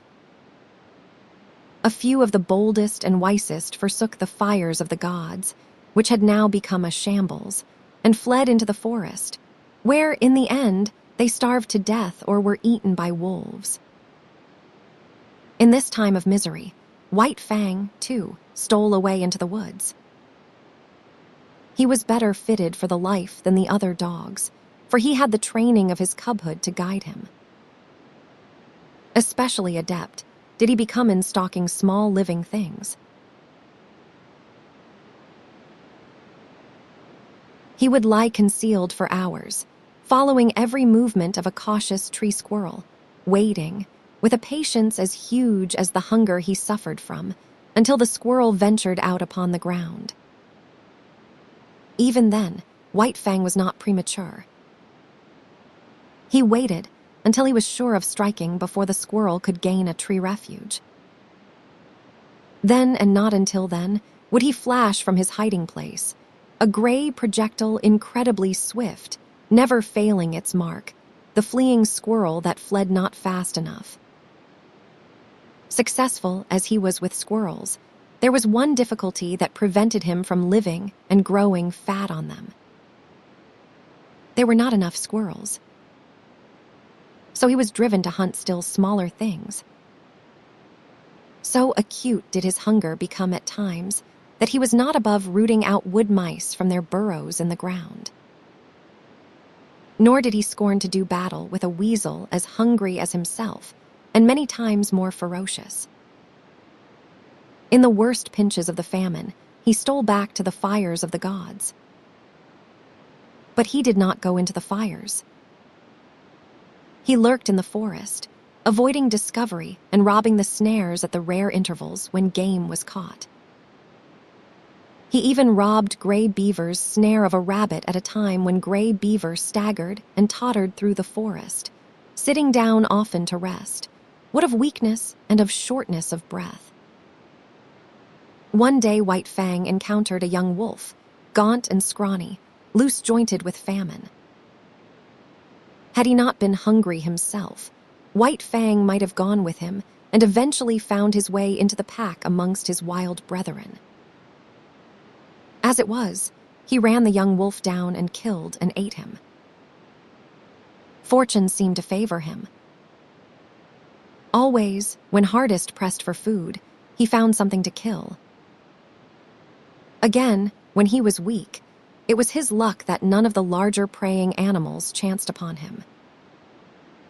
Thus, he was strong from the 2 days eating a lynx had afforded him, when the hungry wolf pack ran full tilt upon him.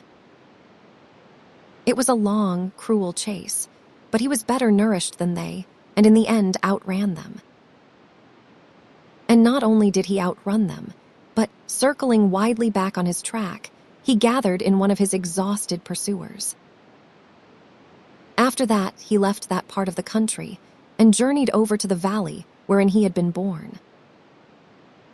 Here, in the old lair, he encountered Kitch. Up to her old tricks, she, too, had fled the inhospitable fires of the gods and gone back to her old refuge to give birth to her young. Of this litter but one remained alive when White Fang came upon the scene, and this one was not destined to live long. Young life had little chance in such a famine. Kitch's greeting of her grown son was anything but affectionate. But White Fang did not mind. He had outgrown his mother. So he turned tail philosophically and trotted on up the stream. At the forks, he took the turning to the left, where he found the lair of the lynx with whom his mother and he had fought long before. Here, in the abandoned lair, he settled down and rested for a day. During the early summer, in the last days of the famine, he met Lip Lip, who had likewise taken to the woods, where he had eked out a miserable existence. White Fang came upon him unexpectedly. Trotting in opposite directions along the base of a high bluff, they rounded a corner of rock and found themselves face to face. They paused with instant alarm and looked at each other suspiciously. White Fang was in splendid condition. His hunting had been good, and for a week he had eaten his fill. He was even gorged from his latest kill.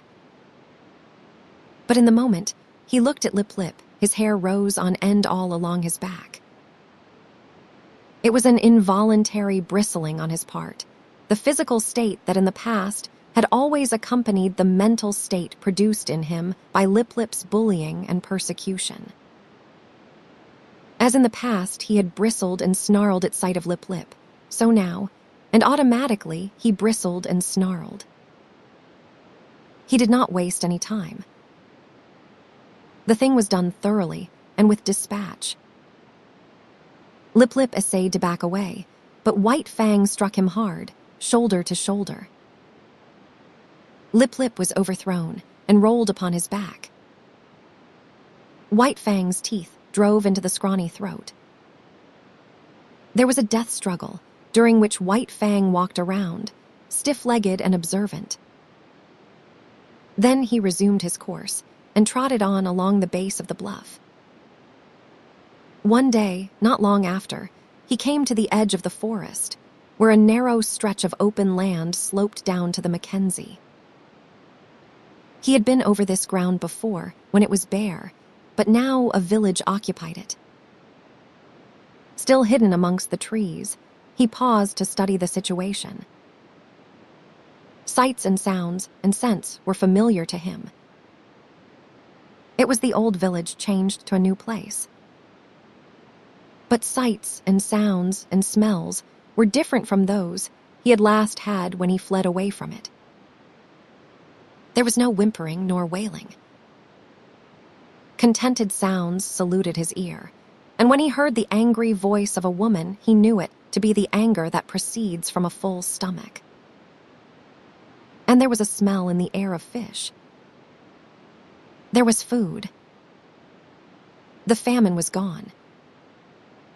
He came out boldly from the forest and trotted into camp straight to Gray Beaver's teepee. Gray Beaver was not there, but Kloo Kooch welcomed him with glad cries and the whole of a fresh-caught fish, and he lay down to wait Gray Beaver's coming. Part 4, Chapter 1.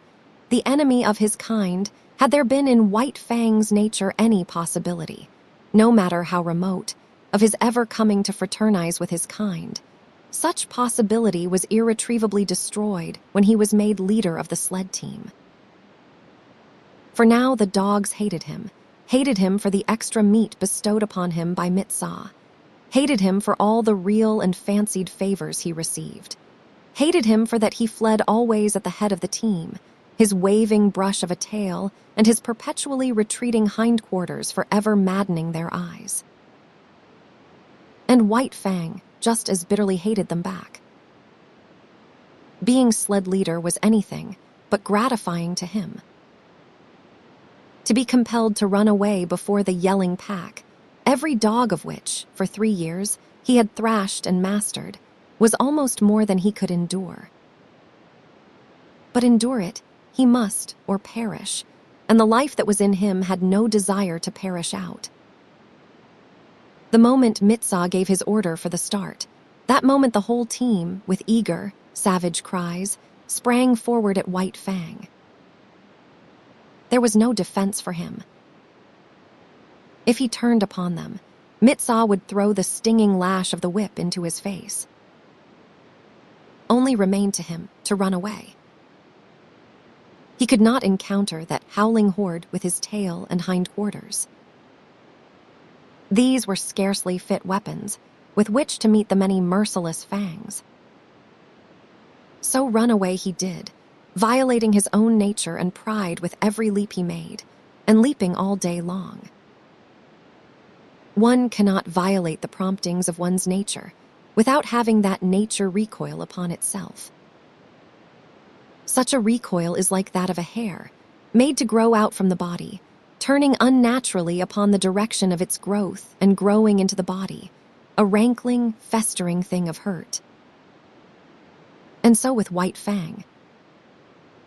Every urge of his being impelled him to spring upon the pack that cried at his heels, but it was the will of the gods that this should not be. And behind the will, to enforce it, was the whip of caribou gut with its biting 30-foot lash. So White Fang could only eat his heart in bitterness and develop a hatred and malice commensurate with the ferocity and indomitability of his nature. If ever a creature was the enemy of its kind, White Fang was that creature. He asked no quarter, gave none. He was continually marred and scarred by the teeth of the pack, and as continually he left his own marks upon the pack. Unlike most leaders, who, when camp was made and the dogs were unhitched, huddled near to the gods for protection, White Fang disdained such protection. He walked boldly about the camp, inflicting punishment in the night for what he had suffered in the day. In the time before he was made leader of the team, the pack had learned to get out of his way. But now it was different. Excited by the day-long pursuit of him, swayed subconsciously by the insistent iteration on their brains of the sight of him fleeing away, mastered by the feeling of mastery enjoyed all day, the dogs could not bring themselves to give way to him. When he appeared amongst them, there was always a squabble. His progress was marked by snarl and snap and growl. The very atmosphere he breathed was surcharged with hatred and malice, and this but served to increase the hatred and malice within him. When Mitsaw cried out his command for the team to stop, White Fang obeyed. At first, this caused trouble for the other dogs. All of them would spring upon the hated leader, only to find the tables turned. Behind him would be Mitsaw, the great whip singing in his hand. So the dogs came to understand that when the team stopped by order, White Fang was to be let alone. But when White Fang stopped without orders, then it was allowed them to spring upon him and destroy him if they could. After several experiences, White Fang never stopped without orders. He learned quickly. It was in the nature of things that he must learn quickly if he were to survive the unusually severe conditions under which life was vouchsafed him. But the dogs could never learn the lesson to leave him alone in camp. Each day, pursuing him and crying defiance at him, the lesson of the previous night was erased, and that night would have to be learned over again, to be as immediately forgotten. Besides, there was a greater consistence in their dislike of him. They sensed between themselves and him a difference of kind, cause sufficient in itself for hostility. Like him, they were domesticated wolves. But they had been domesticated for generations. Much of the wild had been lost, so that to them the wild was the unknown, the terrible, the ever-menacing and ever-warring. But to him, in appearance and action and impulse, still clung the wild. He symbolized it, was its personification, so that when they showed their teeth to him, they were defending themselves against the powers of destruction that lurked in the shadows of the forest and in the dark beyond the campfire. But there was one lesson the dogs did learn, and that was to keep together. White Fang was too terrible for any of them to face single-handed. They met him with the mass formation, otherwise he would have killed them, one by one, in a night. As it was, he never had a chance to kill them. He might roll a dog off its feet, but the pack would be upon him before he could follow up and deliver the deadly throat stroke. At the first hint of conflict, the whole team drew together and faced him. The dogs had quarrels among themselves, but these were forgotten when trouble was brewing with White Fang. On the other hand, try as they would, they could not kill White Fang. He was too quick for them, too formidable, too wise. He avoided tight places and always backed out of it when they bade fair to surround him. While, as for getting him off his feet, there was no dog among them capable of doing the trick. His feet clung to the earth with the same tenacity that he clung to life. For that matter, life and footing were synonymous in this unending warfare with the pack, and none knew it better than White Fang. So he became the enemy of his kind, domesticated wolves that they were, softened by the fires of man, weakened in the sheltering shadow of man's strength. White Fang was bitter and implacable. The clay of him was so molded. He declared a vendetta against all dogs. And so terribly did he live this vendetta that Gray Beaver, fierce savage himself, could not but marvel at White Fang's ferocity. Never, he swore, had there been the like of this animal, and the Indians in strange villages swore likewise when they considered the tale of his killings amongst their dogs.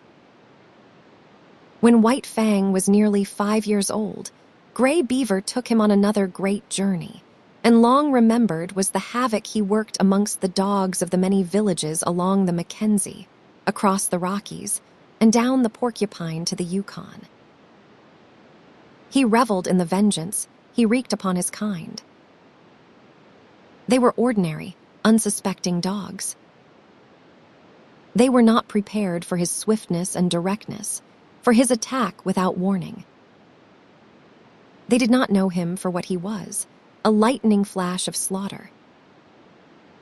They bristled up to him, stiff-legged and challenging, while he, wasting no time on elaborate preliminaries, snapping into action like a steel spring, was at their throats and destroying them before they knew what was happening, and while they were yet in the throes of surprise. He became an adept at fighting. He economized. He never wasted his strength, never tussled. He was in too quickly for that, and if he missed, was out again too quickly. The dislike of the wolf for close quarters was his to an unusual degree. He could not endure a prolonged contact with another body. It smacked of danger. It made him frantic. He must be away, free on his own legs, touching no living thing. It was the wild still clinging to him, asserting itself through him. This feeling had been accentuated by the Ishmaelite life he had led from his puppyhood. Danger lurked in contacts. It was the trap, ever the trap, the fear of it lurking deep in the life of him, woven into the fiber of him. In consequence, the strange dogs he encountered had no chance against him. He eluded their fangs. He got them, or got away, himself untouched in either event. In the natural course of things, there were exceptions to this. There were times when several dogs, pitching onto him, punished him before he could get away, and there were times when a single dog scored deeply on him. But these were accidents. In the main, so efficient a fighter had he become, he went his way unscathed. Another advantage he possessed was that of correctly judging time and distance. Not that he did this consciously, however. He did not calculate such things. It was all automatic. His eyes saw correctly, and the nerves carried the vision correctly to his brain. The parts of him were better adjusted than those of the average dog. They worked together more smoothly and steadily. His was a better, far better, nervous, mental, and muscular coordination. When his eyes conveyed to his brain the moving image of an action, his brain, without conscious effort, knew the space that limited that action and the time required for its completion. Thus, he could avoid the leap of another dog or the drive of its fangs, and at the same moment could seize the infinitesimal fraction of time in which to deliver his own attack. Body and brain, his was a more perfected mechanism. Not that he was to be praised for it. Nature had been more generous to him than to the average animal, that was all. It was in the summer that White Fang arrived at Fort Yukon. Gray beaver had crossed the great watershed between Mackenzie and the Yukon in the late winter, and spent the spring in hunting among the western outlying spurs of the Rockies. Then, after the breakup of the ice on the Porcupine, he had built a canoe and paddled down that stream to where it affected its junction with the Yukon just under the Arctic Circle. Here stood the old Hudson's Bay Company fort, and here were many Indians, much food, and unprecedented excitement. It was the summer of 1898, and thousands of gold hunters were going up the Yukon to Dawson and the Klondike. Still hundreds of miles from their goal, nevertheless many of them had been on the way for a year, and the least any of them had traveled to get that far was 5,000 miles, while some had come from the other side of the world. Here Gray Beaver stopped. A whisper of the gold rush had reached his ears, and he had come with several bales of furs and another of gut-sewn mittens and moccasins. He would not have ventured so long a trip had he not expected generous profits. But what he had expected was nothing to what he realized. His wildest dreams had not exceeded 100%. Profit, he made 1,000%. And like a true Indian, he settled down to trade carefully and slowly, even if it took all summer and the rest of the winter to dispose of his goods. It was at Fort Yukon that White Fang saw his first white men. As compared with the Indians he had known, they were to him another race of beings, a race of superior gods. They impressed him as possessing superior power, and it is on power that Godhead rests. White Fang did not reason it out, did not in his mind make the sharp generalization that the white gods were more powerful. It was a feeling, nothing more, and yet none the less potent. As, in his puppyhood, the looming bulks of the teepees, man reared, had affected him as manifestations of power, so was he affected now by the houses and the huge fort all of massive logs. Here was power. Those white gods were strong. They possessed greater mastery over matter than the gods he had known, most powerful among which was Gray Beaver. And yet Gray Beaver was as a child god among these white-skinned ones. To be sure, White Fang only felt these things. He was not conscious of them. Yet it is upon feeling, more often than thinking, that animals act, and every act White Fang now performed was based upon the feeling that the white men were the superior gods. In the first place, he was very suspicious of them. There was no telling what unknown terrors were theirs, what unknown hurts they could administer. He was curious to observe them, fearful of being noticed by them. For the first few hours, he was content with slinking around and watching them from a safe distance. Then he saw that no harm befell the dogs that were near to them, and he came in closer. In turn, he was an object of great curiosity to them. His wolfish appearance caught their eyes at once, and they pointed him out to one another. This act of pointing put White Fang on his guard, and when they tried to approach him, he showed his teeth and backed away. Not one succeeded in laying a hand on him, and it was well that they did not. White Fang soon learned that very few of these gods, not more than a dozen, lived at this place. Every 2 or 3 days, a steamer, another and colossal manifestation of power, came into the bank and stopped for several hours. The white men came from off these steamers and went away on them again. There seemed untold numbers of these white men.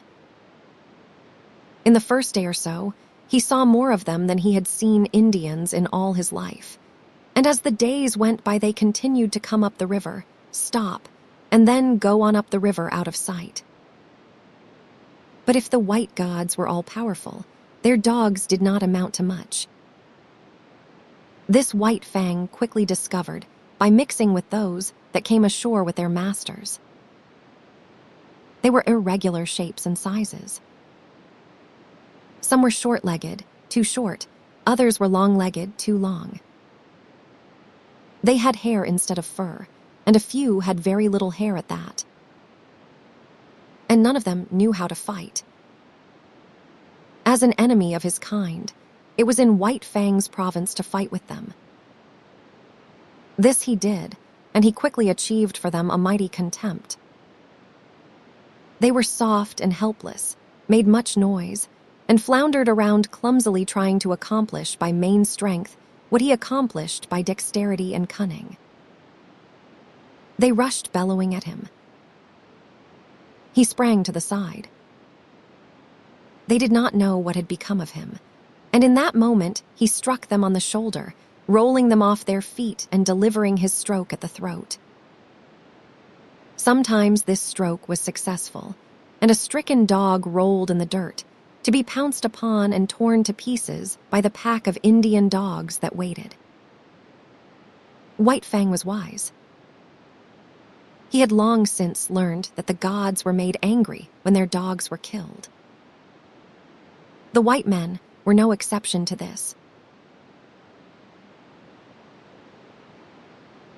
So he was content, when he had overthrown and slashed wide the throat of one of their dogs, to drop back and let the pack go in and do the cruel finishing work. It was then that the white men rushed in, visiting their wrath heavily on the pack, while White Fang went free. He would stand off at a little distance and look on, while stones, clubs, axes, and all sorts of weapons fell upon his fellows. White Fang was very wise. But his fellows grew wise in their own way, and in this White Fang grew wise with them. They learned that it was when a steamer first tied to the bank that they had their fun. After the first 2 or 3 strange dogs had been downed and destroyed, the white men hustled their own animals back on board and wreaked savage vengeance on the offenders. One white man, having seen his dog, a setter, torn to pieces before his eyes, drew a revolver. He fired rapidly, 6 times, and 6 of the pack lay dead or dying, another manifestation of power that sank deep into White Fang's consciousness. White Fang enjoyed it all. He did not love his kind, and he was shrewd enough to escape hurt himself. At first, the killing of the white men's dogs had been a diversion. After a time, it became his occupation. There was no work for him to do. Gray Beaver was busy trading and getting wealthy. So White Fang hung around the landing with the disreputable gang of Indian dogs, waiting for steamers. With the arrival of a steamer, the fun began. After a few minutes, by the time the white men had got over their surprise, the gang scattered. The fun was over until the next steamer should arrive. But it can scarcely be said that White Fang was a member of the gang. He did not mingle with it, but remained aloof, always himself, and was even feared by it. It is true, he worked with it. He picked the quarrel with the strange dog while the gang waited. And when he had overthrown the strange dog, the gang went in to finish it. But it is equally true that he then withdrew, leaving the gang to receive the punishment of the outraged gods. It did not require much exertion to pick these quarrels. All he had to do, when the strange dogs came ashore, was to show himself. When they saw him, they rushed for him. It was their instinct. He was the wild, the unknown, the terrible, the ever-menacing, the thing that prowled in the darkness around the fires of the primeval world when they, cowering close to the fires, were reshaping their instincts, learning to fear the wild out of which they had come, and which they had deserted and betrayed. Generation by generation, down all the generations, had this fear of the wild been stamped into their natures. For centuries, the wild had stood for terror and destruction. And during all this time, free license had been theirs, from their masters, to kill the things of the wild. In doing this, they had protected both themselves and the gods whose companionship they shared. And so, fresh from the soft southern world, these dogs, trotting down the gangplank and out upon the Yukon shore, had but to see White Fang to experience the irresistible impulse to rush upon him and destroy him. They might be town-reared dogs, but the instinctive fear of the wild was theirs just the same. Not alone with their own eyes did they see the wolfish creature in the clear light of day, standing before them. They saw him with the eyes of their ancestors, and by their inherited memory, they knew White Fang for the wolf, and they remembered the ancient feud. All of which served to make White Fang's days enjoyable. If the sight of him drove these strange dogs upon him, so much the better for him, so much the worse for them. They looked upon him as legitimate prey, and as legitimate prey he looked upon them. Not for nothing had he first seen the light of day in a lonely lair, and fought his first fights with the ptarmigan, the weasel, and the lynx. And not for nothing had his puppyhood been made bitter by the persecution of Lip Lip and the whole puppy pack. It might have been otherwise, and he would then have been otherwise. Had Lip not existed, he would have passed his puppyhood with the other puppies and grown up more dog-like and with more liking for dogs. Had Gray Beaver possessed the plummet of affection and love, he might have sounded the deeps of White Fang's nature and brought up to the surface all manner of kindly qualities. But these things had not been so. The clay of White Fang had been molded until he became what he was, morose and lonely, unloving and ferocious, the enemy of all his kind. Chapter 2. The Mad God. A small number of white men lived in Fort Yukon. These men had been long in the country. They called themselves sourdoughs and took great pride in so classifying themselves. For other men, new in the land, they felt nothing but disdain. The men who came ashore from the steamers were newcomers. They were known as chechaquos, and they always wilted at the application of the name. They made their bread with baking powder. This was the invidious distinction between them and the sourdoughs, who, forsooth, made their bread from sourdough because they had no baking powder. All of which is neither here nor there. The men in the fort disdained the newcomers and enjoyed seeing them come to grief. Especially did they enjoy the havoc worked amongst the newcomers' dogs by White Fang and his disreputable gang. When a steamer arrived, the men of the fort made it a point always to come down to the bank and see the fun. They looked forward to it with as much anticipation as did the Indian dogs, while they were not slow to appreciate the savage and crafty part played by White Fang. But there was one man amongst them who particularly enjoyed the sport. He would come running at the first sound of a steamboat's whistle, and when the last fight was over and White Fang and the pack had scattered, he would return slowly to the fort, his face heavy with regret. Sometimes, when a soft Southland dog went down, shrieking its death cry under the fangs of the pack, this man would be unable to contain himself and would leap into the air and cry out with delight. And always he had a sharp and covetous eye for White Fang. This man was called Beauty by the other men of the fort. No one knew his first name, and in general he was known in the country as Beauty Smith. But he was anything save a beauty. To antithesis was due his naming. He was preeminently unbeautiful. Nature had been niggardly with him. He was a small man to begin with, and upon his meager frame was deposited an even more strikingly meager head. Its apex might be likened to a point. In fact, in his boyhood, before he had been named Beauty by his fellows, he had been called Pinhead.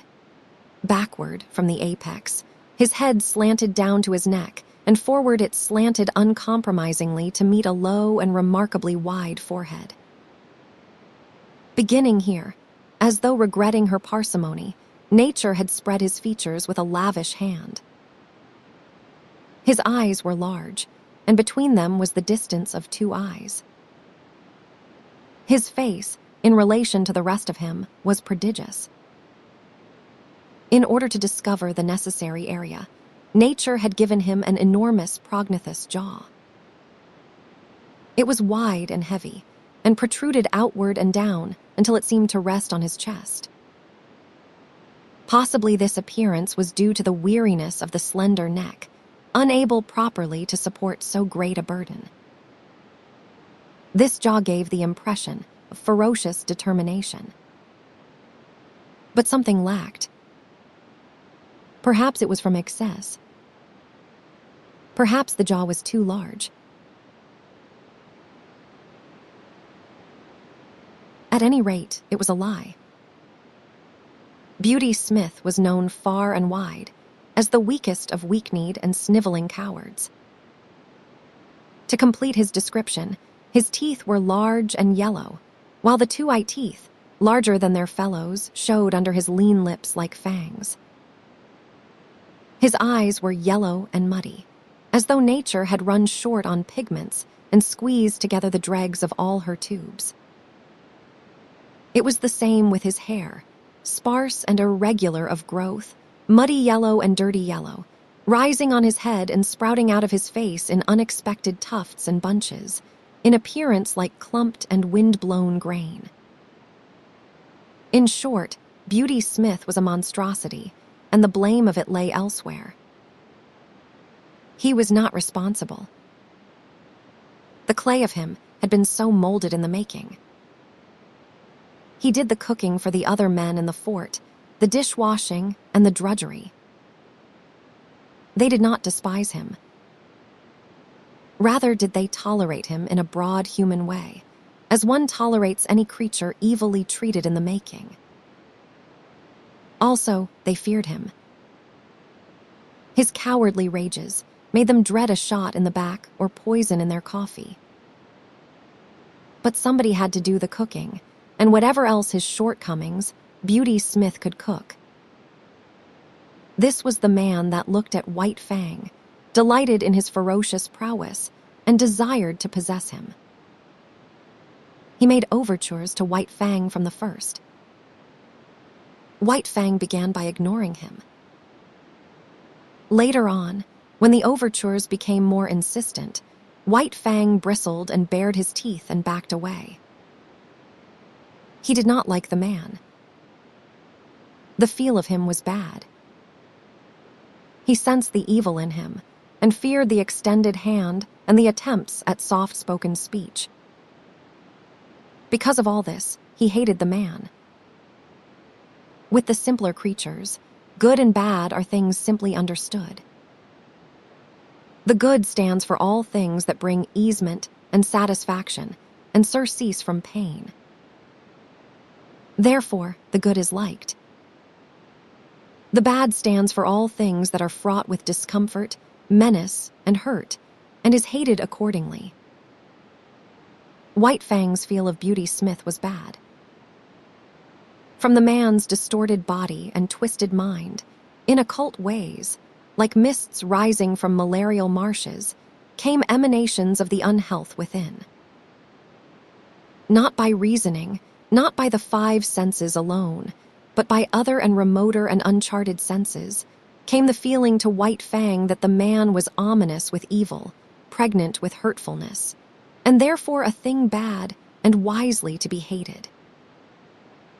White Fang was in Gray Beaver's camp when Beauty Smith first visited it. At the faint sound of his distant feet, before he came in sight, White Fang knew who was coming and began to bristle. He had been lying down in an abandon of comfort, but he arose quickly, and as the man arrived, slid away in true wolf fashion to the edge of the camp. He did not know what they said, but he could see the man and Gray Beaver talking together. Once the man pointed at him, and White Fang snarled back as though the hand were just descending upon him instead of being, as it was, 50 feet away. The man laughed at this, and White Fang slunk away to the sheltering woods, his head turned to observe as he glided softly over the ground. Gray Beaver refused to sell the dog. He had grown rich with his trading and stood in need of nothing. Besides, White Fang was a valuable animal, the strongest sled dog he had ever owned, and the best leader. Furthermore, there was no dog like him on the Mackenzie nor the Yukon. He could fight. He killed other dogs as easily as men killed mosquitoes. Beauty Smith's eyes lighted up at this, and he licked his thin lips with an eager tongue. No, White Fang was not for sale at any price. But Beauty Smith knew the ways of Indians. He visited Gray Beaver's camp often, and hidden under his coat was always a black bottle or so. One of the potencies of whiskey is the breeding of thirst. Gray Beaver got the thirst. His fevered membranes and burnt stomach began to clamor for more and more of the scorching fluid, while his brain, thrust all awry by the unwanted stimulant, permitted him to go any length to obtain it.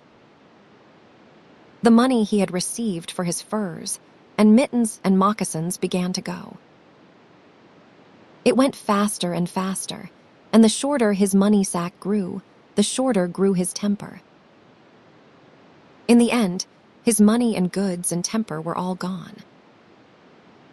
Nothing remained to him but his thirst, a prodigious possession in itself that grew more prodigious with every sober breath he drew.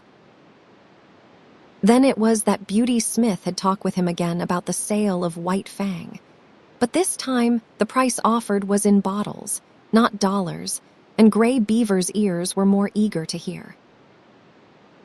"You catch dog, you take all right," was his last word.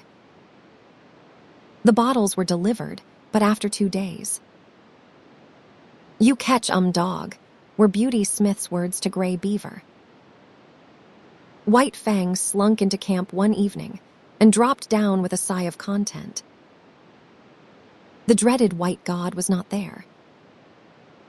For days, his manifestations of desire to lay hands on him had been growing more insistent, and during that time, White Fang had been compelled to avoid the camp. He did not know what evil was threatened by those insistent hands. He knew only that they did threaten evil of some sort, and that it was best for him to keep out of their reach. But scarcely had he lain down when Gray Beaver staggered over to him and tied a leather thong around his neck. He sat down beside White Fang, holding the end of the thong in his hand. In the other hand, he held a bottle, which, from time to time, was inverted above his head to the accompaniment of gurgling noises. An hour of this passed, when the vibrations of feet in contact with the ground foreign the one who approached. White Fang heard it first, and he was bristling with recognition, while Gray Beaver still nodded stupidly.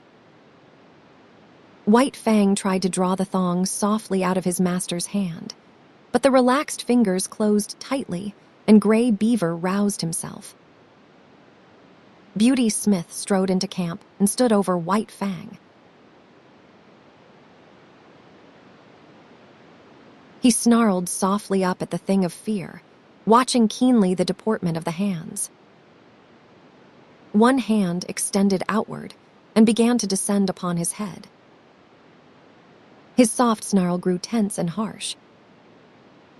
The hand continued slowly to descend, while he crouched beneath it, eyeing it malignantly, his snarl growing shorter and shorter as, with quickening breath, it approached its culmination.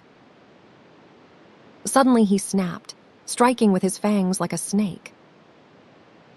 The hand was jerked back, and the teeth came together emptily with a sharp click. Beauty Smith was frightened and angry. Gray Beaver clouted White Fang alongside the head, so that he cowered down close to the earth in respectful obedience. White Fang's suspicious eyes followed every movement. He saw Beauty Smith go away and return with a stout club. Then the end of the thong was given over to him by Gray Beaver. Beauty Smith started to walk away. The thong grew taut. White Fang resisted it. Gray Beaver clouted him right and left to make him get up and follow. He obeyed, but with a rush, hurling himself upon the stranger who was dragging him away. Beauty Smith did not jump away. He had been waiting for this. He swung the club smartly, stopping the rush midway and smashing White Fang down upon the ground. Gray Beaver laughed and nodded approval. Beauty Smith tightened the thong again, and White Fang crawled limply and dizzily to his feet. He did not rush a second time.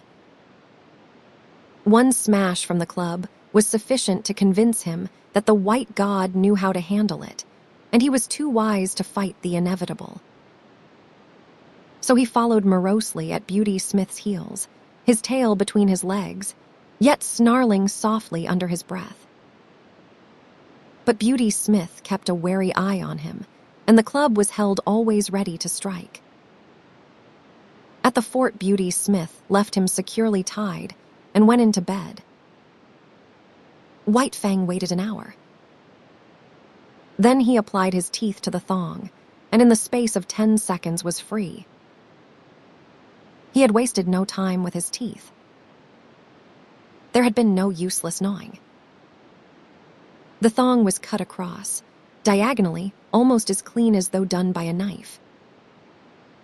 White Fang looked up at the fort, at the same time bristling and growling. Then he turned and trotted back to Gray Beaver's camp. He owed no allegiance to this strange and terrible god. He had given himself to Gray Beaver, and to Gray Beaver he considered he still belonged. But what had occurred before was repeated, with a difference. Gray Beaver again made him fast with a thong, and in the morning turned him over to Beauty Smith. And here was where the difference came in. Beauty Smith gave him a beating. Tied securely, White Fang could only rage futilely and endure the punishment. Club and whip were both used upon him, and he experienced the worst beating he had ever received in his life. Even the big beating given him in his puppyhood by Gray Beaver was mild compared with this. Beauty Smith enjoyed the task. He delighted in it. He gloated over his victim, and his eyes flamed dully, as he swung the whip or club and listened to White Fang's cries of pain and to his helpless bellows and snarls. For Beauty Smith was cruel in the way that cowards are cruel. Cringing and sniveling himself before the blows or angry speech of a man, he revenged himself, in turn, upon creatures weaker than he. All life likes power, and Beauty Smith was no exception. Denied the expression of power amongst his own kind, he fell back upon the lesser creatures, and there vindicated the life that was in him. But Beauty Smith had not created himself, and no blame was to be attached to him. He had come into the world with a twisted body and a brute intelligence. This had constituted the clay of him, and it had not been kindly molded by the world. White Fang knew why he was being beaten. When Gray Beaver tied the thong around his neck and passed the end of the thong into Beauty Smith's keeping, White Fang knew that it was his God's will for him to go with Beauty Smith. And when Beauty Smith left him tied outside the fort, he knew that it was Beauty Smith's will that he should remain there. Therefore, he had disobeyed the will of both the gods and earned the consequent punishment. He had seen dogs change owners in the past, and he had seen the runaways beaten as he was being beaten. He was wise, and yet in the nature of him there were forces greater than wisdom. One of these was fidelity. He did not love Gray Beaver, yet, even in the face of his will and his anger, he was faithful to him. He could not help it. This faithfulness was a quality of the clay that composed him. It was the quality that was peculiarly the possession of his kind, the quality that set apart his species from all other species, the quality that has enabled the wolf and the wild dog to come in from the open and be the companions of man. After the beating, White Fang was dragged back to the fort. But this time, Beauty Smith left him tied with a stick. One does not give up a god easily, and so with White Fang. Gray Beaver was his own particular god, and in spite of Gray Beaver's will, White Fang still clung to him and would not give him up. Gray Beaver had betrayed and forsaken him, but that had no effect upon him. Not for nothing had he surrendered himself body and soul to Gray Beaver. There had been no reservation on White Fang's part, and the bond was not to be broken easily. So, in the night, when the men in the fort were asleep, White Fang applied his teeth to the stick that held him. The wood was seasoned and dry, and it was tied so closely to his neck that he could scarcely get his teeth to it. It was only by the severest muscular exertion and neck-harching that he succeeded in getting the wood between his teeth, and barely between his teeth at that. And it was only by the exercise of an immense patience, extending through many hours, that he succeeded in gnawing through the stick. This was something that dogs were not supposed to do. It was unprecedented. But White Fang did it, trotting away from the fort in the early morning, with the end of the stick hanging to his neck. He was wise. But had he been merely wise, he would not have gone back to Gray Beaver, who had already twice betrayed him. But there was his faithfulness, and he went back to be betrayed yet a third time. Again, he yielded to the tying of a thong around his neck by Gray Beaver, and again Beauty Smith came to claim him. And this time, he was beaten even more severely than before. Gray Beaver looked on stolidly, while the white man wielded the whip. He gave no protection. It was no longer his dog. When the beating was over, White Fang was sick. A soft Southland dog would have died under it, but not he. His school of life had been sterner, and he was himself of sterner stuff. He had too great vitality. His clutch on life was too strong. But he was very sick. At first, he was unable to drag himself along, and Beauty Smith had to wait half an hour for him. And then, blind and reeling, he followed at Beauty Smith's heels back to the fort. But now he was tied with a chain that defied his teeth, and he strove in vain, by lunging, to draw the staple from the timber into which it was driven. After a few days, sober and bankrupt, Gray Beaver departed up the Porcupine on his long journey to the Mackenzie. White Fang remained on the Yukon, the property of a man more than half mad and all brute. But what is a dog to know in its consciousness of madness? To White Fang, Beauty Smith was a veritable, if terrible, god. He was a mad god at best, but White Fang knew nothing of madness. He knew only that he must submit to the will of this new master, obey his every whim and fancy.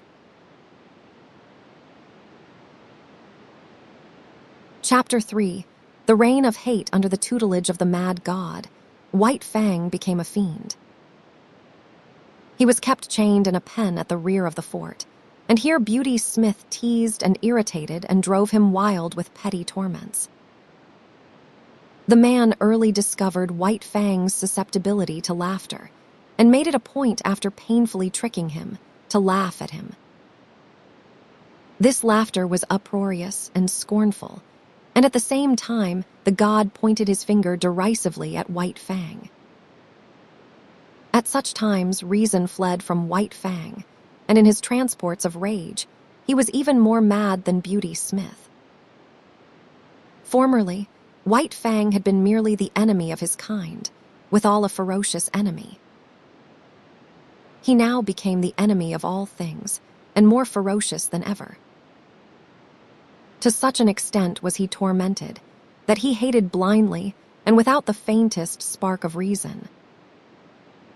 He hated the chain that bound him, the men who peered in at him through the slats of the pen, the dogs that accompanied the men, and that snarled malignantly at him in his helplessness.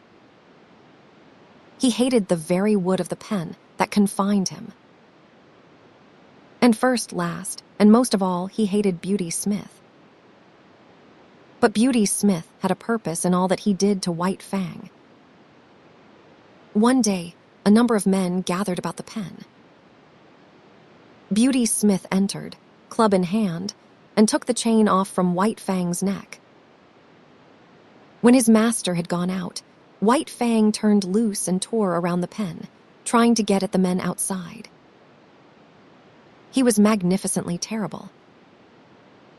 Fully 5 feet in length, and standing 2½ feet at the shoulder, he far outweighed a wolf of corresponding size. From his mother, he had inherited the heavier proportions of the dog, so that he weighed, without any fat and without an ounce of superfluous flesh, over 90 pounds. It was all muscle, bone, and sinew-fighting flesh in the finest condition. The door of the pen was being opened again. White Fang paused. Something unusual was happening. He waited. The door was opened wider. Then a huge dog was thrust inside, and the door was slammed shut behind him. White Fang had never seen such a dog. It was a mastiff, but the size and fierce aspect of the intruder did not deter him. Here was something, not wood nor iron, upon which to wreak his hate. He leaped in with a flash of fangs that ripped down the side of the mastiff's neck. The mastiff shook his head, growled hoarsely, and plunged at White Fang.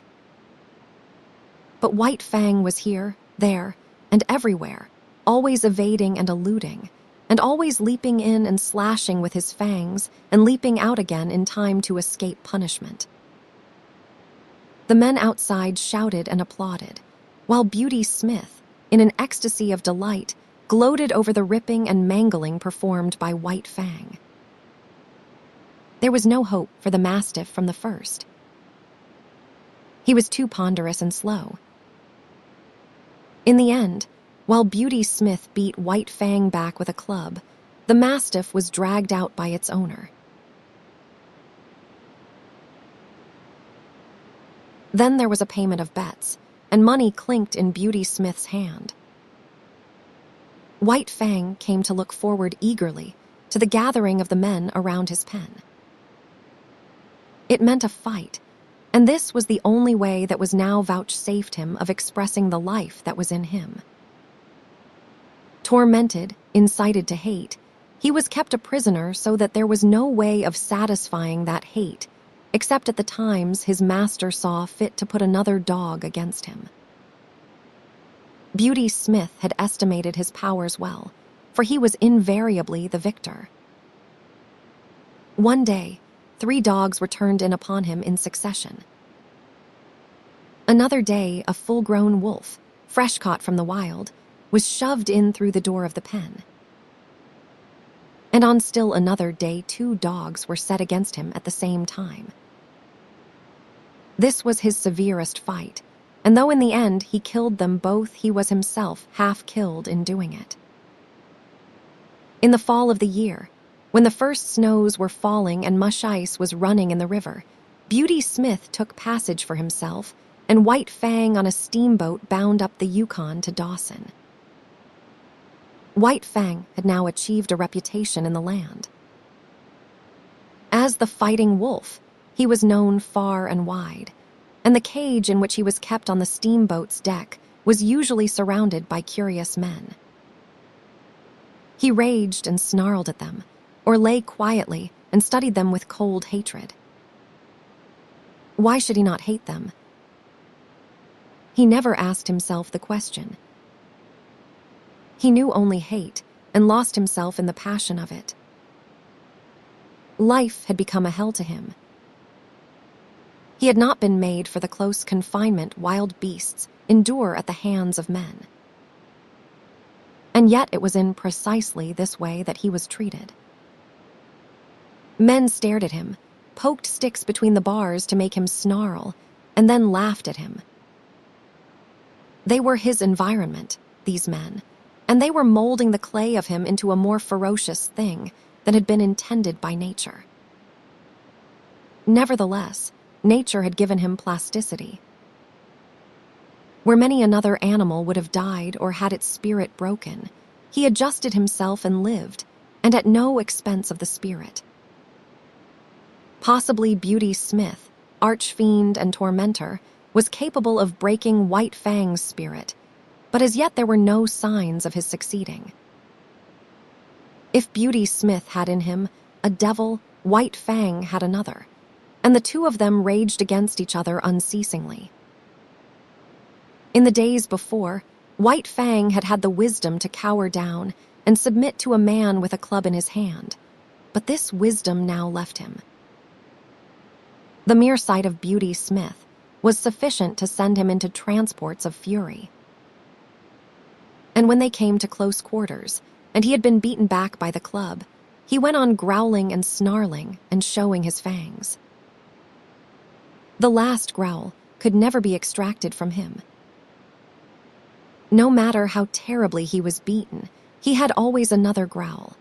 And when Beauty Smith gave up and withdrew, the defiant growl followed after him, or White Fang sprang at the bars of the cage bellowing his hatred. When the steamboat arrived at Dawson, White Fang went ashore. But he still lived a public life, in a cage, surrounded by curious men. He was exhibited as the Fighting Wolf, and men paid 50 cents in gold dust to see him. He was given no rest. Did he lie down to sleep, he was stirred up by a sharp stick, so that the audience might get its money's worth.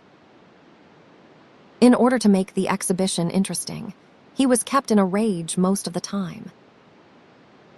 But worse than all this was the atmosphere in which he lived. He was regarded as the most fearful of wild beasts, and this was borne into him through the bars of the cage. Every word, every cautious action on the part of the men impressed upon him his own terrible ferocity.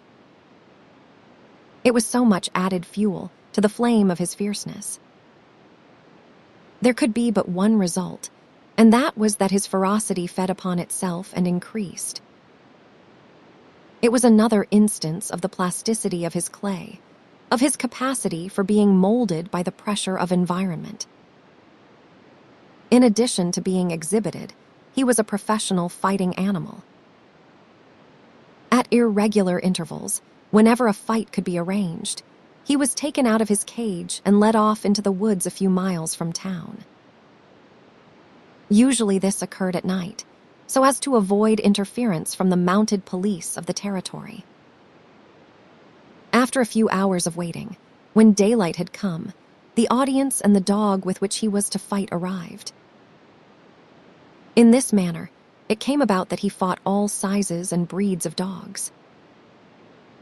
It was a savage land, the men were savage, and the fights were usually to the death. Since White Fang continued to fight, it is obvious that it was the other dogs that died. He never knew defeat. His early training, when he fought with Lip Lip and the whole puppy pack, stood him in good stead. There was the tenacity with which he clung to the earth. No dog could make him lose his footing.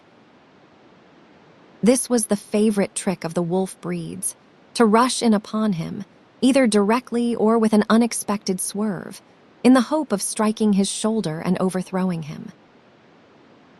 Mackenzie hounds, Eskimo and Labrador dogs, huskies and malamutes, all tried it on him and all failed. He was never known to lose his footing.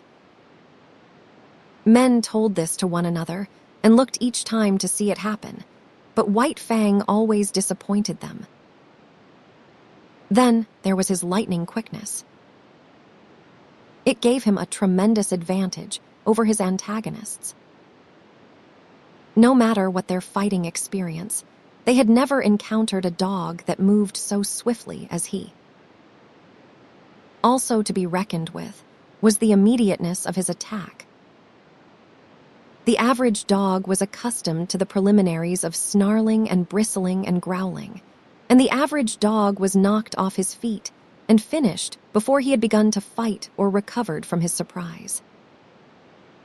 So often did this happen that it became the custom to hold White Fang until the other dog went through its preliminaries, was good and ready, and even made the first attack. But greatest of all the advantages in White Fang's favor was his experience. He knew more about fighting than did any of the dogs that faced him. He had fought more fights, knew how to meet more tricks and methods, and had more tricks himself, while his own method was scarcely to be improved upon. As the time went by, he had fewer and fewer fights. Men despaired of matching him with an equal, and Beauty Smith was compelled to pit wolves against him. These were trapped by the Indians for the purpose, and a fight between White Fang and a wolf was always sure to draw a crowd. Once, a full-grown female lynx was secured, and this time White Fang fought for his life. Her quickness matched his, her ferocity equaled his, while he fought with his fangs alone, and she fought with her sharp-clawed feet as well. But after the lynx, all fighting ceased for White Fang. There were no more animals with which to fight. At least, there was none considered worthy of fighting with him. So he remained on exhibition until spring, when one Tim Keenan, a faro dealer, arrived in the land. With him came the first bulldog that had ever entered the Klondike. That this dog and White Fang should come together was inevitable, and for a week, the anticipated fight was the mainspring of conversation in certain quarters of the town. Chapter 4. The clinging death Beauty Smith slipped the chain from his neck and stepped back. For once, White Fang did not make an immediate attack. He stood still, ears pricked forward, alert and curious, surveying the strange animal that faced him. He had never seen such a dog before. Tim Keenan shoved the bulldog forward with a muttered "go to it."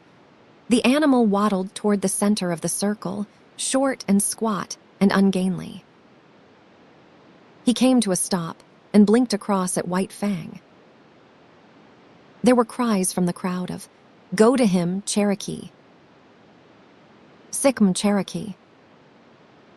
"Eat'm up," but Cherokee did not seem anxious to fight. He turned his head and blinked at the men who shouted, at the same time wagging his stump of a tail good-naturedly.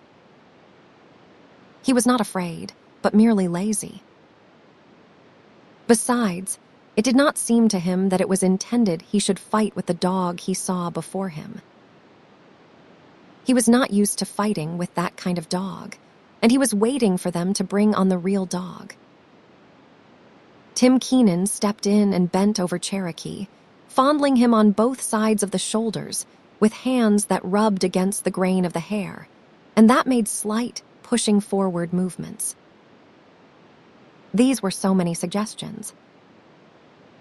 Also, their effect was irritating, for Cherokee began to growl, very softly, deep down in his throat. There was a correspondence in rhythm between the growls and the movements of the man's hands. The growl rose in the throat with the culmination of each forward-pushing movement, and ebbed down to start up afresh with the beginning of the next movement. The end of each movement was the accent of the rhythm, the movement ending abruptly and the growling rising with a jerk. This was not without its effect on White Fang. The hair began to rise on his neck and across the shoulders. Tim Keenan gave a final shove forward and stepped back again. As the impetus that carried Cherokee forward died down, he continued to go forward of his own volition in a swift, bow-legged run. Then White Fang struck. A cry of startled admiration went up. He had covered the distance and gone in more like a cat than a dog, and with the same cat-like swiftness, he had slashed with his fangs and leaped clear. The bulldog was bleeding back of one ear from a rip in his thick neck. He gave no sign, did not even snarl, but turned and followed after White Fang. The display on both sides, The quickness of the one and the steadiness of the other had excited the partisan spirit of the crowd, and the men were making new bets and increasing original bets. Again and yet again, White Fang sprang in, slashed, and got away untouched, and still his strange foe followed after him, without too great haste, not slowly, but deliberately and determinedly in a businesslike sort of way. There was purpose in his method, something for him to do that he was intent upon doing, and from which nothing could distract him. His whole demeanor, every action, was stamped with this purpose. It puzzled White Fang. Never had he seen such a dog. It had no hair protection. It was soft and bled easily. There was no thick mat of fur to baffle White Fang's teeth, as they were often baffled by dogs of his own breed. Each time that his teeth struck, they sank easily into the yielding flesh, while the animal did not seem able to defend itself. Another disconcerting thing was that it made no outcry, such as he had been accustomed to with the other dogs he had fought. Beyond a growl or a grunt, the dog took its punishment silently. And never did it flag in its pursuit of him. Not that Cherokee was slow. He could turn and whirl swiftly enough, but White Fang was never there. Cherokee was puzzled too. He had never fought before with a dog with which he could not close. The desire to close had always been mutual. But here was a dog that kept at a distance, dancing and dodging here and there and all about. And when it did get its teeth into him, it did not hold on but let go instantly and darted away again. But White Fang could not get at the soft underside of the throat. The bulldog stood too short, while its massive jaws were an added protection. White Fang darted in and out unscathed, while Cherokee's wounds increased. Both sides of his neck and head were ripped and slashed. He bled freely, but showed no signs of being disconcerted.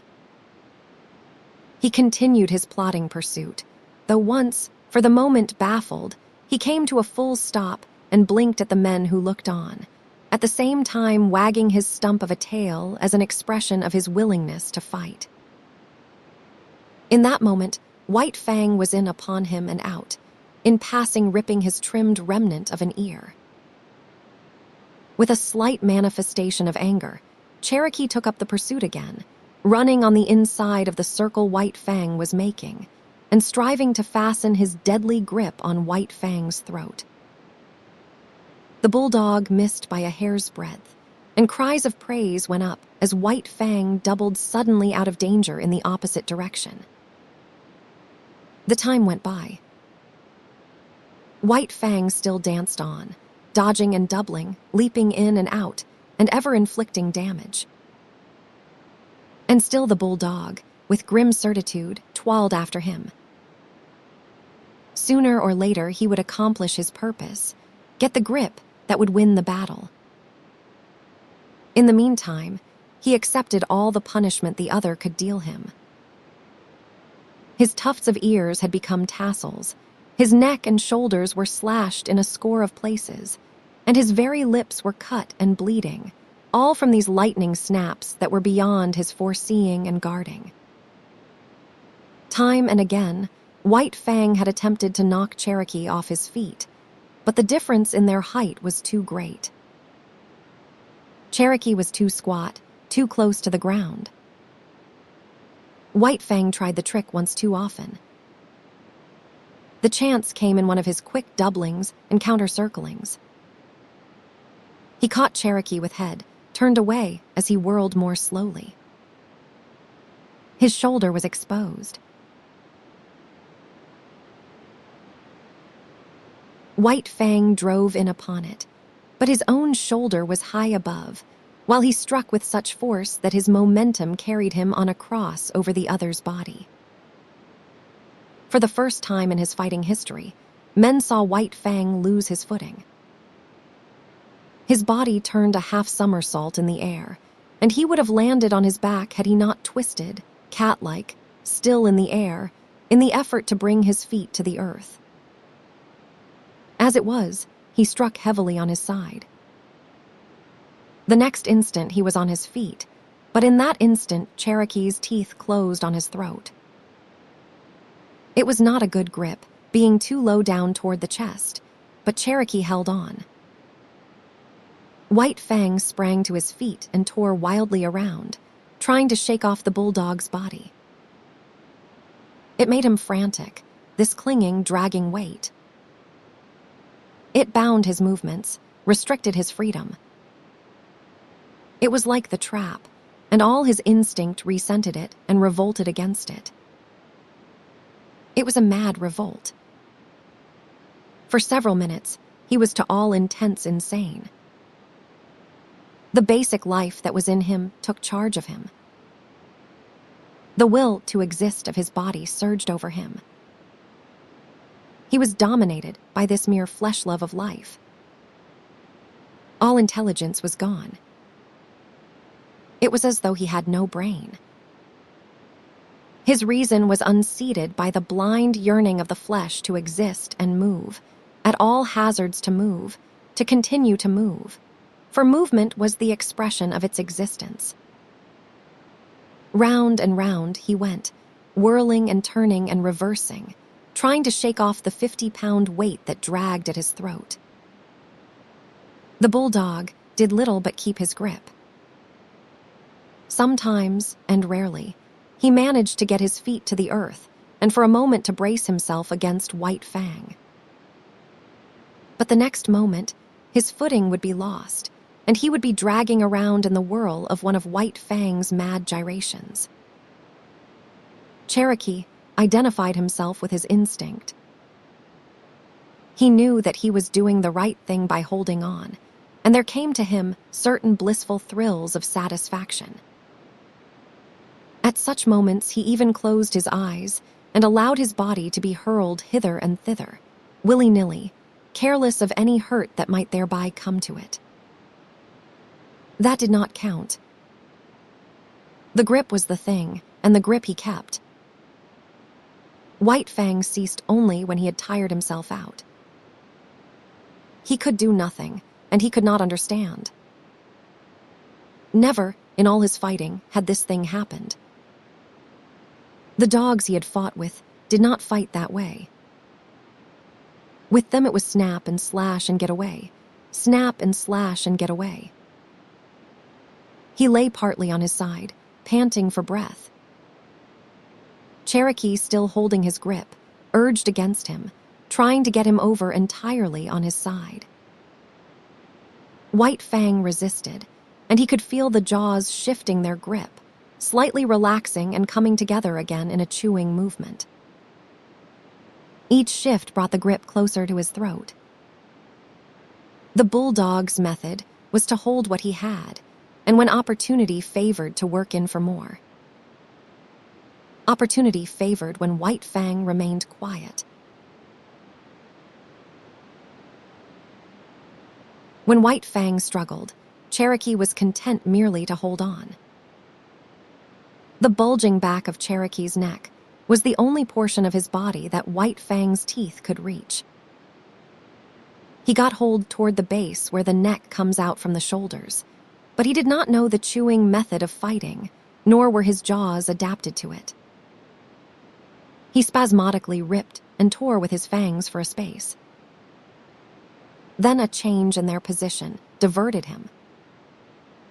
The bulldog had managed to roll him over on his back, and still hanging onto his throat, was on top of him. Like a cat, White Fang bowed his hindquarters in, and with the feet digging into his enemy's abdomen above him, he began to claw with long, tearing strokes. Cherokee might well have been disemboweled had he not quickly pivoted on his grip and got his body off of White Fang's and at right angles to it. There was no escaping that grip. It was like fate itself, and as inexorable. Slowly, it shifted up along the jugular. All that saved White Fang from death was the loose skin of his neck and the thick fur that covered it. This served to form a large roll in Cherokee's mouth, the fur of which well-nigh defied his teeth. But bit by bit, whenever the chance offered, he was getting more of the loose skin and fur in his mouth. The result was that he was slowly throttling White Fang. The latter's breath was drawn with greater and greater difficulty as the moments went by. It began to look as though the battle were over. The backers of Cherokee waxed jubilant and offered ridiculous odds. White Fang's backers were correspondingly depressed and refused bets of 10-1 and 20-1, though one man was rash enough to close a wager of 50-1. This man was Beauty Smith. He took a step into the ring and pointed his finger at White Fang. Then he began to laugh derisively and scornfully. This produced the desired effect. White Fang went wild with rage. He called up his reserves of strength and gained his feet. As he struggled around the ring, the 50 pounds of his foe ever dragging on his throat, his anger passed on into panic. The basic life of him dominated him again, and his intelligence fled before the will of his flesh to live. Round and back again, stumbling and falling and rising, even uprearing at times on his hind legs and lifting his foe clear of the earth, he struggled vainly to shake off the clinging death. At last he fell, toppling backward, exhausted, and the bulldog promptly shifted his grip, getting in closer, mangling more and more of the fur-folded flesh, throttling White Fang more severely than ever. Shouts of applause went up for the victor, and there were many cries of "Cherokee! Cherokee!"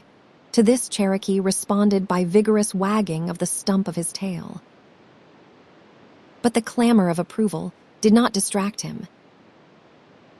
There was no sympathetic relation between his tail and his massive jaws. The one might wag, but the others held their terrible grip on White Fang's throat. It was at this time that a diversion came to the spectators. There was a jingle of bells. Dog mushers' cries were heard. Everybody, save Beauty Smith, looked apprehensively, the fear of the police strong upon them. But they saw, up the trail, and not down, 2 men running with sled and dogs. They were evidently coming down the creek from some prospecting trip. At sight of the crowd, they stopped their dogs and came over and joined it, curious to see the cause of the excitement. The dog musher wore a mustache, but the other, a taller and younger man, was smooth-shaven, his skin rosy from the pounding of his blood and the running in the frosty air. White Fang had practically ceased struggling. Now and again, he resisted spasmodically and to no purpose. He could get little air, and that little grew less and less under the merciless grip that ever tightened. In spite of his armor of fur, the great vein of his throat would have long since been torn open, had not the first grip of the bulldog been so low down as to be practically on the chest. It had taken Cherokee a long time to shift that grip upward, and this had also tended further to clog his jaws with fur and skin, fold. In the meantime, the abysmal brute in Beauty Smith had been rising into his brain and mastering the small bit of sanity that he possessed at best.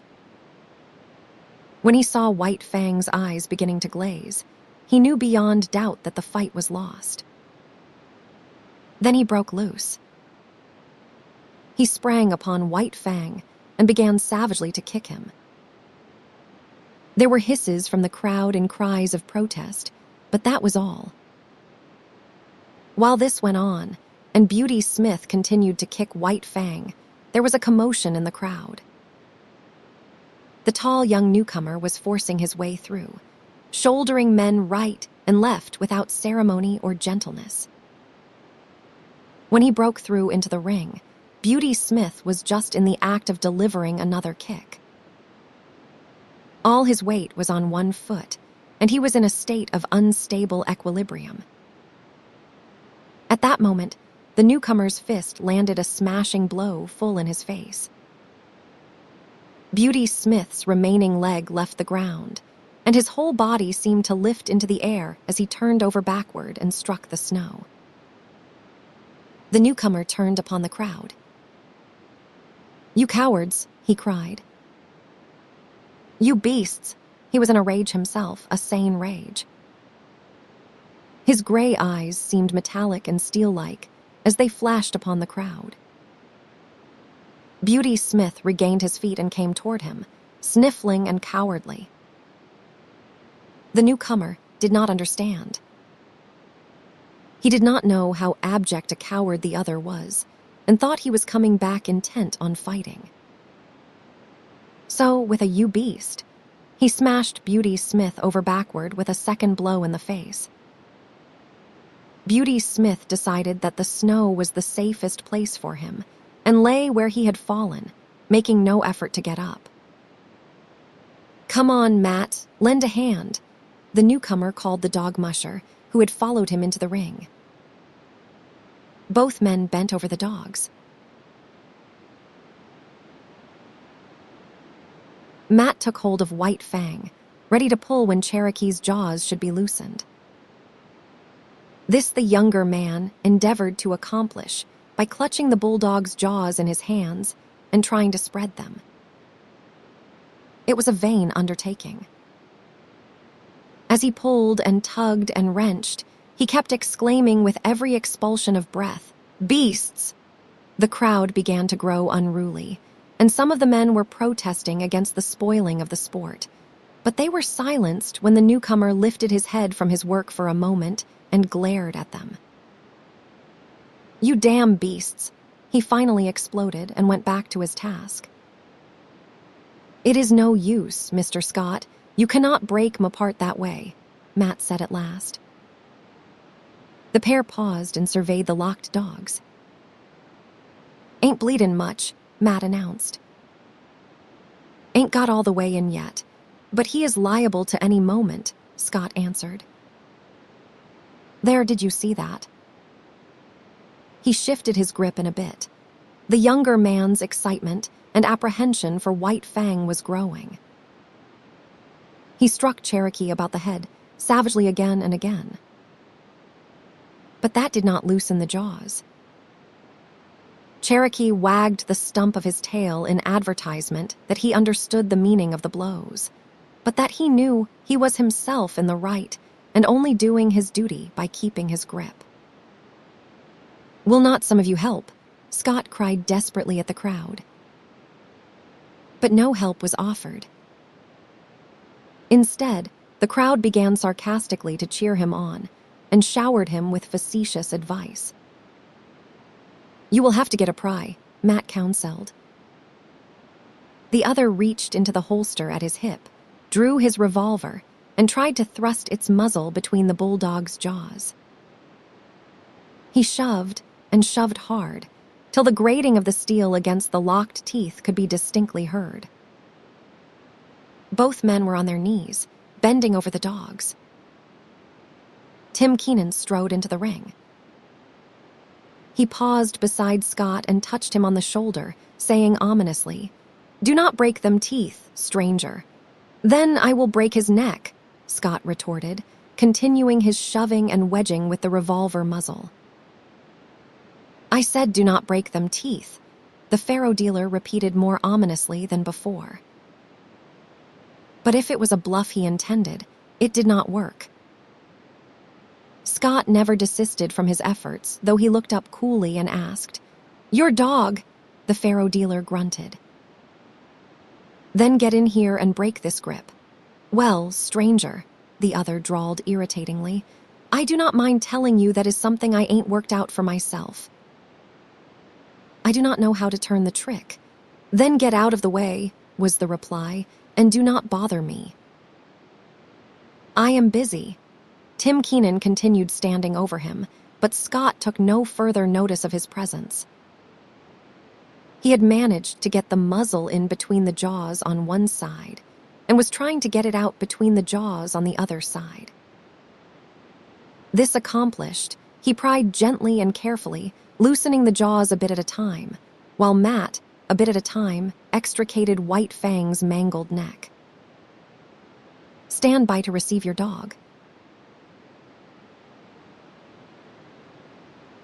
was Scott's peremptory order to Cherokee's owner. The faro dealer stooped down obediently and got a firm hold on Cherokee. "Now," Scott warned, giving the final pry. The dogs were drawn apart, the bulldog struggling vigorously. "Take him away," Scott commanded, and Tim Keenan dragged Cherokee back into the crowd. White Fang made several ineffectual efforts to get up. Once he gained his feet, but his legs were too weak to sustain him, and he slowly wilted and sank back into the snow. His eyes were half closed, and the surface of them was glassy. His jaws were apart, and through them the tongue protruded, draggled and limp. To all appearances, he looked like a dog that had been strangled to death. Matt examined him. "Just about all in," he announced, "but he is breathin' all right." Beauty Smith had regained his feet and come over to look at White Fang. "Matt, how much is a good sled dog worth?" Scott asked. The dog musher, still on his knees and stooped over White Fang, calculated for a moment. $300, he answered. "And how much for one that is all chewed up like this one?" Scott asked, nudging White Fang with his foot. Half of that was the dog musher's judgment. Scott turned upon Beauty Smith. "Did you hear, Mr. Beast? I am going to take your dog from you, and I am going to give you $150 for him." He opened his pocketbook and counted out the bills. Beauty Smith put his hands behind his back, refusing to touch the proffered money. "I ain't sellin'," he said. "Oh, yes you are," the other assured him. "Because I am buying. Here is your money." "The dog's mine." Beauty Smith, his hands still behind him, began to back away. Scott sprang toward him, drawing his fist back to strike. Beauty Smith cowered down in anticipation of the blow. "I have got my rights," he whimpered. "You have forfeited your rights to own that dog," was the rejoinder. "Are you going to take the money, or do I have to hit you again?" "All right," Beauty Smith spoke up with the alacrity of fear. "But I take the money under protest," he added. "The dog's a mint. I ain't goin' to be robbed." "A man's got his rights." "Correct," Scott answered, passing the money over to him. "A man's got his rights. But you are not a man. You are a beast. Wait till I get back to Dawson," Beauty Smith threatened. "I will have the law on you. If you open your mouth when you get back to Dawson, I will have you run out of town." "Understand," Beauty Smith replied with a grunt. "Understand," the other thundered with abrupt fierceness. "Yes," Beauty Smith grunted, shrinking away. "Yes what?" "Yes, sir," Beauty Smith snarled. "Look out. He will bite," someone shouted, and a guffaw of laughter went up. Scott turned his back on him and returned to help the dog musher, who was working over White Fang. Some of the men were already departing. Others stood in groups, looking on and talking. Tim Keenan joined one of the groups. "Who is that mug?" he asked. "We done Scott," someone answered. "And who in hell is Weedon Scott?" the faro dealer demanded. "Oh, one of them crackerjack minin experts. He is in with all the big bugs. If you want to keep out of trouble, you will steer clear of him. That is my talk. He is all hunky with the officials. The gold commissioner's a special pal of his. I thought he must be somebody," was the faro dealer's comment. "That is why I kept my hands offen him at the start." Chapter 5, The Indomitable It Is Hopeless, Weedon Scott confessed. He sat on the step of his cabin and stared at the dog musher, who responded with a shrug that was equally hopeless. Together they looked at White Fang at the end of his stretched chain, bristling, snarling, ferocious, straining to get at the sled dogs.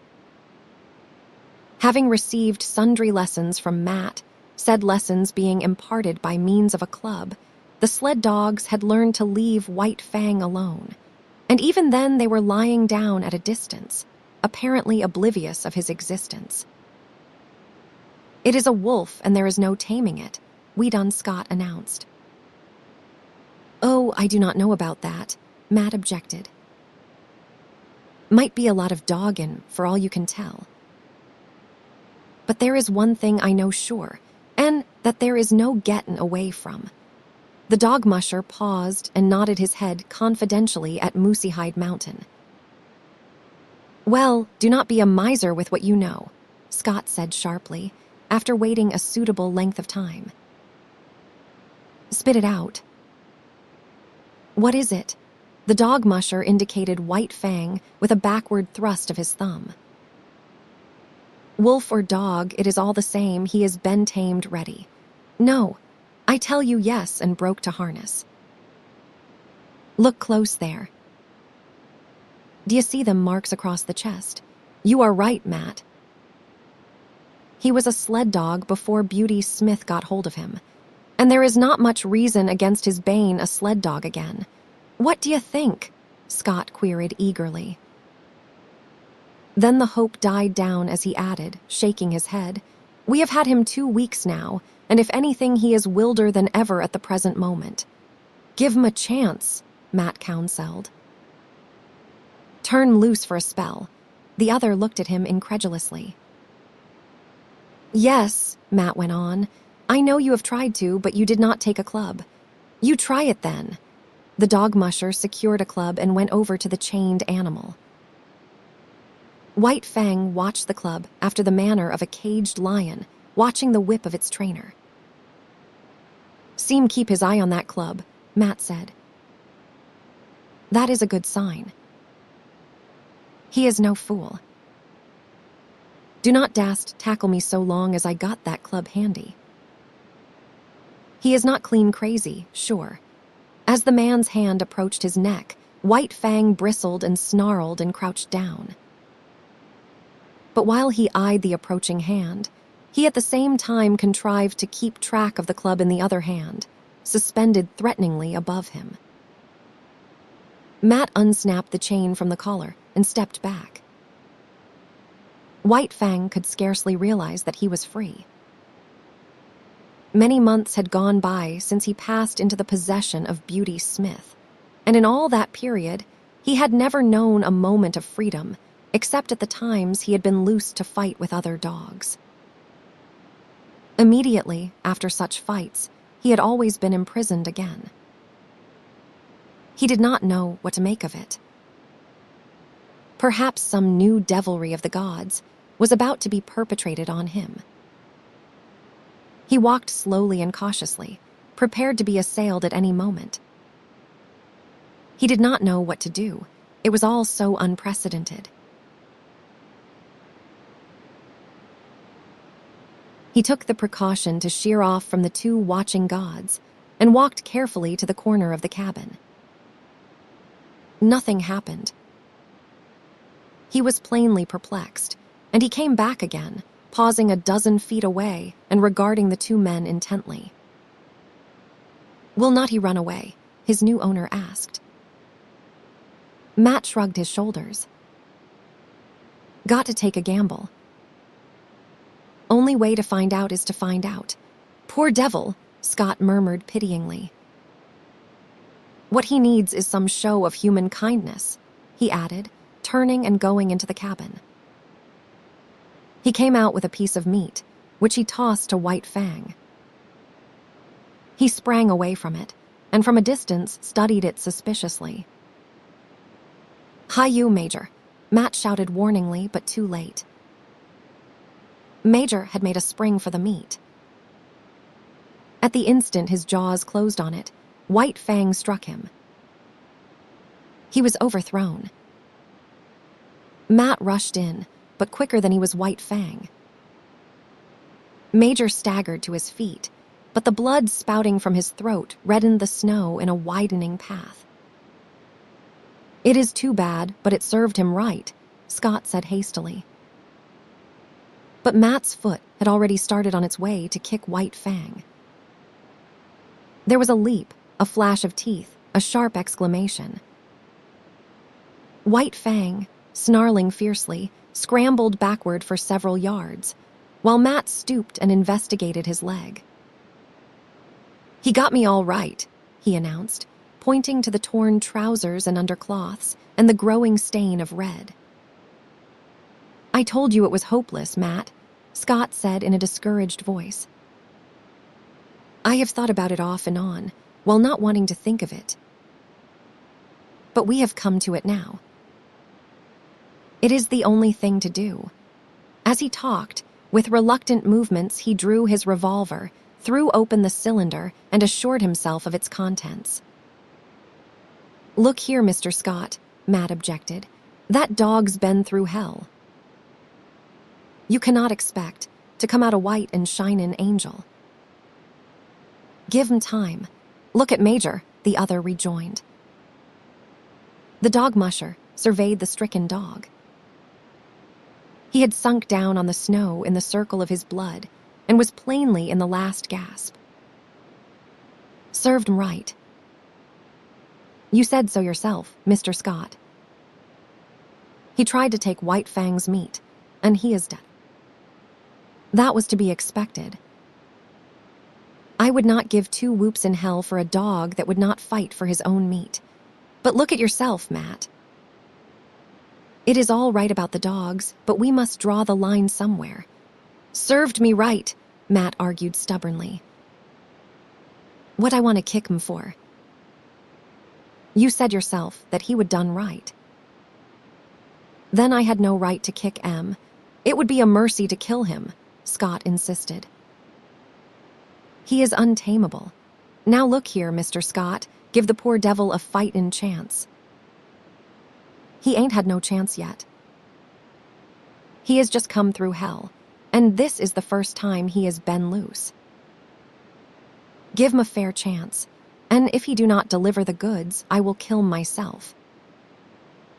"There, God knows I do not want to kill him or have him killed," Scott answered, putting away the revolver. "We will let him run loose and see what kindness can do for him. And here is a try at it." He walked over to White Fang and began talking to him gently and soothingly. "Better have a club handy," Matt warned.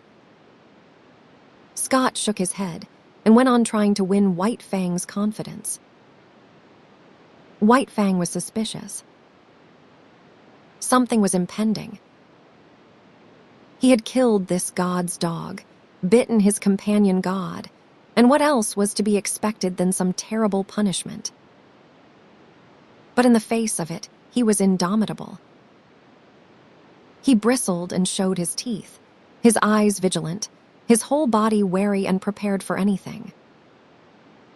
The god had no club, so he suffered him to approach quite near. The god's hand had come out and was descending upon his head. White Fang shrank together and grew tense as he crouched under it. Here was danger, some treachery or something. He knew the hands of the gods, their proved mastery, their cunning to hurt. Besides, There was his old antipathy to being touched. He snarled more menacingly, crouched still lower, and still the hand descended. He did not want to bite the hand, and he endured the peril of it until his instinct surged up in him, mastering him with its insatiable yearning for life. Weedon Scott had believed that he was quick enough to avoid any snap or slash. But he had yet to learn the remarkable quickness of White Fang, who struck with the certainty and swiftness of a coiled snake. Scott cried out sharply with surprise, catching his torn hand and holding it tightly in his other hand. Matt uttered a great oath and sprang to his side. White Fang crouched down and backed away, bristling, showing his fangs, his eyes malignant with menace. Now he could expect a beating as fearful as any he had received from Beauty Smith. "Here." "What are you doing?" Scott cried suddenly. Matt had dashed into the cabin and come out with a rifle. "Nothin'," he said slowly, with a careless calmness that was assumed. "Only going to keep that promise I made. I reckon it is up to me to kill him as I said I would do." "No, you do not." "Yes, I do." "Watch me." As Matt had pleaded for White Fang when he had been bitten, it was now Weedon Scott's turn to plead. "You said to give him a chance." "Well, give it to him. We have only just started, and we cannot quit at the beginning." It served me right this time. And look at him.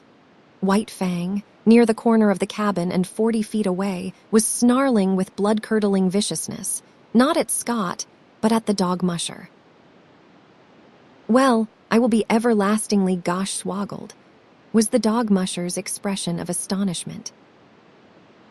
"Look at the intelligence of him," Scott went on hastily. "He knows the meaning of firearms as well as you do. He has got intelligence, and we have got to give that intelligence a chance." "Put up the gun." "All right, I am willin'," Matt agreed, leaning the rifle against the woodpile. "But will you look at that?" he exclaimed the next moment. White Fang had quieted down and ceased snarling. "This is worth investigatin'." "Watch." Matt reached for the rifle, and at the same moment White Fang snarled. He stepped away from the rifle, and White Fang's lifted lips descended, covering his teeth. Now, just for fun, Matt took the rifle and began slowly to raise it to his shoulder. White Fang's snarling began with the movement, and increased as the movement approached its culmination. But the moment before the rifle came to a level on him, he leaped sidewise behind the corner of the cabin. Matt stood staring along the sights at the empty space of snow, which had been occupied by White Fang. The dog musher put the rifle down solemnly, then turned and looked at his employer. "I agree with you, Mr. Scott. That dog's too intelligent to kill." Chapter 6, The Love Master as White Fang watched Weedon Scott approach. He bristled and snarled to advertise that he would not submit to punishment. 24 hours had passed since he had slashed open the hand that was now bandaged and held up by a sling to keep the blood out of it. In the past, White Fang had experienced delayed punishments, and he apprehended that such a one was about to befall him. How could it be otherwise? He had committed what was to him sacrilege, sunk his fangs into the holy flesh of a god, and of a white-skinned superior god at that. In the nature of things, and of intercourse with gods, something terrible awaited him. The god sat down several feet away. White Fang could see nothing dangerous in that. " When the gods administered punishment, they stood on their legs. Besides, this god had no club, no whip, no firearm. And furthermore, he himself was free. No chain nor stick bound him. He could escape into safety, while the god was scrambling to his feet. In the meantime, he would wait and see. The god remained quiet, made no movement, and White Fang's snarl slowly dwindled to a growl that ebbed down in his throat and ceased. Then the god spoke, and at the first sound of his voice, the hair rose on White Fang's neck, and the growl rushed up in his throat. But the god made no hostile movement, and went on calmly talking. For a time, White Fang growled in unison with him, a correspondence of rhythm being established between growl and voice. But the god talked on interminably. He talked to White Fang, as White Fang had never been talked to before.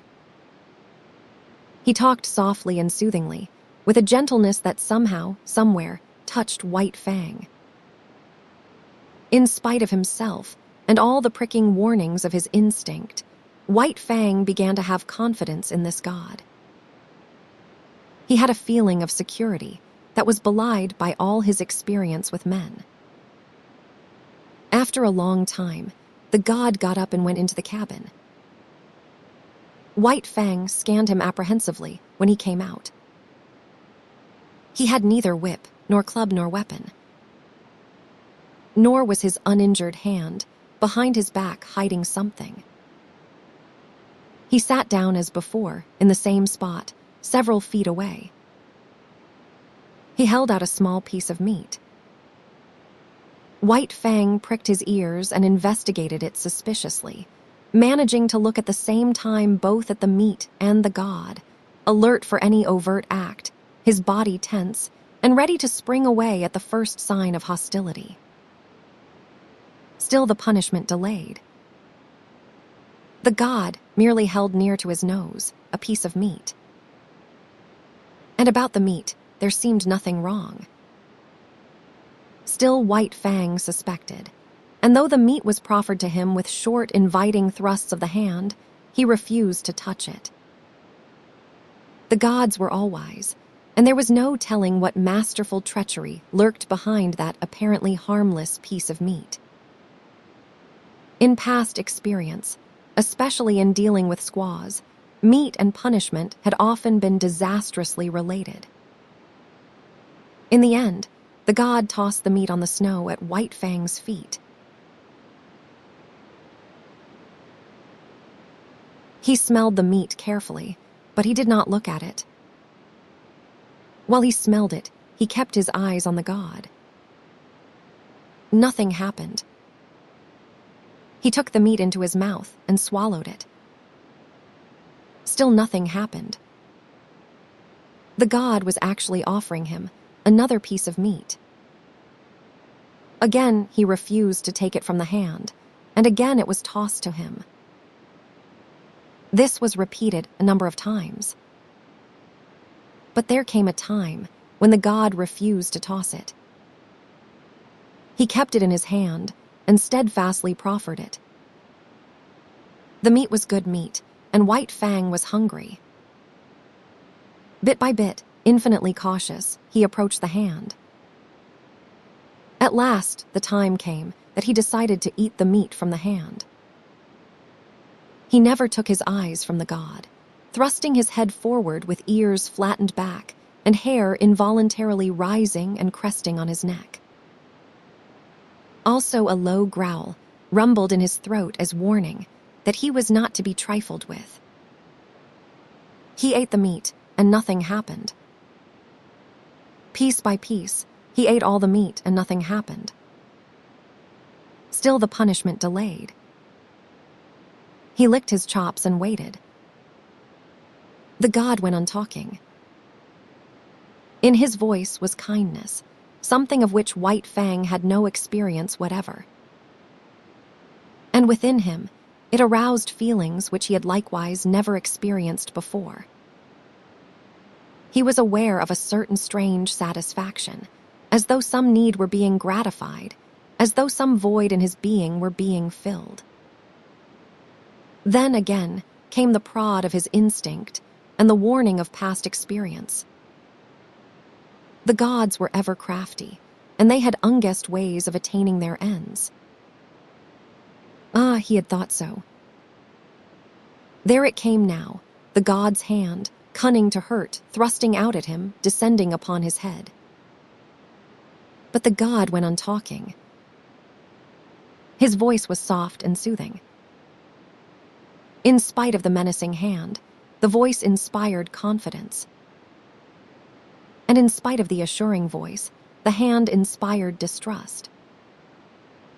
White Fang was torn by conflicting feelings, impulses. It seemed he would fly to pieces. So terrible was the control he was exerting, holding together by an unwanted indecision the counterforces that struggled within him for mastery. He compromised. He snarled and bristled and flattened his ears. But he neither snapped nor sprang away. The hand descended. Nearer and nearer it came. It touched the ends of his upstanding hair. He shrank down under it. It followed down after him, pressing more closely against him. Shrinking, almost shivering, he still managed to hold himself together. It was a torment, this hand that touched him and violated his instinct. He could not forget in a day all the evil that had been wrought him at the hands of men. But it was the will of the god, and he strove to submit. The hand lifted and descended again in a patting, caressing movement. This continued, but every time the hand lifted, the hair lifted under it. And every time the hand descended, the ears flattened down and a cavernous growl surged in his throat. White Fang growled, and growled with insistent warning. By this means, he announced that he was prepared to retaliate for any hurt he might receive. There was no telling when the god's ulterior motive might be disclosed. At any moment, that soft, confidence-inspiring voice might break forth in a roar of wrath, that gentle and caressing hand transform itself into a vice-like grip to hold him helpless and administer punishment. But the god talked on softly, and ever the hand rose and fell with non-hostile pats. White Fang experienced dual feelings. It was distasteful to his instinct. It restrained him, opposed the will of him toward personal liberty. And yet it was not physically painful. On the contrary, it was even pleasant in a physical way.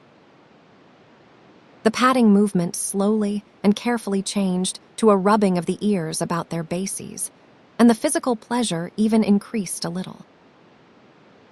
Yet he continued to fear, and he stood on guard, expectant of unguessed evil, alternately suffering and enjoying as one feeling or the other came uppermost and swayed him. "Well, I will be gosh swoggled." So spoke Matt, coming out of the cabin, his sleeves rolled up, a pan of dirty dishwater in his hands, arrested in the act of emptying the pan by the sight of Weedon Scott patting White Fang. At the instant his voice broke the silence, White Fang leaped back, snarling savagely at him. Matt regarded his employer with grieved disapproval. "If you do not mind my expressin', my feelin's, Mr. Scott, I will make free to say you are 17 kinds of a damn fool and all of 'em different, and then some." Weedon Scott smiled with a superior air, gained his feet, and walked over to White Fang.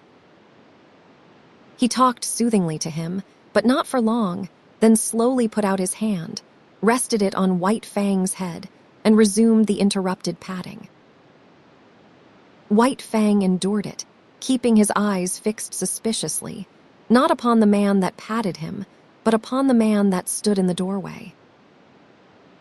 "You may be a number one, tip-top minin expert, all right, the dog musher delivered himself oracularly, but you missed the chance of your life when you was a boy and did not run off and join a circus." White Fang snarled at the sound of his voice, but this time did not leap away from under the hand that was caressing his head and the back of his neck with long, soothing strokes. It was the beginning of the end for White Fang, the ending of the old life and the reign of hate. A new and incomprehensibly fairer life was dawning. It required much thinking and endless patience on the part of Weedon Scott to accomplish this. And on the part of White Fang, it required nothing less than a revolution. He had to ignore the urges and promptings of instinct and reason, defy experience, give the lie to life itself. Life, as he had known it, not only had had no place in it for much that he now did, but all the currents had gone counter to those to which he now abandoned himself. In short, when all things were considered, he had to achieve an orientation far vaster than the one he had achieved at the time he came voluntarily in from the wild and accepted Gray Beaver as his lord. At that time, he was a mere puppy, soft from the making, without form, ready for the thumb of circumstance to begin its work upon him. But now it was different. The thumb of circumstance had done its work only too well. By it he had been formed and hardened into the fighting wolf, fierce and implacable, unloving and unlovable. To accomplish the change was like a reflux of being, and this when the plasticity of youth was no longer his, when the fiber of him had become tough and knotty, when the warp and the woof of him had made of him an adamantine texture, harsh and unyielding, when the face of his spirit had become iron, and all his instincts and axioms had crystallized into set rules, cautions, dislikes, and desires. Yet again, in this new orientation, it was the thumb of circumstance that pressed and prodded him, softening that which had become hard and remolding it into fairer form. Weedon Scott was in truth this thumb. He had gone to the roots of White Fang's nature, and with kindness touched to life potencies that had languished and well-nigh perished. One such potency was love. It took the place of like, which latter had been the highest feeling that thrilled him in his intercourse with the gods. But this love did not come in a day. It began with like, and out of it slowly developed. White Fang did not run away, though he was allowed to remain loose, because he liked this new god. This was certainly better than the life he had lived in the cage of Beauty Smith, and it was necessary that he should have some god. The lordship of man was a need of his nature.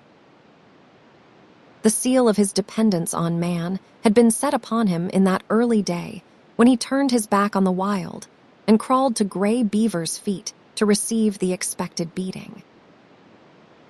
This seal had been stamped upon him again, and ineradicably on his second return from the wild, when the long famine was over and there was fish once more in the village of Gray Beaver. And so, because he needed a god, and because he preferred Weedon Scott to Beauty Smith, White Fang remained.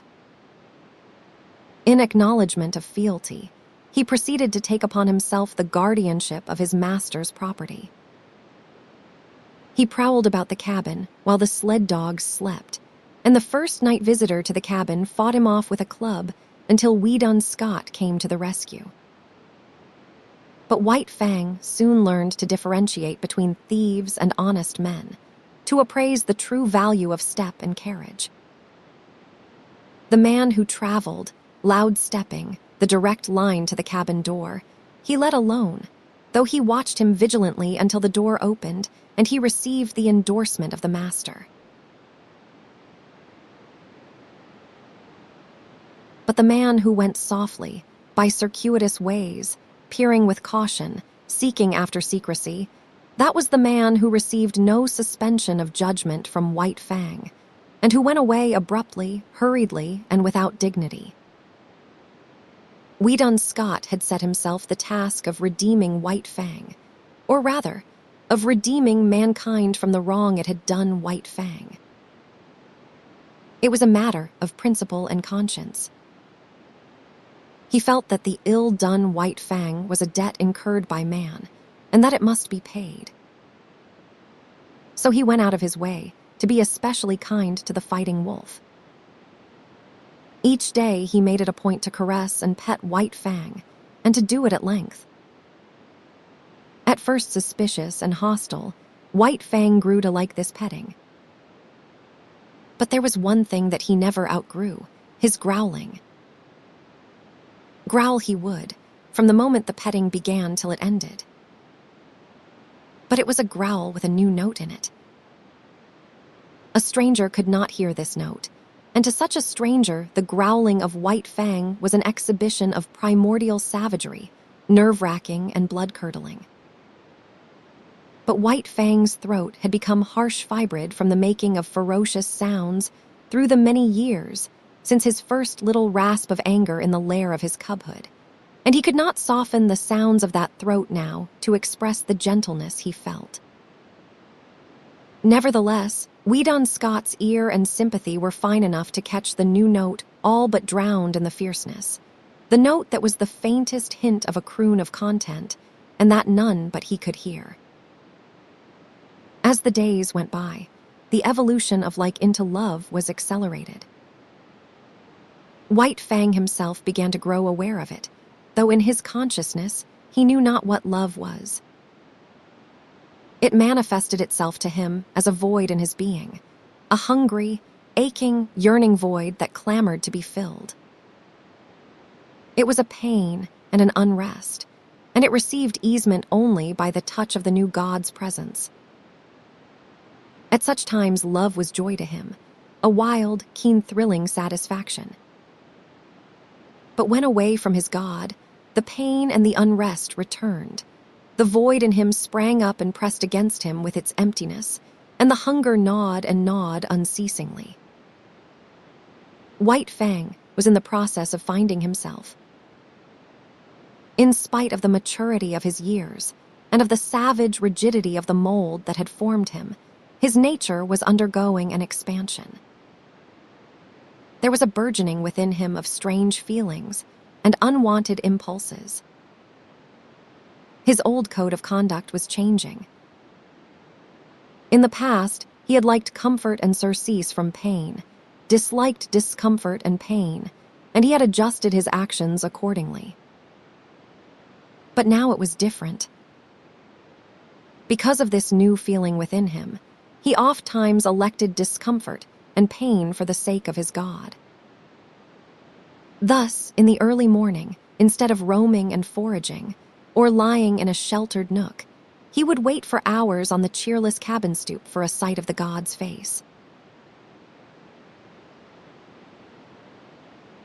At night, when the god returned home, White Fang would leave the warm sleeping place he had burrowed in the snow in order to receive the friendly snap of fingers and the word of greeting.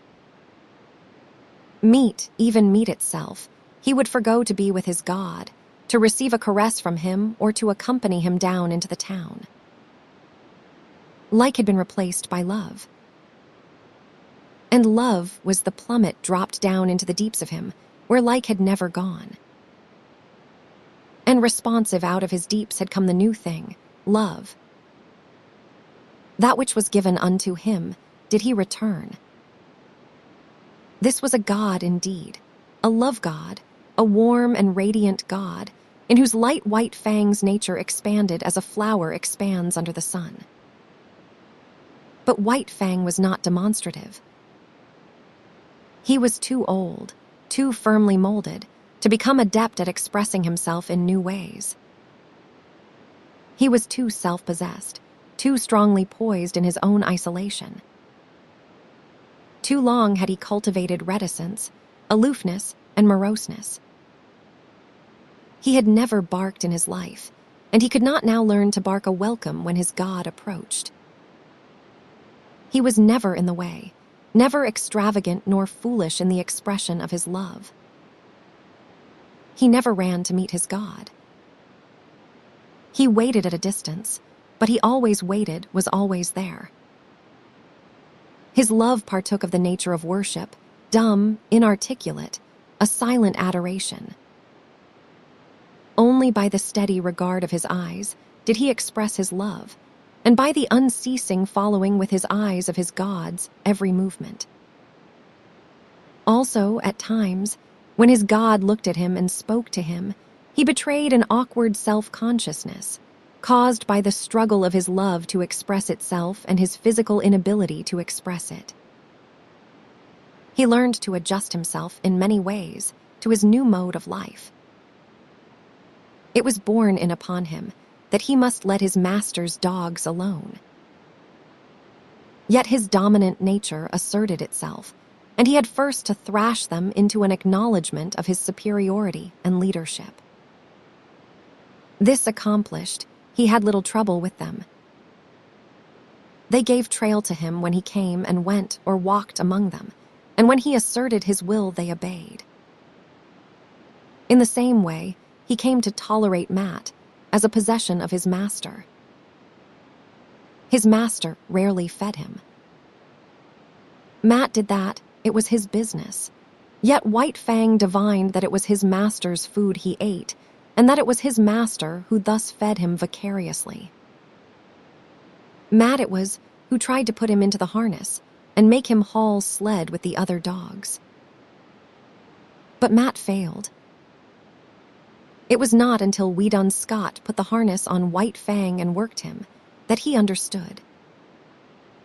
He took it as his master's will that Matt should drive him and work him just as he drove and worked his master's other dogs.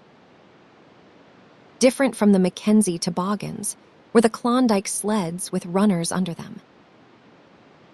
And different was the method of driving the dogs. There was no fan formation of the team. The dogs worked in single file, one behind another, hauling on double traces. And here, in the Klondike, the leader was indeed the leader. The wisest as well as strongest dog was the leader, and the team obeyed him and feared him. That White Fang should quickly gain this post was inevitable. He could not be satisfied with less, as Matt learned after much inconvenience and trouble. White Fang picked out the post for himself, and Matt backed his judgment with strong language after the experiment had been tried. But though he worked in the sled in the day, White Fang did not forgo the guarding of his master's property in the night. Thus he was on duty all the time, ever vigilant and faithful, the most valuable of all the dogs. "Mackin, free to spit out what is in me," Matt said one day. "I beg to state that you was a wise guy all right when you paid the price you did for that dog. You clean swindled Beauty Smith on top of pushin' his face in with your fist." A recrudescence of anger glinted in Weedon Scott's gray eyes, and he muttered savagely, "The beast!" In the late spring, a great trouble came to White Fang. Without warning, the love master disappeared. There had been warning, but White Fang was unversed in such things and did not understand the packing of a grip. He remembered afterwards that his packing had preceded the master's disappearance, but at the time he suspected nothing. That night, he waited for the master to return. At midnight, the chill wind that blew drove him to shelter at the rear of the cabin. There he drowsed, only half asleep, his ears keyed for the first sound of the familiar step. But at 2 a.m, his anxiety drove him out to the cold front stoop, where he crouched and waited. But no master came. In the morning, the door opened, and Matt stepped outside. White Fang gazed at him wistfully. There was no common speech by which he might learn what he wanted to know.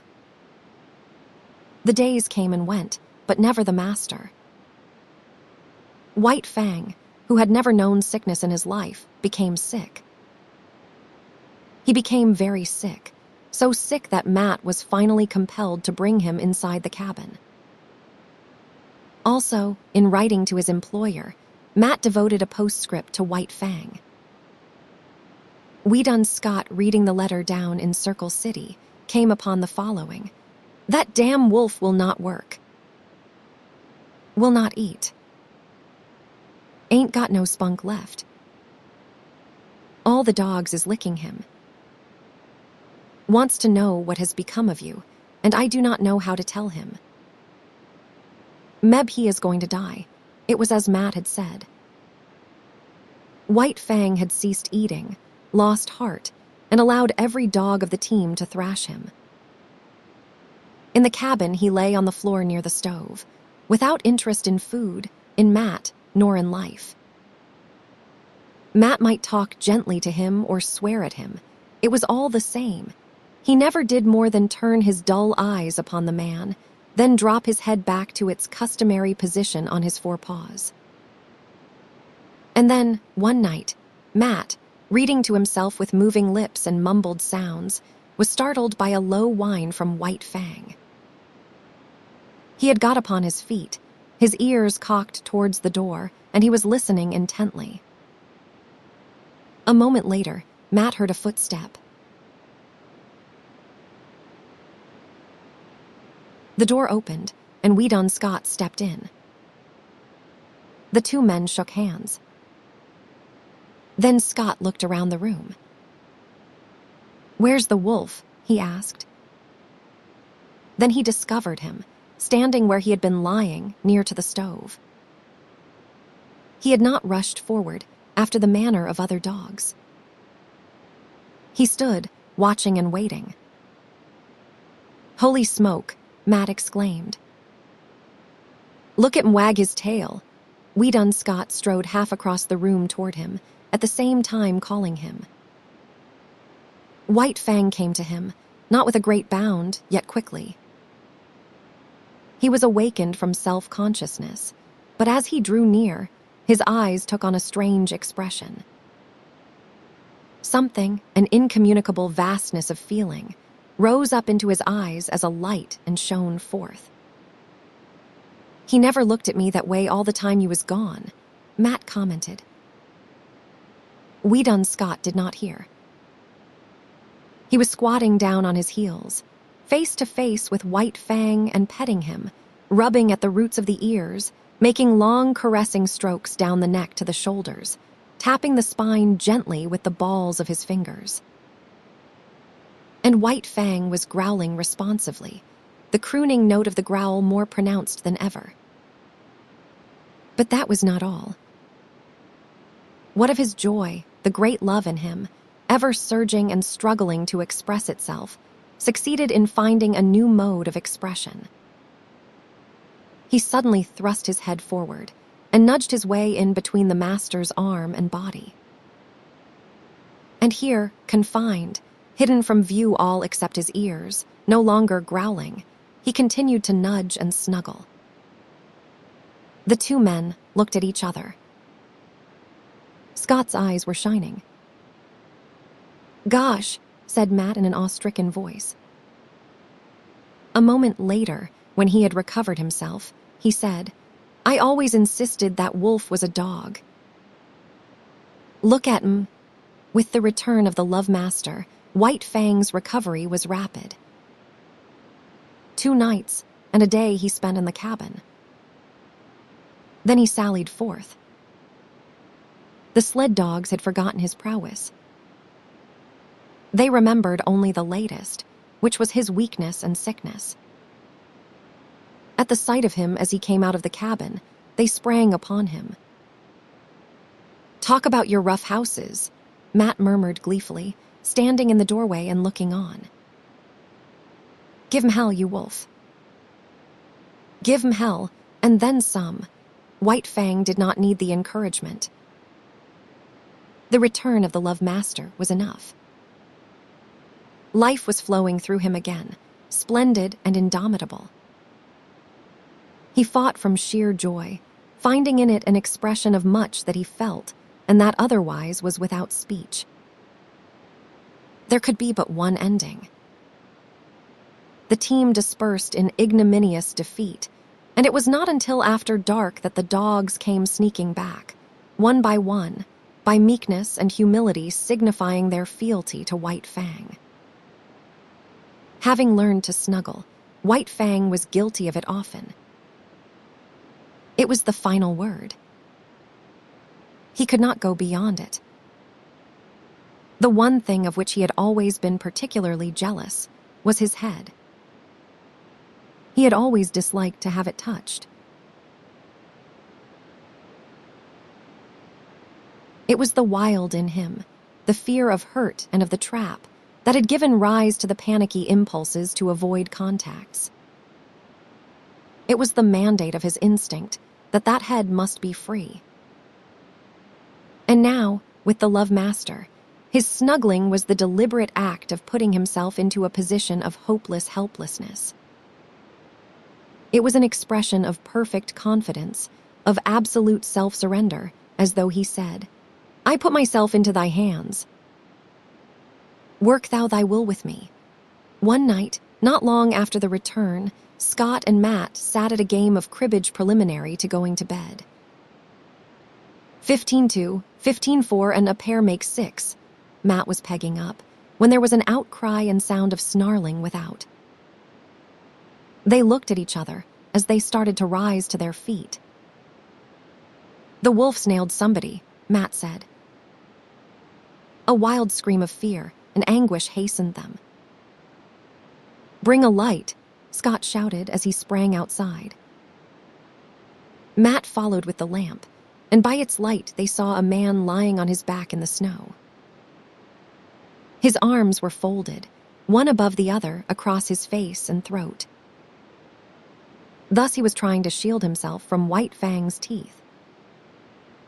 And there was need for it. White Fang was in a rage, wickedly making his attack on the most vulnerable spot. From shoulder to wrist of the crossed arms, the coat sleeve, blue flannel shirt, and undershirt were ripped in rags, while the arms themselves were terribly slashed and streaming blood. All this the two men saw in the first instant. The next instant, Weedon Scott had White Fang by the throat and was dragging him clear. White Fang struggled and snarled, but made no attempt to bite, while he quickly quieted down at a sharp word from the master. Matt helped the man to his feet. As he arose, he lowered his crossed arms, exposing the bestial face of Beauty Smith. The dog musher let go of him precipitately, with action similar to that of a man who has picked up live fire.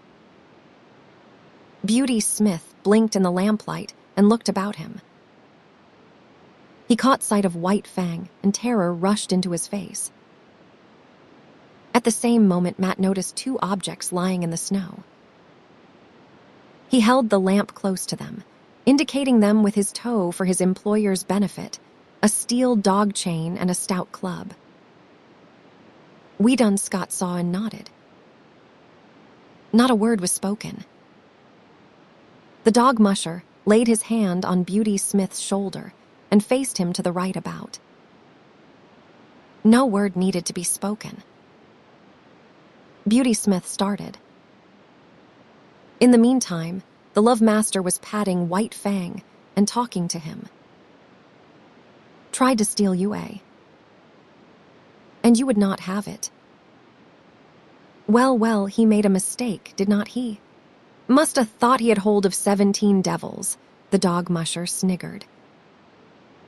White Fang, still wrought up and bristling, growled and growled, the hair slowly lying down, the crooning note remote and dim, but growing in his throat.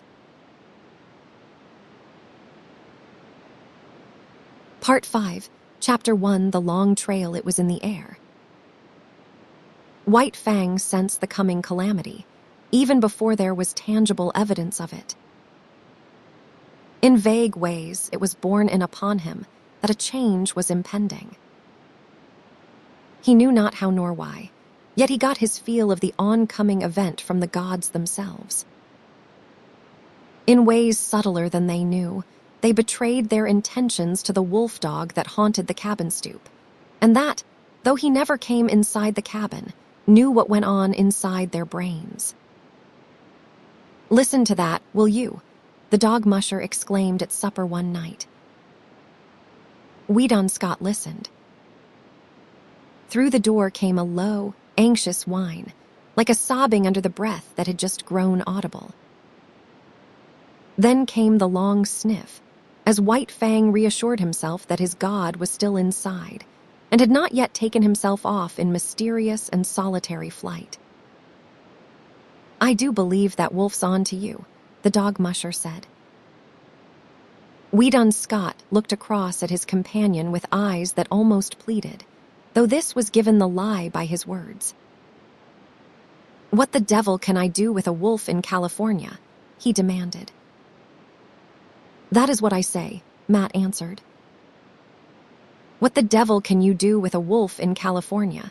But this did not satisfy Weedon Scott. The other seemed to be judging him in a non-committal sort of way. "White man's dogs would have no show against him," Scott went on. "He would kill them on sight. If he did not bankrupt me with damaged suits, the authorities would take him away from me and electrocute him. He is a downright murderer, I know," was the dog musher's comment. Weedon Scott looked at him suspiciously. "It would never do," he said decisively. "It would never do," Matt concurred. "Why you would have to hire a man, specially to take care of M," the other's suspicion was allayed. He nodded cheerfully. In the silence that followed, the low, half-sobbing whine was heard at the door, and then the long, questing sniff.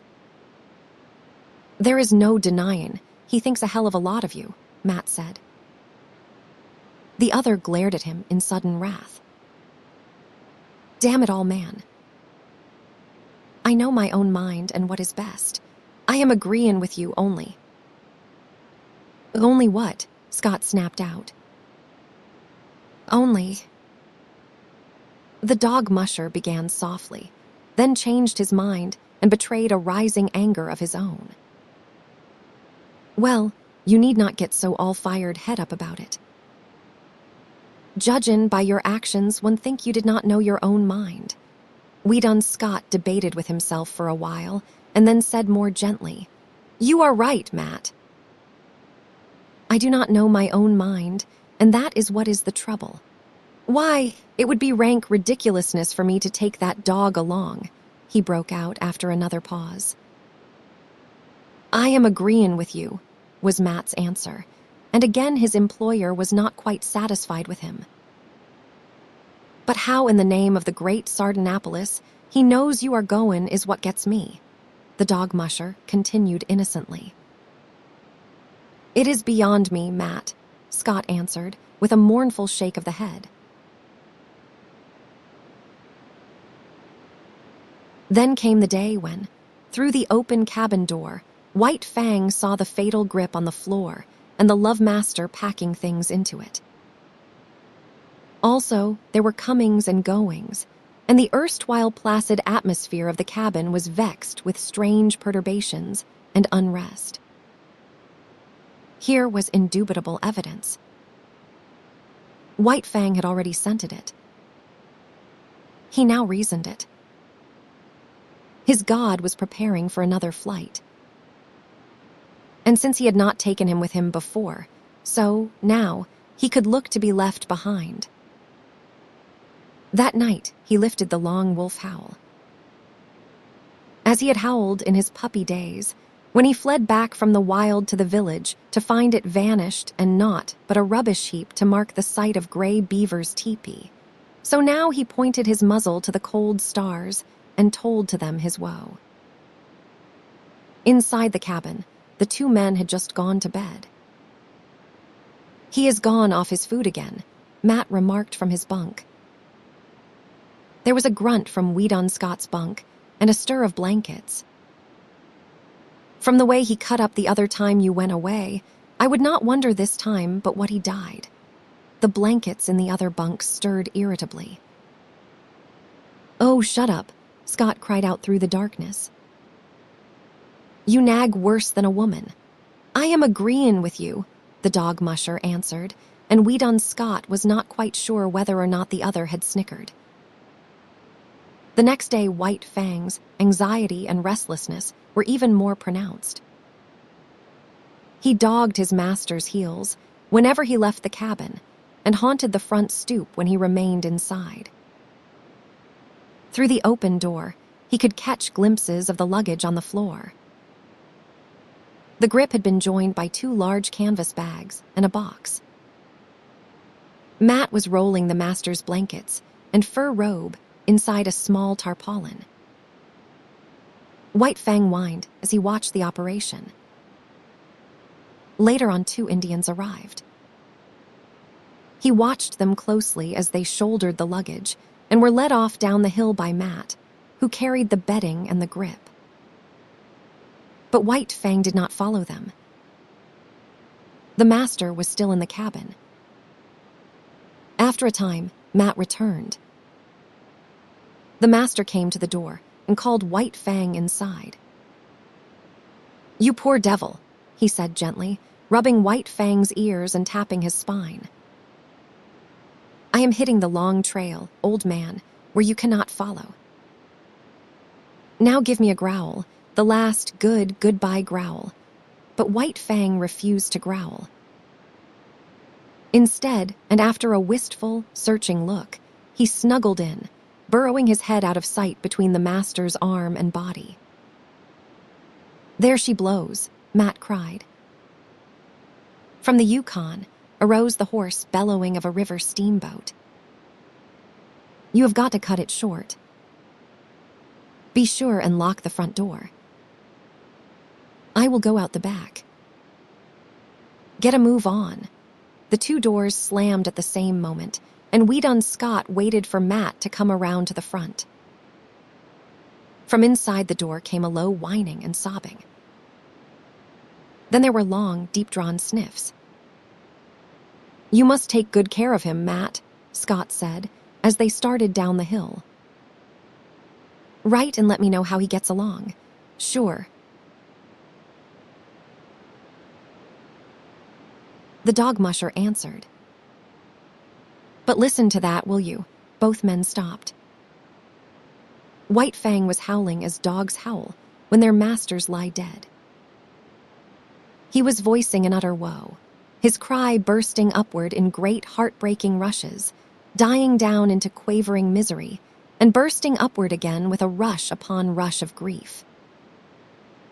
The Aurora was the first steamboat of the year for the outside, and her decks were jammed with prosperous adventurers and broken gold seekers, all equally as mad to get to the outside as they had been originally to get to the inside. Near the gangplank, Scott was shaking hands with Matt, who was preparing to go ashore. But Matt's hand went limp in the other's grasp as his gaze shot past and remained fixed on something behind him. Scott turned to see. Sitting on the deck several feet away and watching wistfully was White Fang. The dog musher swore softly, in awe-stricken accents. Scott could only look in wonder. "Did you lock the front door?" Matt demanded. The other nodded and asked, "How about the back?" "You just bet I did," was the fervent reply. White Fang flattened his ears ingratiatingly, but remained where he was, making no attempt to approach. "I will have to take 'em ashore with me." Matt made a couple of steps toward White Fang, but the latter slid away from him. The dog musher made a rush of it, and White Fang dodged between the legs of a group of men. Ducking, turning, doubling, he slid about the deck, eluding the other's efforts to capture him. But when the love master spoke, White Fang came to him with prompt obedience.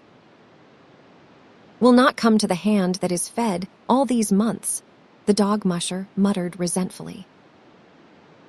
"And you ain't never fed 'em after them first days of gettin' acquainted." I am blamed if I can see how he works it out that you are the boss." Scott, who had been patting White Fang, suddenly bent closer and pointed out fresh-made cuts on his muzzle and a gash between the eyes. Matt bent over and passed his hand along White Fang's belly. "We plump forgot the window. He is all cut and gouged underneath. Must have buted clean through it, begosh," but we done Scott was not listening. He was thinking rapidly. The Aurora's whistle hooted a final announcement of departure. Men were scurrying down the gangplank to the shore. Matt loosened the bandana from his own neck and started to put it around White Fang's. Scott grasped the dog musher's hand. "Goodbye, Matt, old man. About the wolf, you need not write. You see I have—" "What?" the dog musher exploded. "You do not mean to say the very thing I mean. Here is your bandana. I will write to you about him." Matt paused halfway down the gangplank. "He will never stand the climate," he shouted back. "Unless you clip him in warm weather." The gangplank was hauled in, and the Aurora swung out from the bank. Weedon Scott waved a last goodbye. Then he turned and bent over White Fang, standing by his side. "Now growl, damn you, growl," he said as he patted the responsive head and rubbed the flattening ears. Chapter 2. The SOUTHLAND White Fang landed from the steamer in San Francisco. He was appalled. Deep in him, below any reasoning process or act of consciousness, he had associated power with Godhead. And never had the white men seemed such marvelous gods as now, when he trod the slimy pavement of San Francisco. The log cabins he had known were replaced by towering buildings. The streets were crowded with parols, wagons, carts, automobiles, great, straining horses pulling huge trucks, and monstrous cable and electric cars hooting and clanging through the midst, screeching their insistent menace after the manner of the lynxes he had known in the northern woods. All this was the manifestation of power. Through it all, behind it all, was man, governing and controlling, expressing himself, as of old, by his mastery over matter. It was colossal, stunning. White Fang was awed. Fear sat upon him. As in his cubhood he had been made to feel his smallness and puniness on the day he first came in from the wild to the village of Gray Beaver, so now, in his full-grown stature and pride of strength, he was made to feel small and puny. And there were so many gods. He was made dizzy by the swarming of them. The thunder of the streets smote upon his ears. He was bewildered by the tremendous and endless rush and movement of things. As never before, he felt his dependence on the Love Master, close at whose heels he followed, no matter what happened, never losing sight of him.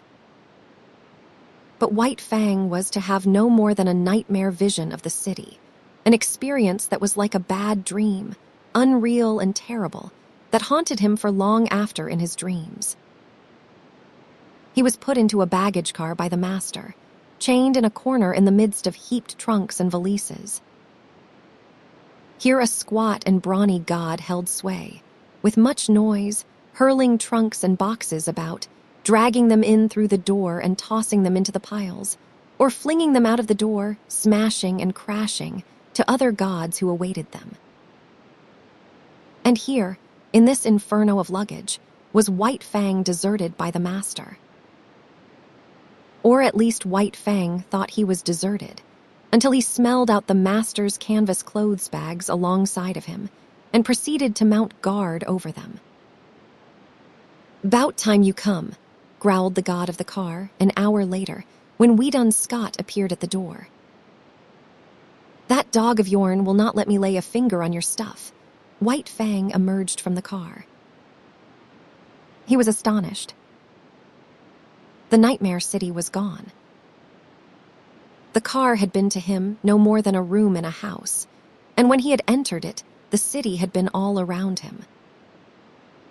In the interval, the city had disappeared. The roar of it no longer dinned upon his ears. Before him was smiling country, streaming with sunshine, lazy with quietude. But he had little time to marvel at the transformation. He accepted it as he accepted all the unaccountable doings and manifestations of the gods. It was their way. There was a carriage waiting. A man and a woman approached the master. The woman's arms went out and clutched the master around the neck, a hostile act. The next moment, Weedon Scott had torn loose from the embrace and closed with White Fang, who had become a snarling, raging demon. "It is all right, Mother," Scott was saying as he kept tight hold of White Fang and placated him. "He thought you were going to injure me, and he would not stand for it. It is all right. It is all right. He will learn soon enough. And in the meantime, I may be permitted to love my son when his dog is not around," she laughed, though she was pale and weak from the fright. She looked at White Fang, who snarled and bristled and glared malevolently. "He will have to learn, and he shall without postponement," Scott said. He spoke softly to White Fang until he had quieted him. Then his voice became firm. "Down, sir. Down with you." This had been one of the things taught him by the master, and White Fang obeyed, though he lay down reluctantly and sullenly. "Now, Mother." Scott opened his arms to her, but kept his eyes on White Fang. "Down," he warned. "Down." White Fang, bristling silently, half crouching as he rose, sank back and watched the hostile act repeated. But no harm came of it, nor of the embrace from the strange man-god that followed. Then the clothes bags were taken into the carriage.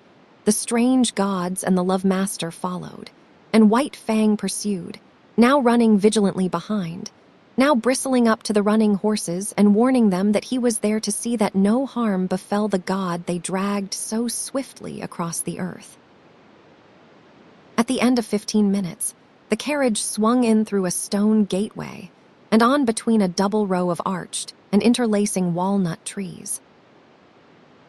On either side stretched lawns, their broad sweep broken here and there by great sturdy-limbed oaks. In the near distance, in contrast with the young green of the tended grass, sunburnt hayfields showed tan and gold, while beyond were the tawny hills and upland pastures. From the head of the lawn, on the first soft swell from the valley level, looked down the deep-porched, many-windowed house. Little opportunity was given White Fang to see all this. Hardly had the carriage entered the grounds, when he was set upon by a sheepdog, bright-eyed, sharp-muzzled, righteously indignant and angry. It was between him and the master, cutting him off. White Fang snarled no warning, but his hair bristled as he made his silent and deadly rush. This rush was never completed. He halted with awkward abruptness, with stiff forelegs bracing himself against his momentum, almost sitting down on his haunches. So desirous was he of avoiding contact with the dog he was in the act of attacking. It was a female, and the law of his kind thrust a barrier between. For him to attack her would require nothing less than a violation of his instinct. But with the sheepdog, it was otherwise. Being a female, she possessed no such instinct. On the other hand, Being a sheepdog, her instinctive fear of the wild, and especially of the wolf, was unusually keen. White Fang was to her a wolf, the hereditary marauder who had preyed upon her flocks from the time sheep were first herded and guarded by some dim ancestor of hers. And so, as he abandoned his rush at her and braced himself to avoid the contact, she sprang upon him. He snarled involuntarily as he felt her teeth in his shoulder, but beyond this made no offer to hurt her. He backed away, stiff-legged with self-consciousness, and tried to go around her. He dodged this way and that, and curved and turned, but to no purpose. She remained always between him and the way he wanted to go. "Here, Collie," called the strange man in the carriage. Weedon Scott laughed. "Never mind, father. It is good discipline. White Fang will have to learn many things, and it is just as well that he begins now. He will adjust himself all right." The carriage drove on, and still Collie blocked White Fang's way. He tried to outrun her by leaving the drive and circling across the lawn, but she ran on the inner and smaller circle, and was always there, facing him with her 2 rows of gleaming teeth. Back he circled, across the drive to the other lawn, and again she headed him off.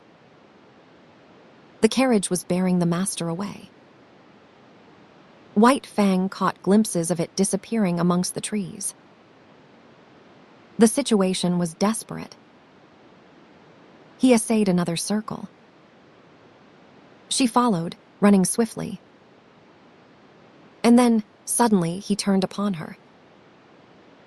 It was his old fighting trick. Shoulder to shoulder, he struck her squarely. Not only was she overthrown. So fast had she been running that she rolled along, now on her back, now on her side, as she struggled to stop, clawing gravel with her feet and crying shrilly her hurt pride and indignation.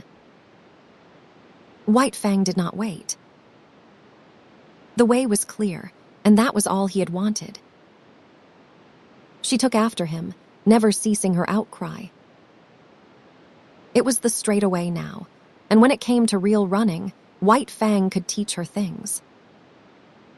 She ran frantically, hysterically, straining to the utmost, advertising the effort she was making with every leap. And all the time White Fang slid smoothly away from her silently, without effort, gliding like a ghost over the ground. As he rounded the house to the port cocher, he came upon the carriage. It had stopped, and the master was alighting. At this moment, still running at top speed, White Fang became suddenly aware of an attack from the side. It was a deerhound rushing upon him. White Fang tried to face it. But he was going too fast, and the hound was too close. It struck him on the side, and such was his forward momentum and the unexpectedness of it, White Fang was hurled to the ground and rolled clear over. He came out of the tangle a spectacle of malignancy, ears flattened back, lips writhing, nose wrinkling, his teeth clipping together as the fangs barely missed the hound's soft throat. The master was running up, but was too far away, and it was Collie that saved the hound's life. Before White Fang could spring in and deliver the fatal stroke, and just as he was in the act of springing in, Collie arrived. She had been outmaneuvered and outrun, to say nothing of her having been unceremoniously tumbled in the gravel, and her arrival was like that of a tornado, made up of offended dignity, justifiable wrath, and instinctive hatred for this marauder from the wild. She struck White Fang at right angles in the midst of his spring, and again he was knocked off his feet and rolled over. The next moment the master arrived, and with one hand held White Fang, while the father called off the dogs. "I say, this is a pretty warm reception for a poor lone wolf from the Arctic," the master said, while white Fang calmed down under his caressing hand. In all his life, he has only been known once to go off his feet, and here he has been rolled twice in 30 seconds. The carriage had driven away, and other strange gods had appeared from out the house. Some of these stood respectfully at a distance, but 2 of them, women, perpetrated the hostile act of clutching the master around the neck. White Fang, however, was beginning to tolerate this act. No harm seemed to come of it, while the noises the gods made were certainly not threatening. These gods also made overtures to White Fang, but he warned them off with a snarl, and the master did likewise with word of mouth. At such times, White Fang leaned in close against the master's legs and received reassuring pats on the head.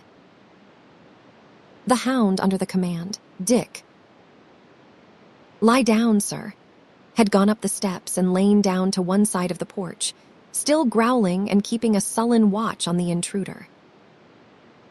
Kali had been taken in charge by one of the woman gods, who held arms around her neck and petted and caressed her. But Kali was very much perplexed and worried, whining and restless, outraged by the permitted presence of this wolf and confident that the gods were making a mistake. All the gods started up the steps to enter the house. White Fang followed closely at the master's heels. Dick, on the porch, growled, and White Fang, on the steps, bristled and growled back. "Take Kali inside and leave the 2 of them to fight it out," suggested Scott's father. "After that they will be friends. Then White Fang, to show his friendship, will have to be chief mourner at the funeral," laughed the master. The elder Scott looked incredulously, first at White Fang, then at Dick, and finally at his son. "You mean," Weedon nodded his head. "I mean just that. You would have a dead Dick inside 1 minute, 2 minutes at the farthest." He turned to White Fang. "Come on, you wolf. It is you that will have to come inside." White Fang walked stiff-legged up the steps and across the porch, with tail rigidly erect, keeping his eyes on Dick to guard against a flank attack, and at the same time prepared for whatever fierce manifestation of the unknown that might pounce out upon him from the interior of the house. But no thing of fear pounced out, and when he had gained the inside, he scouted carefully around, looking at it and finding it not. Then he lay down with a contented grunt at the master's feet, observing all that went on, ever ready to spring to his feet and fight for life with the terrors he felt must lurk under the trap roof of the dwelling. Chapter 3. The god's domain. Not only was White Fang adaptable by nature, but he had traveled much and knew the meaning and necessity of adjustment. Here in Sierra Vista, which was the name of Judge Scott's place, White Fang quickly began to make himself at home. He had no further serious trouble with the dogs. They knew more about the ways of the Southland gods than did he, and in their eyes he had qualified when he accompanied the gods inside the house.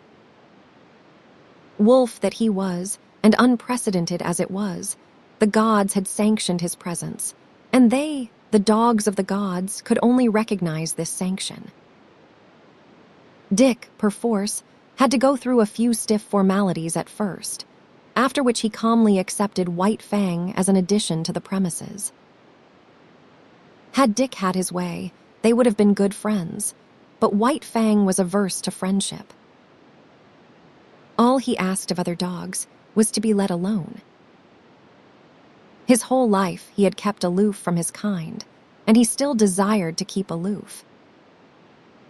Dick's overtures bothered him, so he snarled Dick away.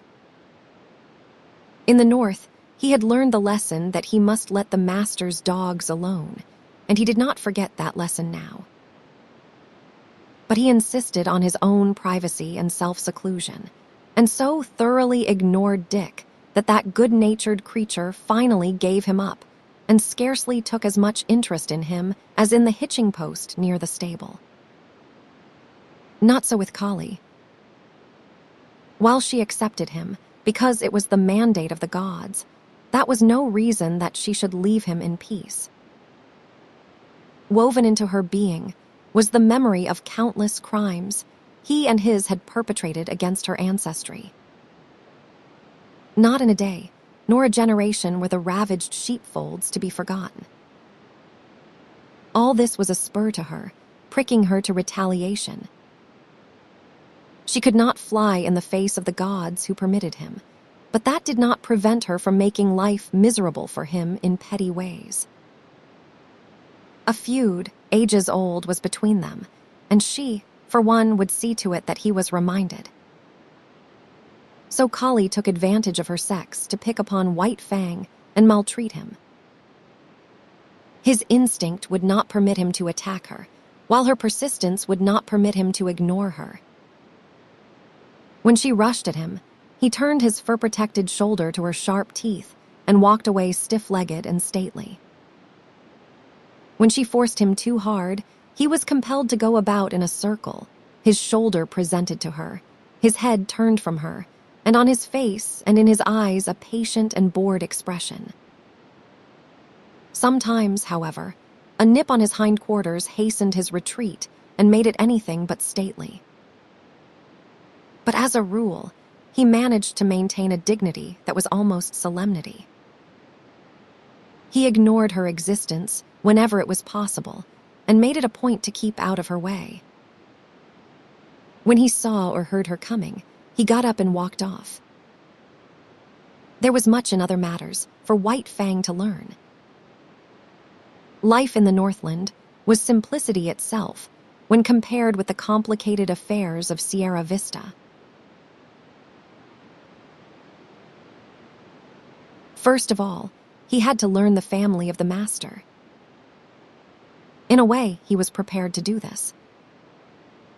As Mitsa and Klukooch had belonged to Gray Beaver, sharing his food, his fire, and his blankets, so now, at Sierra Vista, belonged to the Love Master all the denizens of the house. But in this matter there was a difference, and many differences. Sierra Vista was a far vaster affair than the teepee of Gray Beaver. There were many persons to be considered. There was Judge Scott, and there was his wife. There were the master's two sisters, Bate and Mary. There was his wife, Alice, and then there were his children, Weedon and Maud, toddlers of 4 and 6.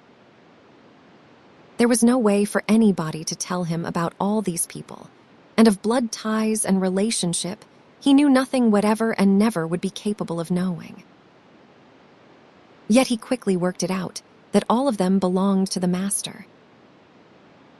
Then, by observation, whenever opportunity offered, by study of action, speech, and the very intonations of the voice, he slowly learned the intimacy and the degree of favor they enjoyed with the master. And by this ascertained standard, White Fang treated them accordingly. What was of value to the master he valued. What was dear to the master was to be cherished by White Fang and guarded carefully. Thus it was with the 2 children. All his life he had disliked children. He hated and feared their hands. The lessons were not tender that he had learned of their tyranny and cruelty in the days of the Indian villages. When Weedon and Maud had first approached him, he growled warningly and looked malignant. A cuff from the master and a sharp word had then compelled him to permit their caresses, though he growled and growled under their tiny hands, and in the growl there was no crooning note. Later, he observed that the boy and girl were of great value in the master's eyes. Then it was that no cuff nor sharp word was necessary before they could pat him. Yet White Fang was never effusively affectionate.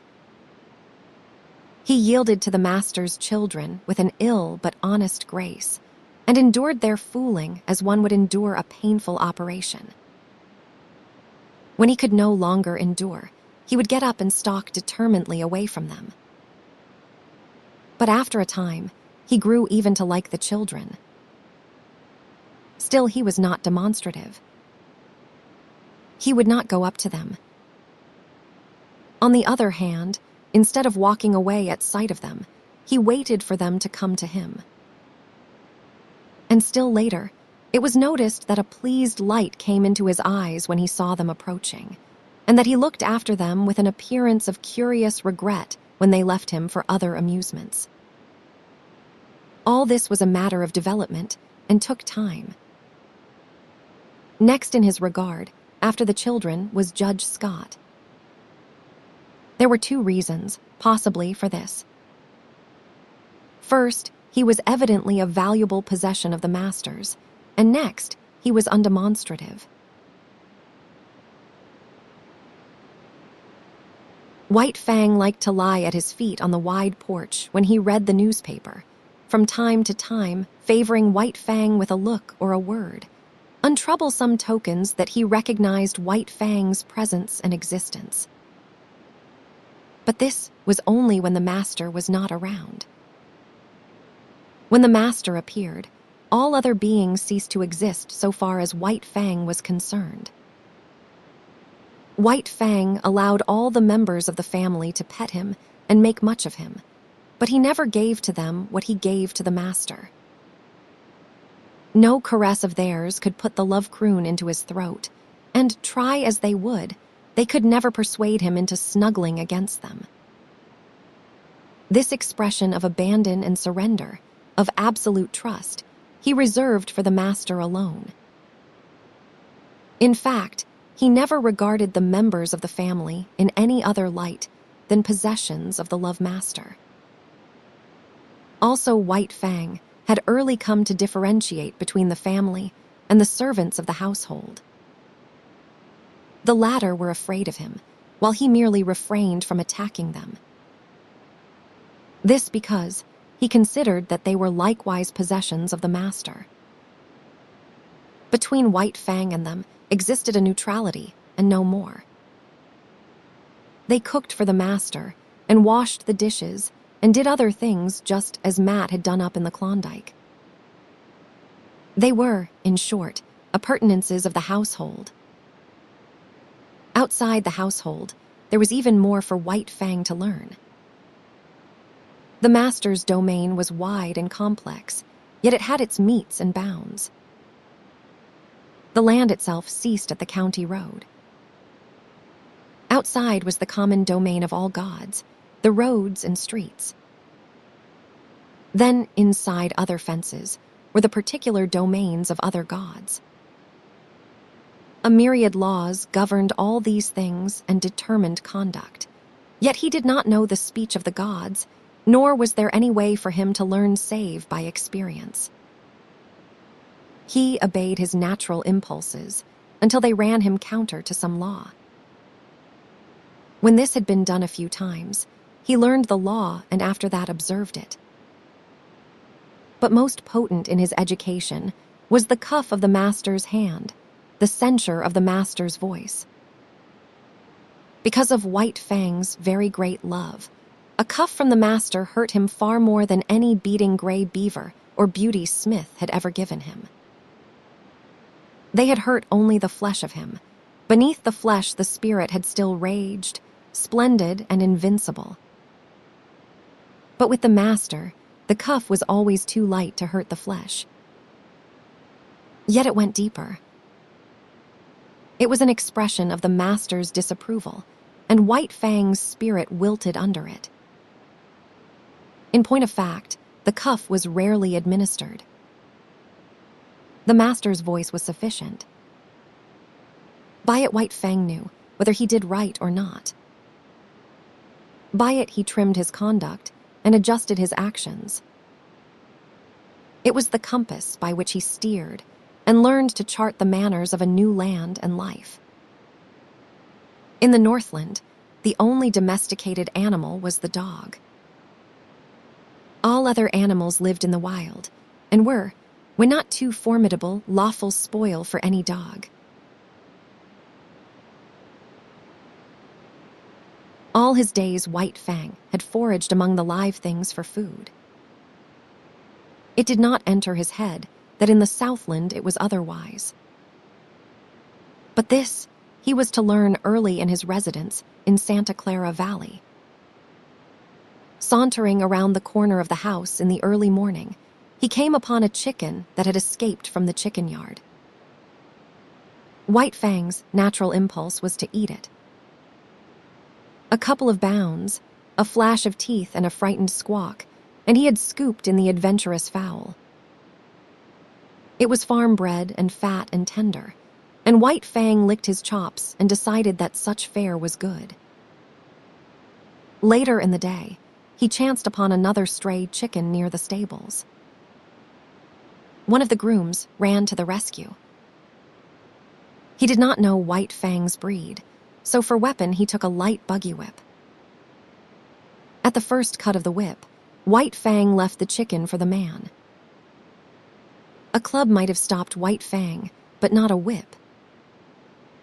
Silently, without flinching, he took a second cut in his forward rush, and as he leaped for the throat, the groom cried out, "My God!"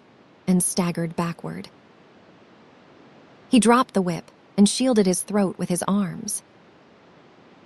In consequence, his forearm was ripped open to the bone.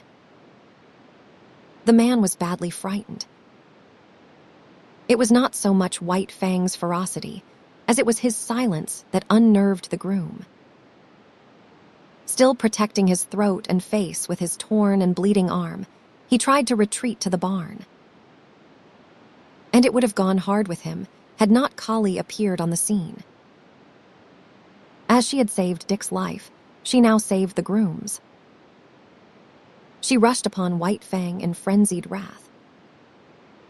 She had been right. She had known better than the blundering gods. All her suspicions were justified. Here was the ancient marauder up to his old tricks again. The groom escaped into the stables, and White Fang backed away before Collie's wicked teeth, or presented his shoulder to them and circled round and round. But Collie did not give over, as was her wont, after a decent interval of chastisement. On the contrary, she grew more excited and angry every moment, until, in the end, White Fang flung dignity to the winds and frankly fled away from her across the fields. "He will learn to leave chickens alone," the master said. "But I cannot give him the lesson until I catch him in the act." 2 nights later came the act, but on a more generous scale than the master had anticipated. White Fang had observed closely the chicken yards and the habits of the chickens. In the night time, after they had gone to roost, he climbed to the top of a pile of newly hauled lumber. From there, he gained the roof of a chicken house, passed over the ridgepole, and dropped to the ground inside. A moment later, he was inside the house, and the slaughter began. In the morning, when the master came out onto the porch, 50 white leghorn hens, laid out in a row by the groom, greeted his eyes. He whistled to himself, softly, first with surprise, and then at the end with admiration. His eyes were likewise greeted by White Fang, but about the latter there were no signs of shame nor guilt. He carried himself with pride, as though, forsooth, he had achieved a deed praiseworthy and meritorious. There was about him no consciousness of sin. The master's lips tightened as he faced the disagreeable task. Then he talked harshly to the unwitting culprit, and in his voice there was nothing but godlike wrath. Also, he held White Fang's nose down to the slain hens, and at the same time cuffed him soundly. White Fang never raided a chicken roost again. It was against the law, and he had learned it. Then the master took him into the chicken yards. White Fang's natural impulse, when he saw the live food fluttering about him and under his very nose, was to spring upon it. He obeyed the impulse, but was checked by the master's voice. They continued in the yards for half an hour. Time and again, the impulse surged over White Fang, and each time, as he yielded to it, he was checked by the master's voice. Thus it was he learned the law, and ere he left the domain of the chickens, he had learned to ignore their existence. You can never cure a chicken killer. Judge Scott shook his head sadly at luncheon table when his son narrated the lesson he had given White Fang. Once they have got the habit and the taste of blood, again he shook his head sadly. But Weedon Scott did not agree with his father. I will tell you what I will do, he challenged finally. I will lock White Fang in with the chickens all afternoon. But think of the chickens, objected the judge. And furthermore, the son went on, for every chicken he kills, I will pay you $1 gold coin of the realm. But you should penalize father too, interposed Bate. Her sister seconded her, and a chorus of approval arose from around the table. Judge Scott nodded his head in agreement. All right, Weedon Scott pondered for a moment. And if, at the end of the afternoon, White Fang has not harmed a chicken, for every 10 minutes of the time he has spent in the yard, you will have to say to him, gravely and with deliberation, just as if you were sitting on the bench and solemnly passing judgment, White Fang, you are smarter than I thought. From hidden points of vantage, the family watched the performance. But it was a fizzle. Locked in the yard and there deserted by the master, White Fang lay down and went to sleep. Once he got up and walked over to the trough for a drink of water. The chickens he calmly ignored. So far as he was concerned, they did not exist. At 4 o'clock, he executed a running jump, gained the roof of the chicken house, and leaped to the ground outside, whence he sauntered gravely to the house. He had learned the law. And on the porch before the delighted family, Judge Scott, face to face with White Fang, said slowly and solemnly, 16 times, White Fang, you are smarter than I thought. But it was the multiplicity of laws that befuddled White Fang and often brought him into disgrace. He had to learn that he must not touch the chickens that belonged to other gods. Then there were cats and rabbits and turkeys. All these he must let alone. In fact, when he had but partly learned the law, his impression was that he must leave all live things alone. Out in the back pasture, a quail could flutter up under his nose unharmed. All tense and trembling with eagerness and desire, he mastered his instinct and stood still. He was obeying the will of the gods. And then, one day, again out in the back pasture, he saw Dick start a jackrabbit and run it. The master himself was looking on and did not interfere. Nay, he encouraged White Fang to join in the chase. And thus, he learned that there was no taboo on jackrabbits. In the end, he worked out the complete law. Between him and all domestic animals, there must be no hostilities. If not amity, at least neutrality must obtain. But the other animals, the squirrels and quail and cottontails, were creatures of the wild who had never yielded allegiance to man. They were the lawful prey of any dog. It was only the tame that the gods protected, and between the tame, deadly strife was not permitted. The gods held the power of life and death over their subjects, and the gods were jealous of their power. Life was complex in the Santa Clara Valley after the simplicities of the Northland. And the chief thing demanded by these intricacies of civilization was control, restraint, a poise of self that was as delicate as the fluttering of gossamer wings, and at the same time as rigid as steel. Life had 1,000 faces, and White Fang found he must meet them all. Thus, when he went to town, into San Jose, running behind the carriage or loafing about the streets when the carriage stopped. Life flowed past him, deep and wide and varied, continually impinging upon his senses, demanding of him instant and endless adjustments and correspondences, and compelling him, almost always, to suppress his natural impulses. There were butcher shops where meat hung within reach. This meat he must not touch. There were cats at the houses the master visited that must be let alone. And there were dogs everywhere that snarled at him and that he must not attack. And then, on the crowded sidewalks, there were persons innumerable whose attention he attracted. They would stop and look at him, point him out to one another, examine him, talk of him, and, worst of all, pat him. And these perilous contacts from all these strange hands he must endure. Yet this endurance he achieved. Furthermore, he got over being awkward and self-conscious. In a lofty way, he received the attentions of the multitudes of strange gods. With condescension, he accepted their condescension. On the other hand, there was something about him that prevented great familiarity.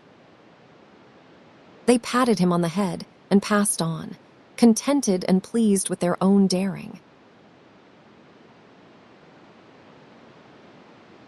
But it was not all easy for White Fang. Running behind the carriage in the outskirts of San Jose, he encountered certain small boys who made a practice of flinging stones at him. Yet he knew that it was not permitted him to pursue and drag them down. Here he was compelled to violate his instinct of self-preservation, and violate it he did, for he was becoming tame and qualifying himself for civilization. Nevertheless, White Fang was not quite satisfied with the arrangement. He had no abstract ideas about justice and fair play. But there is a certain sense of equity that resides in life, and it was this sense in him that resented the unfairness of his being permitted no defense against the stone throwers. He forgot that, in the covenant entered into between him and the gods, they were pledged to care for him and defend him. But one day the master sprang from the carriage, whip in hand, and gave the stone throwers a thrashing. After that they threw stones no more, and White Fang understood and was satisfied.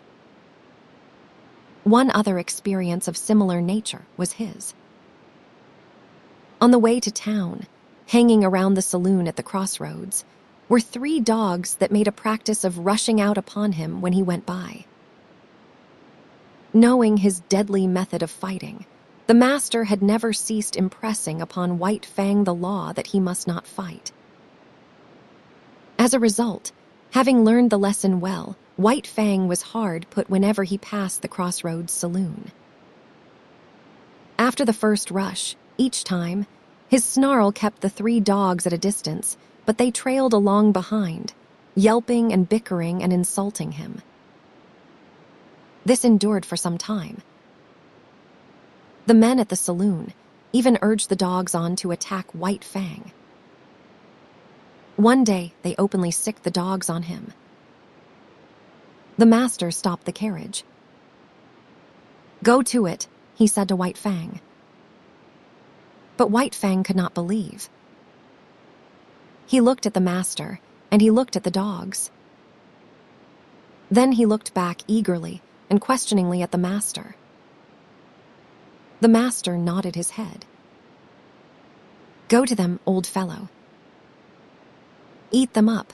White Fang no longer hesitated. He turned and leaped silently among his enemies. All 3 faced him. There was a great snarling and growling, a clashing of teeth and a flurry of bodies. The dust of the road arose in a cloud and screened the battle. But at the end of several minutes, 2 dogs were struggling in the dirt, and the third was in full flight. He leaped a ditch, went through a rail fence, and fled across a field. White Fang followed, sliding over the ground in wolf fashion and with wolf speed, swiftly and without noise, and in the center of the field he dragged down and slew the dog. With this triple killing his mane, troubles with dogs ceased. The word went up and down the valley, and men saw to it that their dogs did not molest the fighting wolf. Chapter 4. The Call of Kind. The months came and went.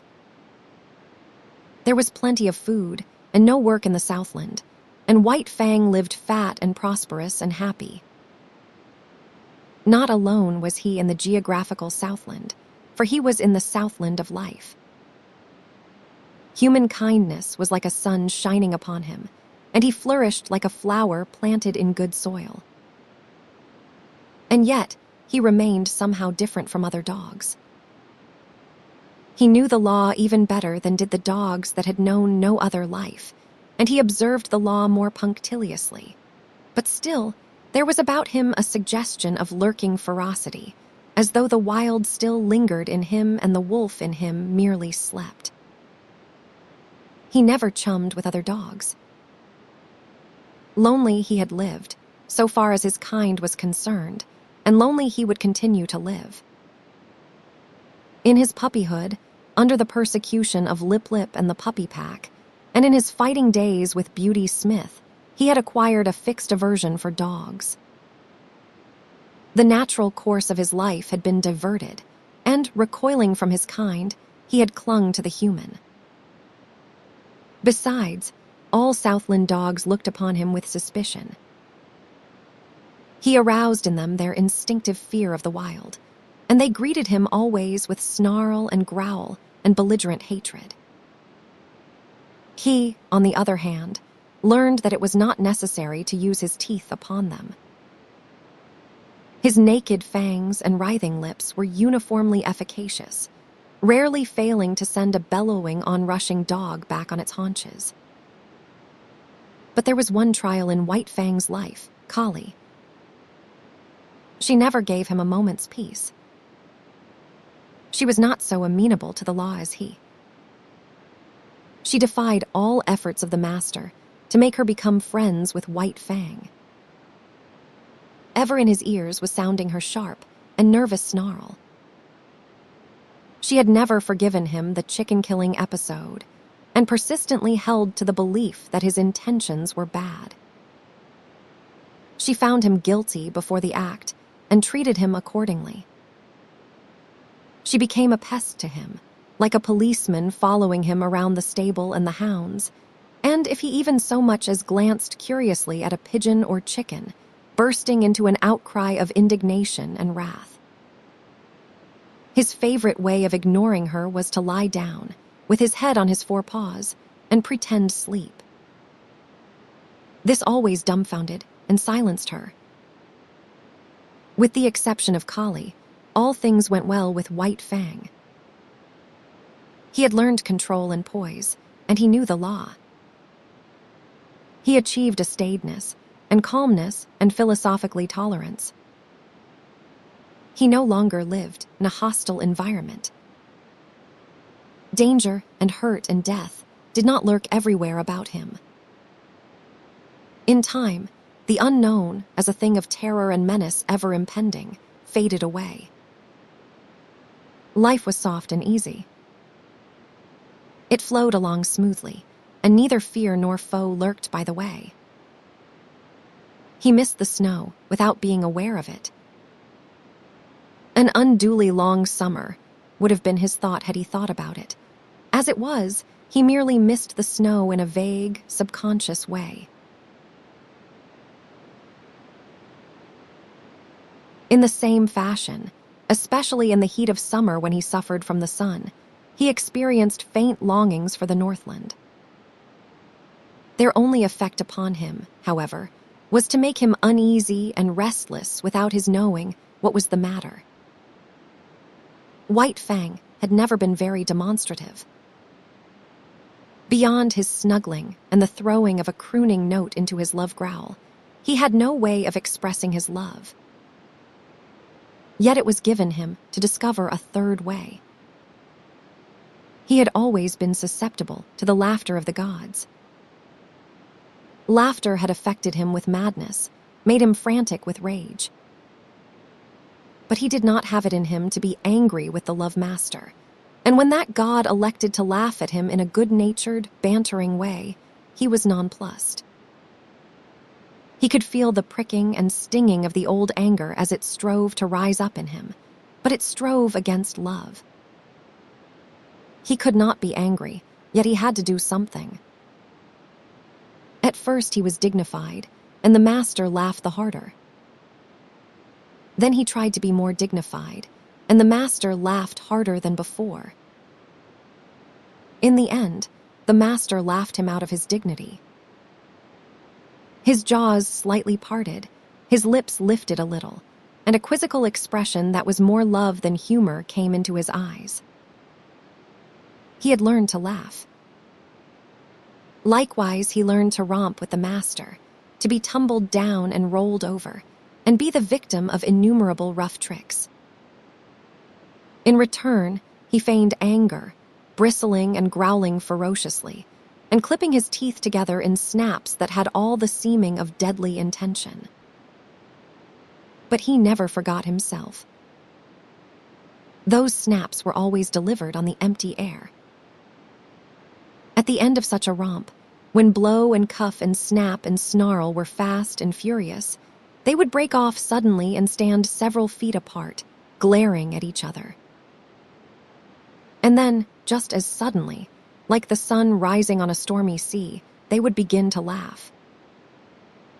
This would always culminate with the master's arms going around White Fang's neck and shoulders, while the latter crooned and growled his love song.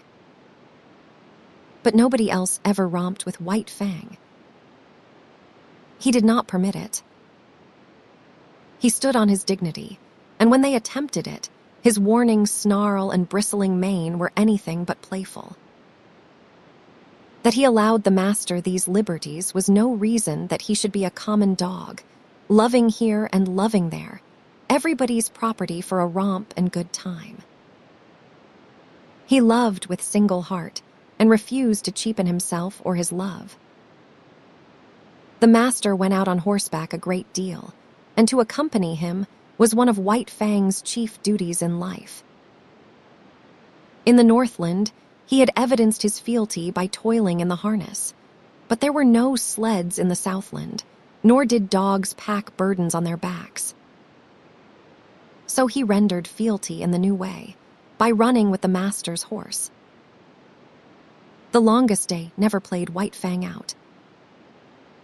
His was the gait of the wolf, smooth, tireless, and effortless, and at the end of 50 miles he would come in jauntily ahead of the horse. It was in connection with the riding that White Fang achieved one other mode of expression, remarkable in that he did it but twice in all his life. The first time occurred when the master was trying to teach a spirited, thoroughbred the method of opening and closing gates without the rider's dismounting. Time and again, and many times, he ranged the horse up to the gate in the effort to close it, and each time the horse became frightened and backed and plunged away. It grew more nervous and excited every moment. When it reared, the master put the spurs to it and made it drop its forelegs back to earth, whereupon it would begin kicking with its hind legs. White Fang watched the performance with increasing anxiety until he could contain himself no longer, when he sprang in front of the horse and barked savagely and warningly. Though he often tried to bark thereafter, and the master encouraged him, he succeeded only once, and then it was not in the master's presence. A scamper across the pasture, a jackrabbit rising suddenly under the horse's feet, a violent shear, a stumble, a fall to earth, and a broken leg for the master, was the cause of it. White Fang sprang in a rage at the throat of the offending horse, but was checked by the master's voice. "Home. Go home," the master commanded when he had ascertained his injury. White Fang was disinclined to desert him. The master thought of writing a note, but searched his pockets vainly for pencil and paper. Again he commanded White Fang to go home. The latter regarded him wistfully, started away, then returned and whined softly. The master talked to him gently but seriously, and he cocked his ears and listened with painful intentness. "That is all right, old fellow, you just run along home," ran the talk. "Go on home and tell them what has happened to me. Home with you, you wolf." Get along home. White Fang knew the meaning of home, and though he did not understand the remainder of the master's language, he knew it was his will that he should go home. He turned and trotted reluctantly away. Then he stopped, undecided, and looked back over his shoulder. "Go home," came the sharp command, and this time he obeyed. The family was on the porch, taking the cool of the afternoon, when White Fang arrived. He came in among them, panting, covered with dust. "Weedon's back," Weedon's mother announced. The children welcomed White Fang with glad cries and ran to meet him. He avoided them and passed down the porch, but they cornered him against a rocking chair and the railing. He growled and tried to push by them. Their mother looked apprehensively in their direction. "I confess, he makes me nervous around the children," she said. "I have a dread that he will turn upon them unexpectedly someday." Growling savagely, White Fang sprang out of the corner, overturning the boy and the girl. The mother called them to her and comforted them, telling them not to bother White Fang. "A wolf is a wolf," commented Judge Scott. "There is no trusting one. But he is not all wolf," interposed Bate, standing for her brother in his absence. "You have only Weedon's opinion for that," rejoined the judge. "He merely surmises that there is some strain of dog in White Fang, but as he will tell you himself, he knows nothing about it." As for his appearance, he did not finish his sentence. White Fang stood before him, growling fiercely. "Go away." "Lie down, sir," Judge Scott commanded.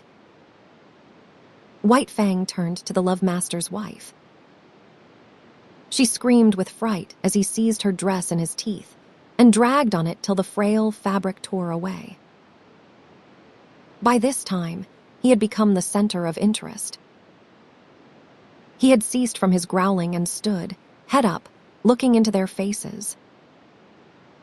His throat worked spasmodically, but made no sound, while he struggled with all his body, convulsed with the effort to rid himself of the incommunicable something that strained for utterance. "I hope he is not going mad," said Weedon's mother. "I told Weedon that I was afraid the warm climate would not agree with an Arctic animal. He is trying to speak, I do believe," Bate announced. At this moment speech came to White Fang, rushing up in a great burst of barking. "Something has happened to Weedon," his wife said decisively. They were all on their feet now, and White Fang ran down the steps, looking back for them to follow. For the second and last time in his life, he had barked and made himself understood. After this event, he found a warmer place in the hearts of the Sierra Vista people, and even the groom whose arm he had slashed admitted that he was a wise dog even if he was a wolf. Judge Scott still held to the same opinion and proved it to everybody's dissatisfaction by measurements and descriptions taken from the encyclopedia and various works on natural history. The days came and went, streaming their unbroken sunshine over the Santa Clara Valley. But as they grew shorter and White Fang's second winter in the Southland came on, he made a strange discovery. Collie's teeth were no longer sharp. There was a playfulness about her nips and a gentleness that prevented them from really hurting him. He forgot that she had made life a burden to him, and when she disported herself around him, he responded solemnly, striving to be playful and becoming no more than ridiculous. One day, she led him off on a long chase through the back pasture land into the woods. It was the afternoon that the master was to ride, and White Fang knew it. The horse stood saddled and waiting at the door. White Fang hesitated. But there was that in him deeper than all the law he had learned, than the customs that had molded him, than his love for the master, than the very will to live of himself. And when, in the moment of his indecision, Collie nipped him and scampered off, he turned and followed after. The master rode alone that day, and in the woods, side by side, White Fang ran with Collie, as his mother, Kitch, and Old One Eye had run long years before in the silent Northland forest. Chapter 5. The Sleeping Wolf. It was about this time that the newspapers were full of the daring escape of a convict from San Quentin prison. He was a ferocious man. He had been ill-made in the making. He had not been born right, and he had not been helped any by the molding he had received at the hands of society. The hands of society are harsh, and this man was a striking sample of its handiwork. He was a beast, a human beast, it is true, but nevertheless so terrible a beast that he can best be characterized as carnivorous. In San Quentin prison, he had proved incorrigible. Punishment failed to break his spirit. He could die dumb mad and fighting to the last, but he could not live and be beaten. The more fiercely he fought, the more harshly society handled him, and the only effect of harshness was to make him fiercer. Straitjackets, starvation, and beatings and clubbings were the wrong treatment for Jim Hall, but it was the treatment he received. It was the treatment he had received from the time he was a little pulpy boy in a San Francisco slum, soft clay in the hands of society, and ready to be formed into something. It was during Jim Hall's third term in prison that he encountered a guard that was almost as great a beast as he. The guard treated him unfairly, lied about him to the warden, lost his credits, persecuted him. The difference between them was that the guard carried a bunch of keys and a revolver. Jim Hall had only his naked hands and his teeth. But he sprang upon the guard one day and used his teeth on the other's throat, just like any jungle animal. After this, Jim Hall went to live in the incorrigible cell. He lived there 3 years. The cell was of iron, the floor, the walls, the roof. He never left this cell. He never saw the sky nor the sunshine. Day was a twilight, and night was a black silence. He was in an iron tomb, buried alive. He saw no human face, spoke to no human thing. When his food was shoved into him, he growled like a wild animal. He hated all things. For days and nights, he bellowed his rage at the universe. For weeks and months, he never made a sound, in the black silence eating his very soul. He was a man and a monstrosity, as fearful a thing of fear as ever gibbered in the visions of a maddened brain. And then, one night, he escaped. The warders said it was impossible, but nevertheless the cell was empty, and half in half out of it lay the body of a dead guard. 2 other dead guards marked his trail through the prison to the outer walls, and he had killed with his hands to avoid noise. He was armed with the weapons of the slain guards, a live arsenal that fled through the hills, pursued by the organized might of society. A heavy price of gold was upon his head. Avaricious farmers hunted him with shotguns. His blood might pay off a mortgage or send a son to college. Public-spirited citizens took down their rifles and went out after him. A pack of bloodhounds followed the way of his bleeding feet. And the sleuthhounds of the law, the paid fighting animals of society, with telephone and telegraph and special train, clung to his trail night and day. Sometimes they came upon him, and men faced him like heroes, or stampeded through barbed wire fences to the delight of the Commonwealth reading the account at the breakfast table. It was after such encounters that the dead and wounded were carted back to the towns, and their places filled by men eager for the manhunt. And then Jim Hall disappeared.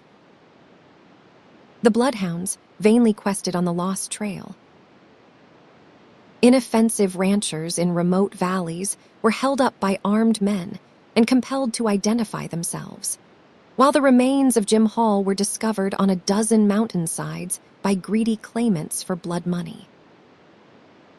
In the meantime, the newspapers were read at Sierra Vista, not so much with interest as with anxiety. The women were afraid. Judge Scott pooh-poohed and laughed, but not with reason, for it was in his last days on the bench that Jim Hall had stood before him and received sentence. And in open courtroom, before all men, Jim Hall had proclaimed that the day would come when he would wreak vengeance on the judge that sentenced him. For once, Jim Hall was right. He was innocent of the crime for which he was sentenced. It was a case, in the parlance of thieves and police, of railroading. Jim Hall was being railroaded to prison for a crime he had not committed. Because of the 2 prior convictions against him, Judge Scott imposed upon him a sentence of 50 years. Judge Scott did not know all things, and he did not know that he was party to a police conspiracy, that the evidence was hatched and perjured, that Jim Hall was guiltless of the crime charged. And Jim Hall, on the other hand, did not know that Judge Scott was merely ignorant. Jim Hall believed that the judge knew all about it, and was hand in glove with the police in the perpetration of the monstrous injustice. So it was, when the doom of 50 years of living death was uttered by Judge Scott, that Jim Hall, hating all things in the society that misused him, rose up and raged in the courtroom until dragged down by half a dozen of his blue-coated enemies.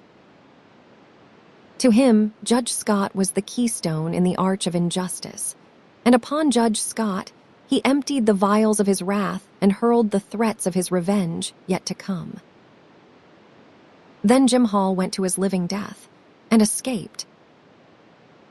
Of all this White Fang knew nothing. But between him and Alice, the master's wife, there existed a secret. Each night, after Sierra Vista had gone to bed, she rose and let in White Fang to sleep in the big hall. Now White Fang was not a house dog, nor was he permitted to sleep in the house. So each morning early, she slipped down and let him out before the family was awake. On one such night, while all the house slept, White Fang awoke and lay very quietly. And very quietly, he smelled the air and read the message it bore of a strange god's presence. And to his ears came sounds of the strange god's movements. White Fang burst into no furious outcry. It was not his way. The strange god walked softly, but more softly walked White Fang, for he had no clothes to rub against the flesh of his body. He followed silently. In the wild, he had hunted live meat that was infinitely timid, and he knew the advantage of surprise. The strange god paused at the foot of the great staircase and listened, and White Fang was as dead, so without movement was he as he watched and waited. Up that staircase, the way led to the Love Master, and to the Love Master's dearest possessions. White Fang bristled, but waited. The strange god's foot lifted. He was beginning the ascent. Then it was that White Fang struck. He gave no warning, with no snarl anticipated his own action. Into the air, he lifted his body in the spring that landed him on the strange god's back. White Fang clung with his forepaws to the man's shoulders, at the same time burying his fangs into the back of the man's neck. He clung on for a moment, long enough to drag the god over backward. Together they crashed to the floor. White Fang leaped clear, and, as the man struggled to rise, was in again with the slashing fangs. Sierra Vista awoke in alarm. The noise from downstairs was as that of a score of battling fiends. There were revolver shots. A man's voice screamed once in horror and anguish. There was a great snarling and growling, and over all arose a smashing and crashing of furniture and glass. But almost as quickly as it had arisen, the commotion died away. The struggle had not lasted more than 3 minutes. The frightened household clustered at the top of the stairway. From below, as from out an abyss of blackness, came up a gurgling sound, as of air bubbling through water. Sometimes this gurgle became sibilant, almost a whistle. But this, too, quickly died down and ceased. Then naught came up out of the blackness, save a heavy panting of some creature struggling sorely for air. Weedon Scott pressed a button, and the staircase and downstairs hall were flooded with light. Then he and Judge Scott, revolvers in hand, cautiously descended. There was no need for this caution. White Fang had done his work. In the midst of the wreckage of overthrown and smashed furniture, partly on his side, his face hidden by an arm, lay a man. Weedon Scott bent over, removed the arm, and turned the man's face upward. A gaping throat explained the manner of his death. "Jim Hall," said Judge Scott, and father and son looked significantly at each other. Then they turned to White Fang. He, too, was lying on his side. His eyes were closed, but the lids slightly lifted in an effort to look at them as they bent over him, and the tail was perceptibly agitated in a vain effort to wag.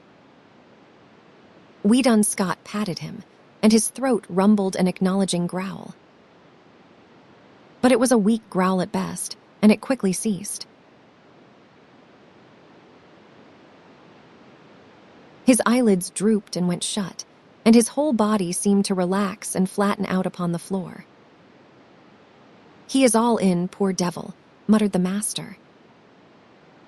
"We will see about that," asserted the judge as he started for the telephone. "Frankly, he has 1 chance in 1,000, announced the surgeon, after he had worked an hour and a half on White Fang. Dawn was breaking through the windows and dimming the electric lights. With the exception of the children, the whole family was gathered about the surgeon to hear his verdict. "1 broken hind leg," he went on. 3 broken ribs, 1 at least of which has pierced the lungs. He has lost nearly all the blood in his body.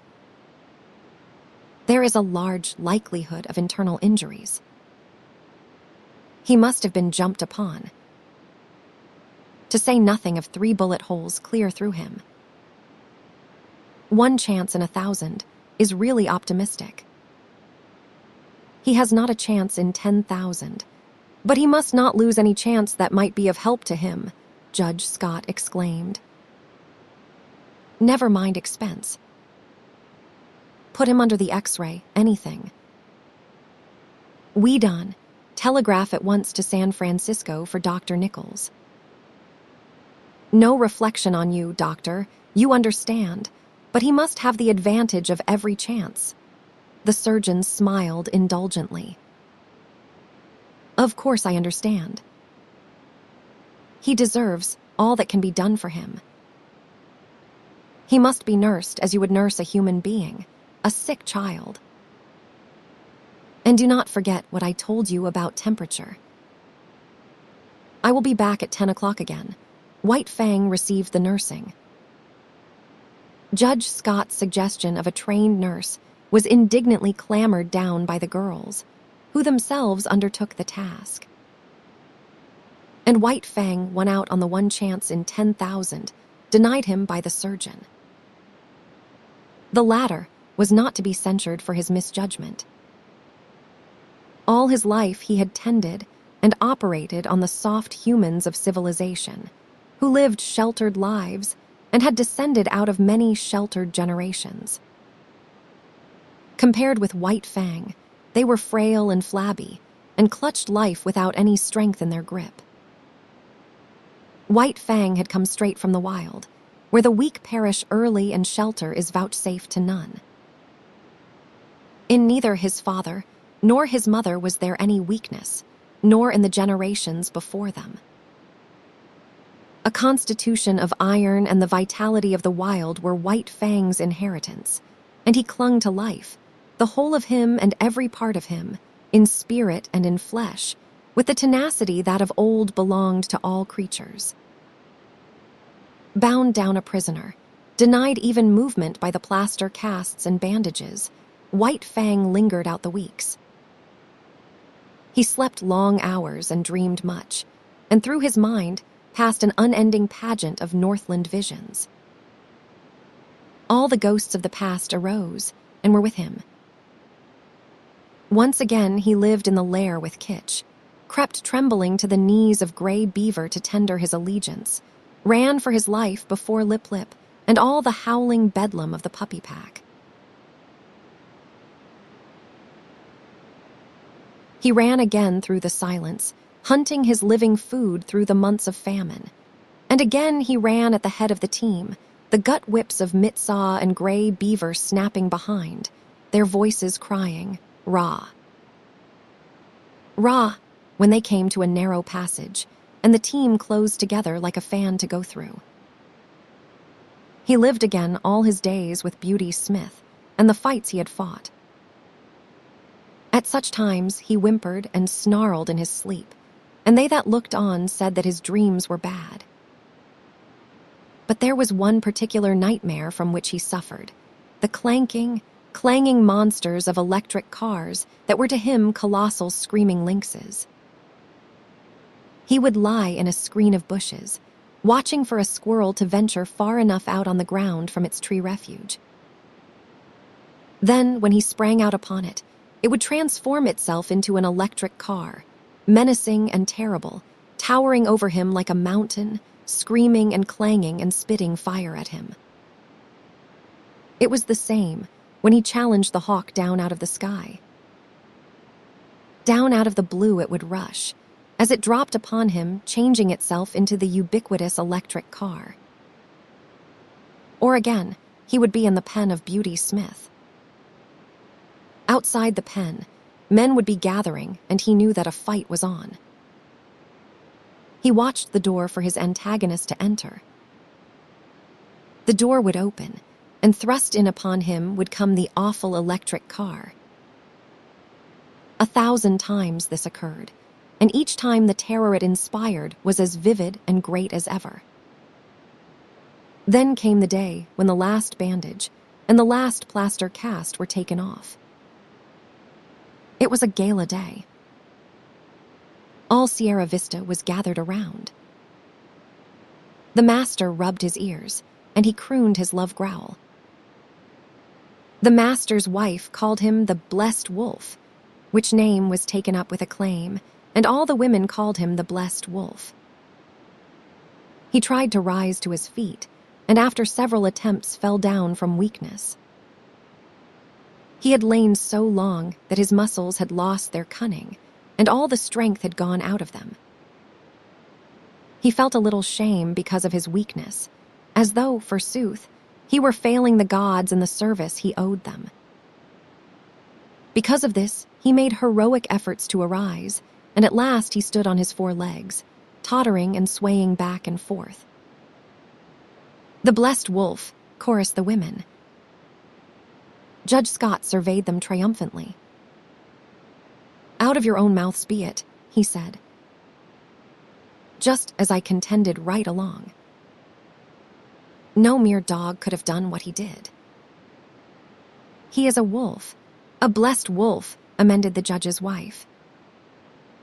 "Yes, blessed wolf," agreed the judge.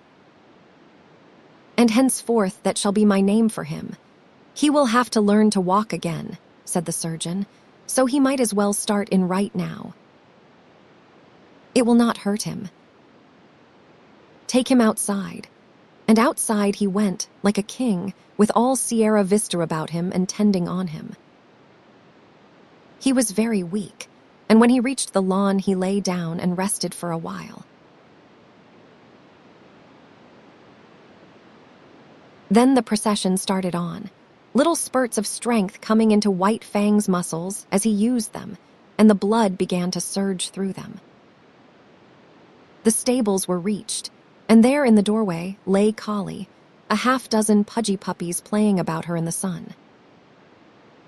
White Fang looked on with a wondering eye. Collie snarled warningly at him, and he was careful to keep his distance. The master, with his toe, helped one sprawling puppy toward him.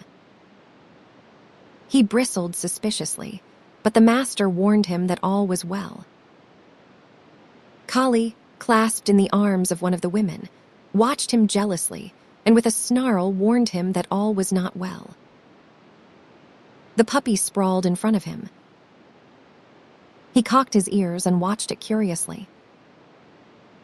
Then their noses touched, and he felt the warm little tongue of the puppy on his jowl. White Fang's tongue went out, he knew not why, and he licked the puppy's face. Hand-clapping and pleased cries from the gods greeted the performance. He was surprised and looked at them in a puzzled way. Then his weakness asserted itself, and he lay down, his ears cocked, his head on one side as he watched the puppy.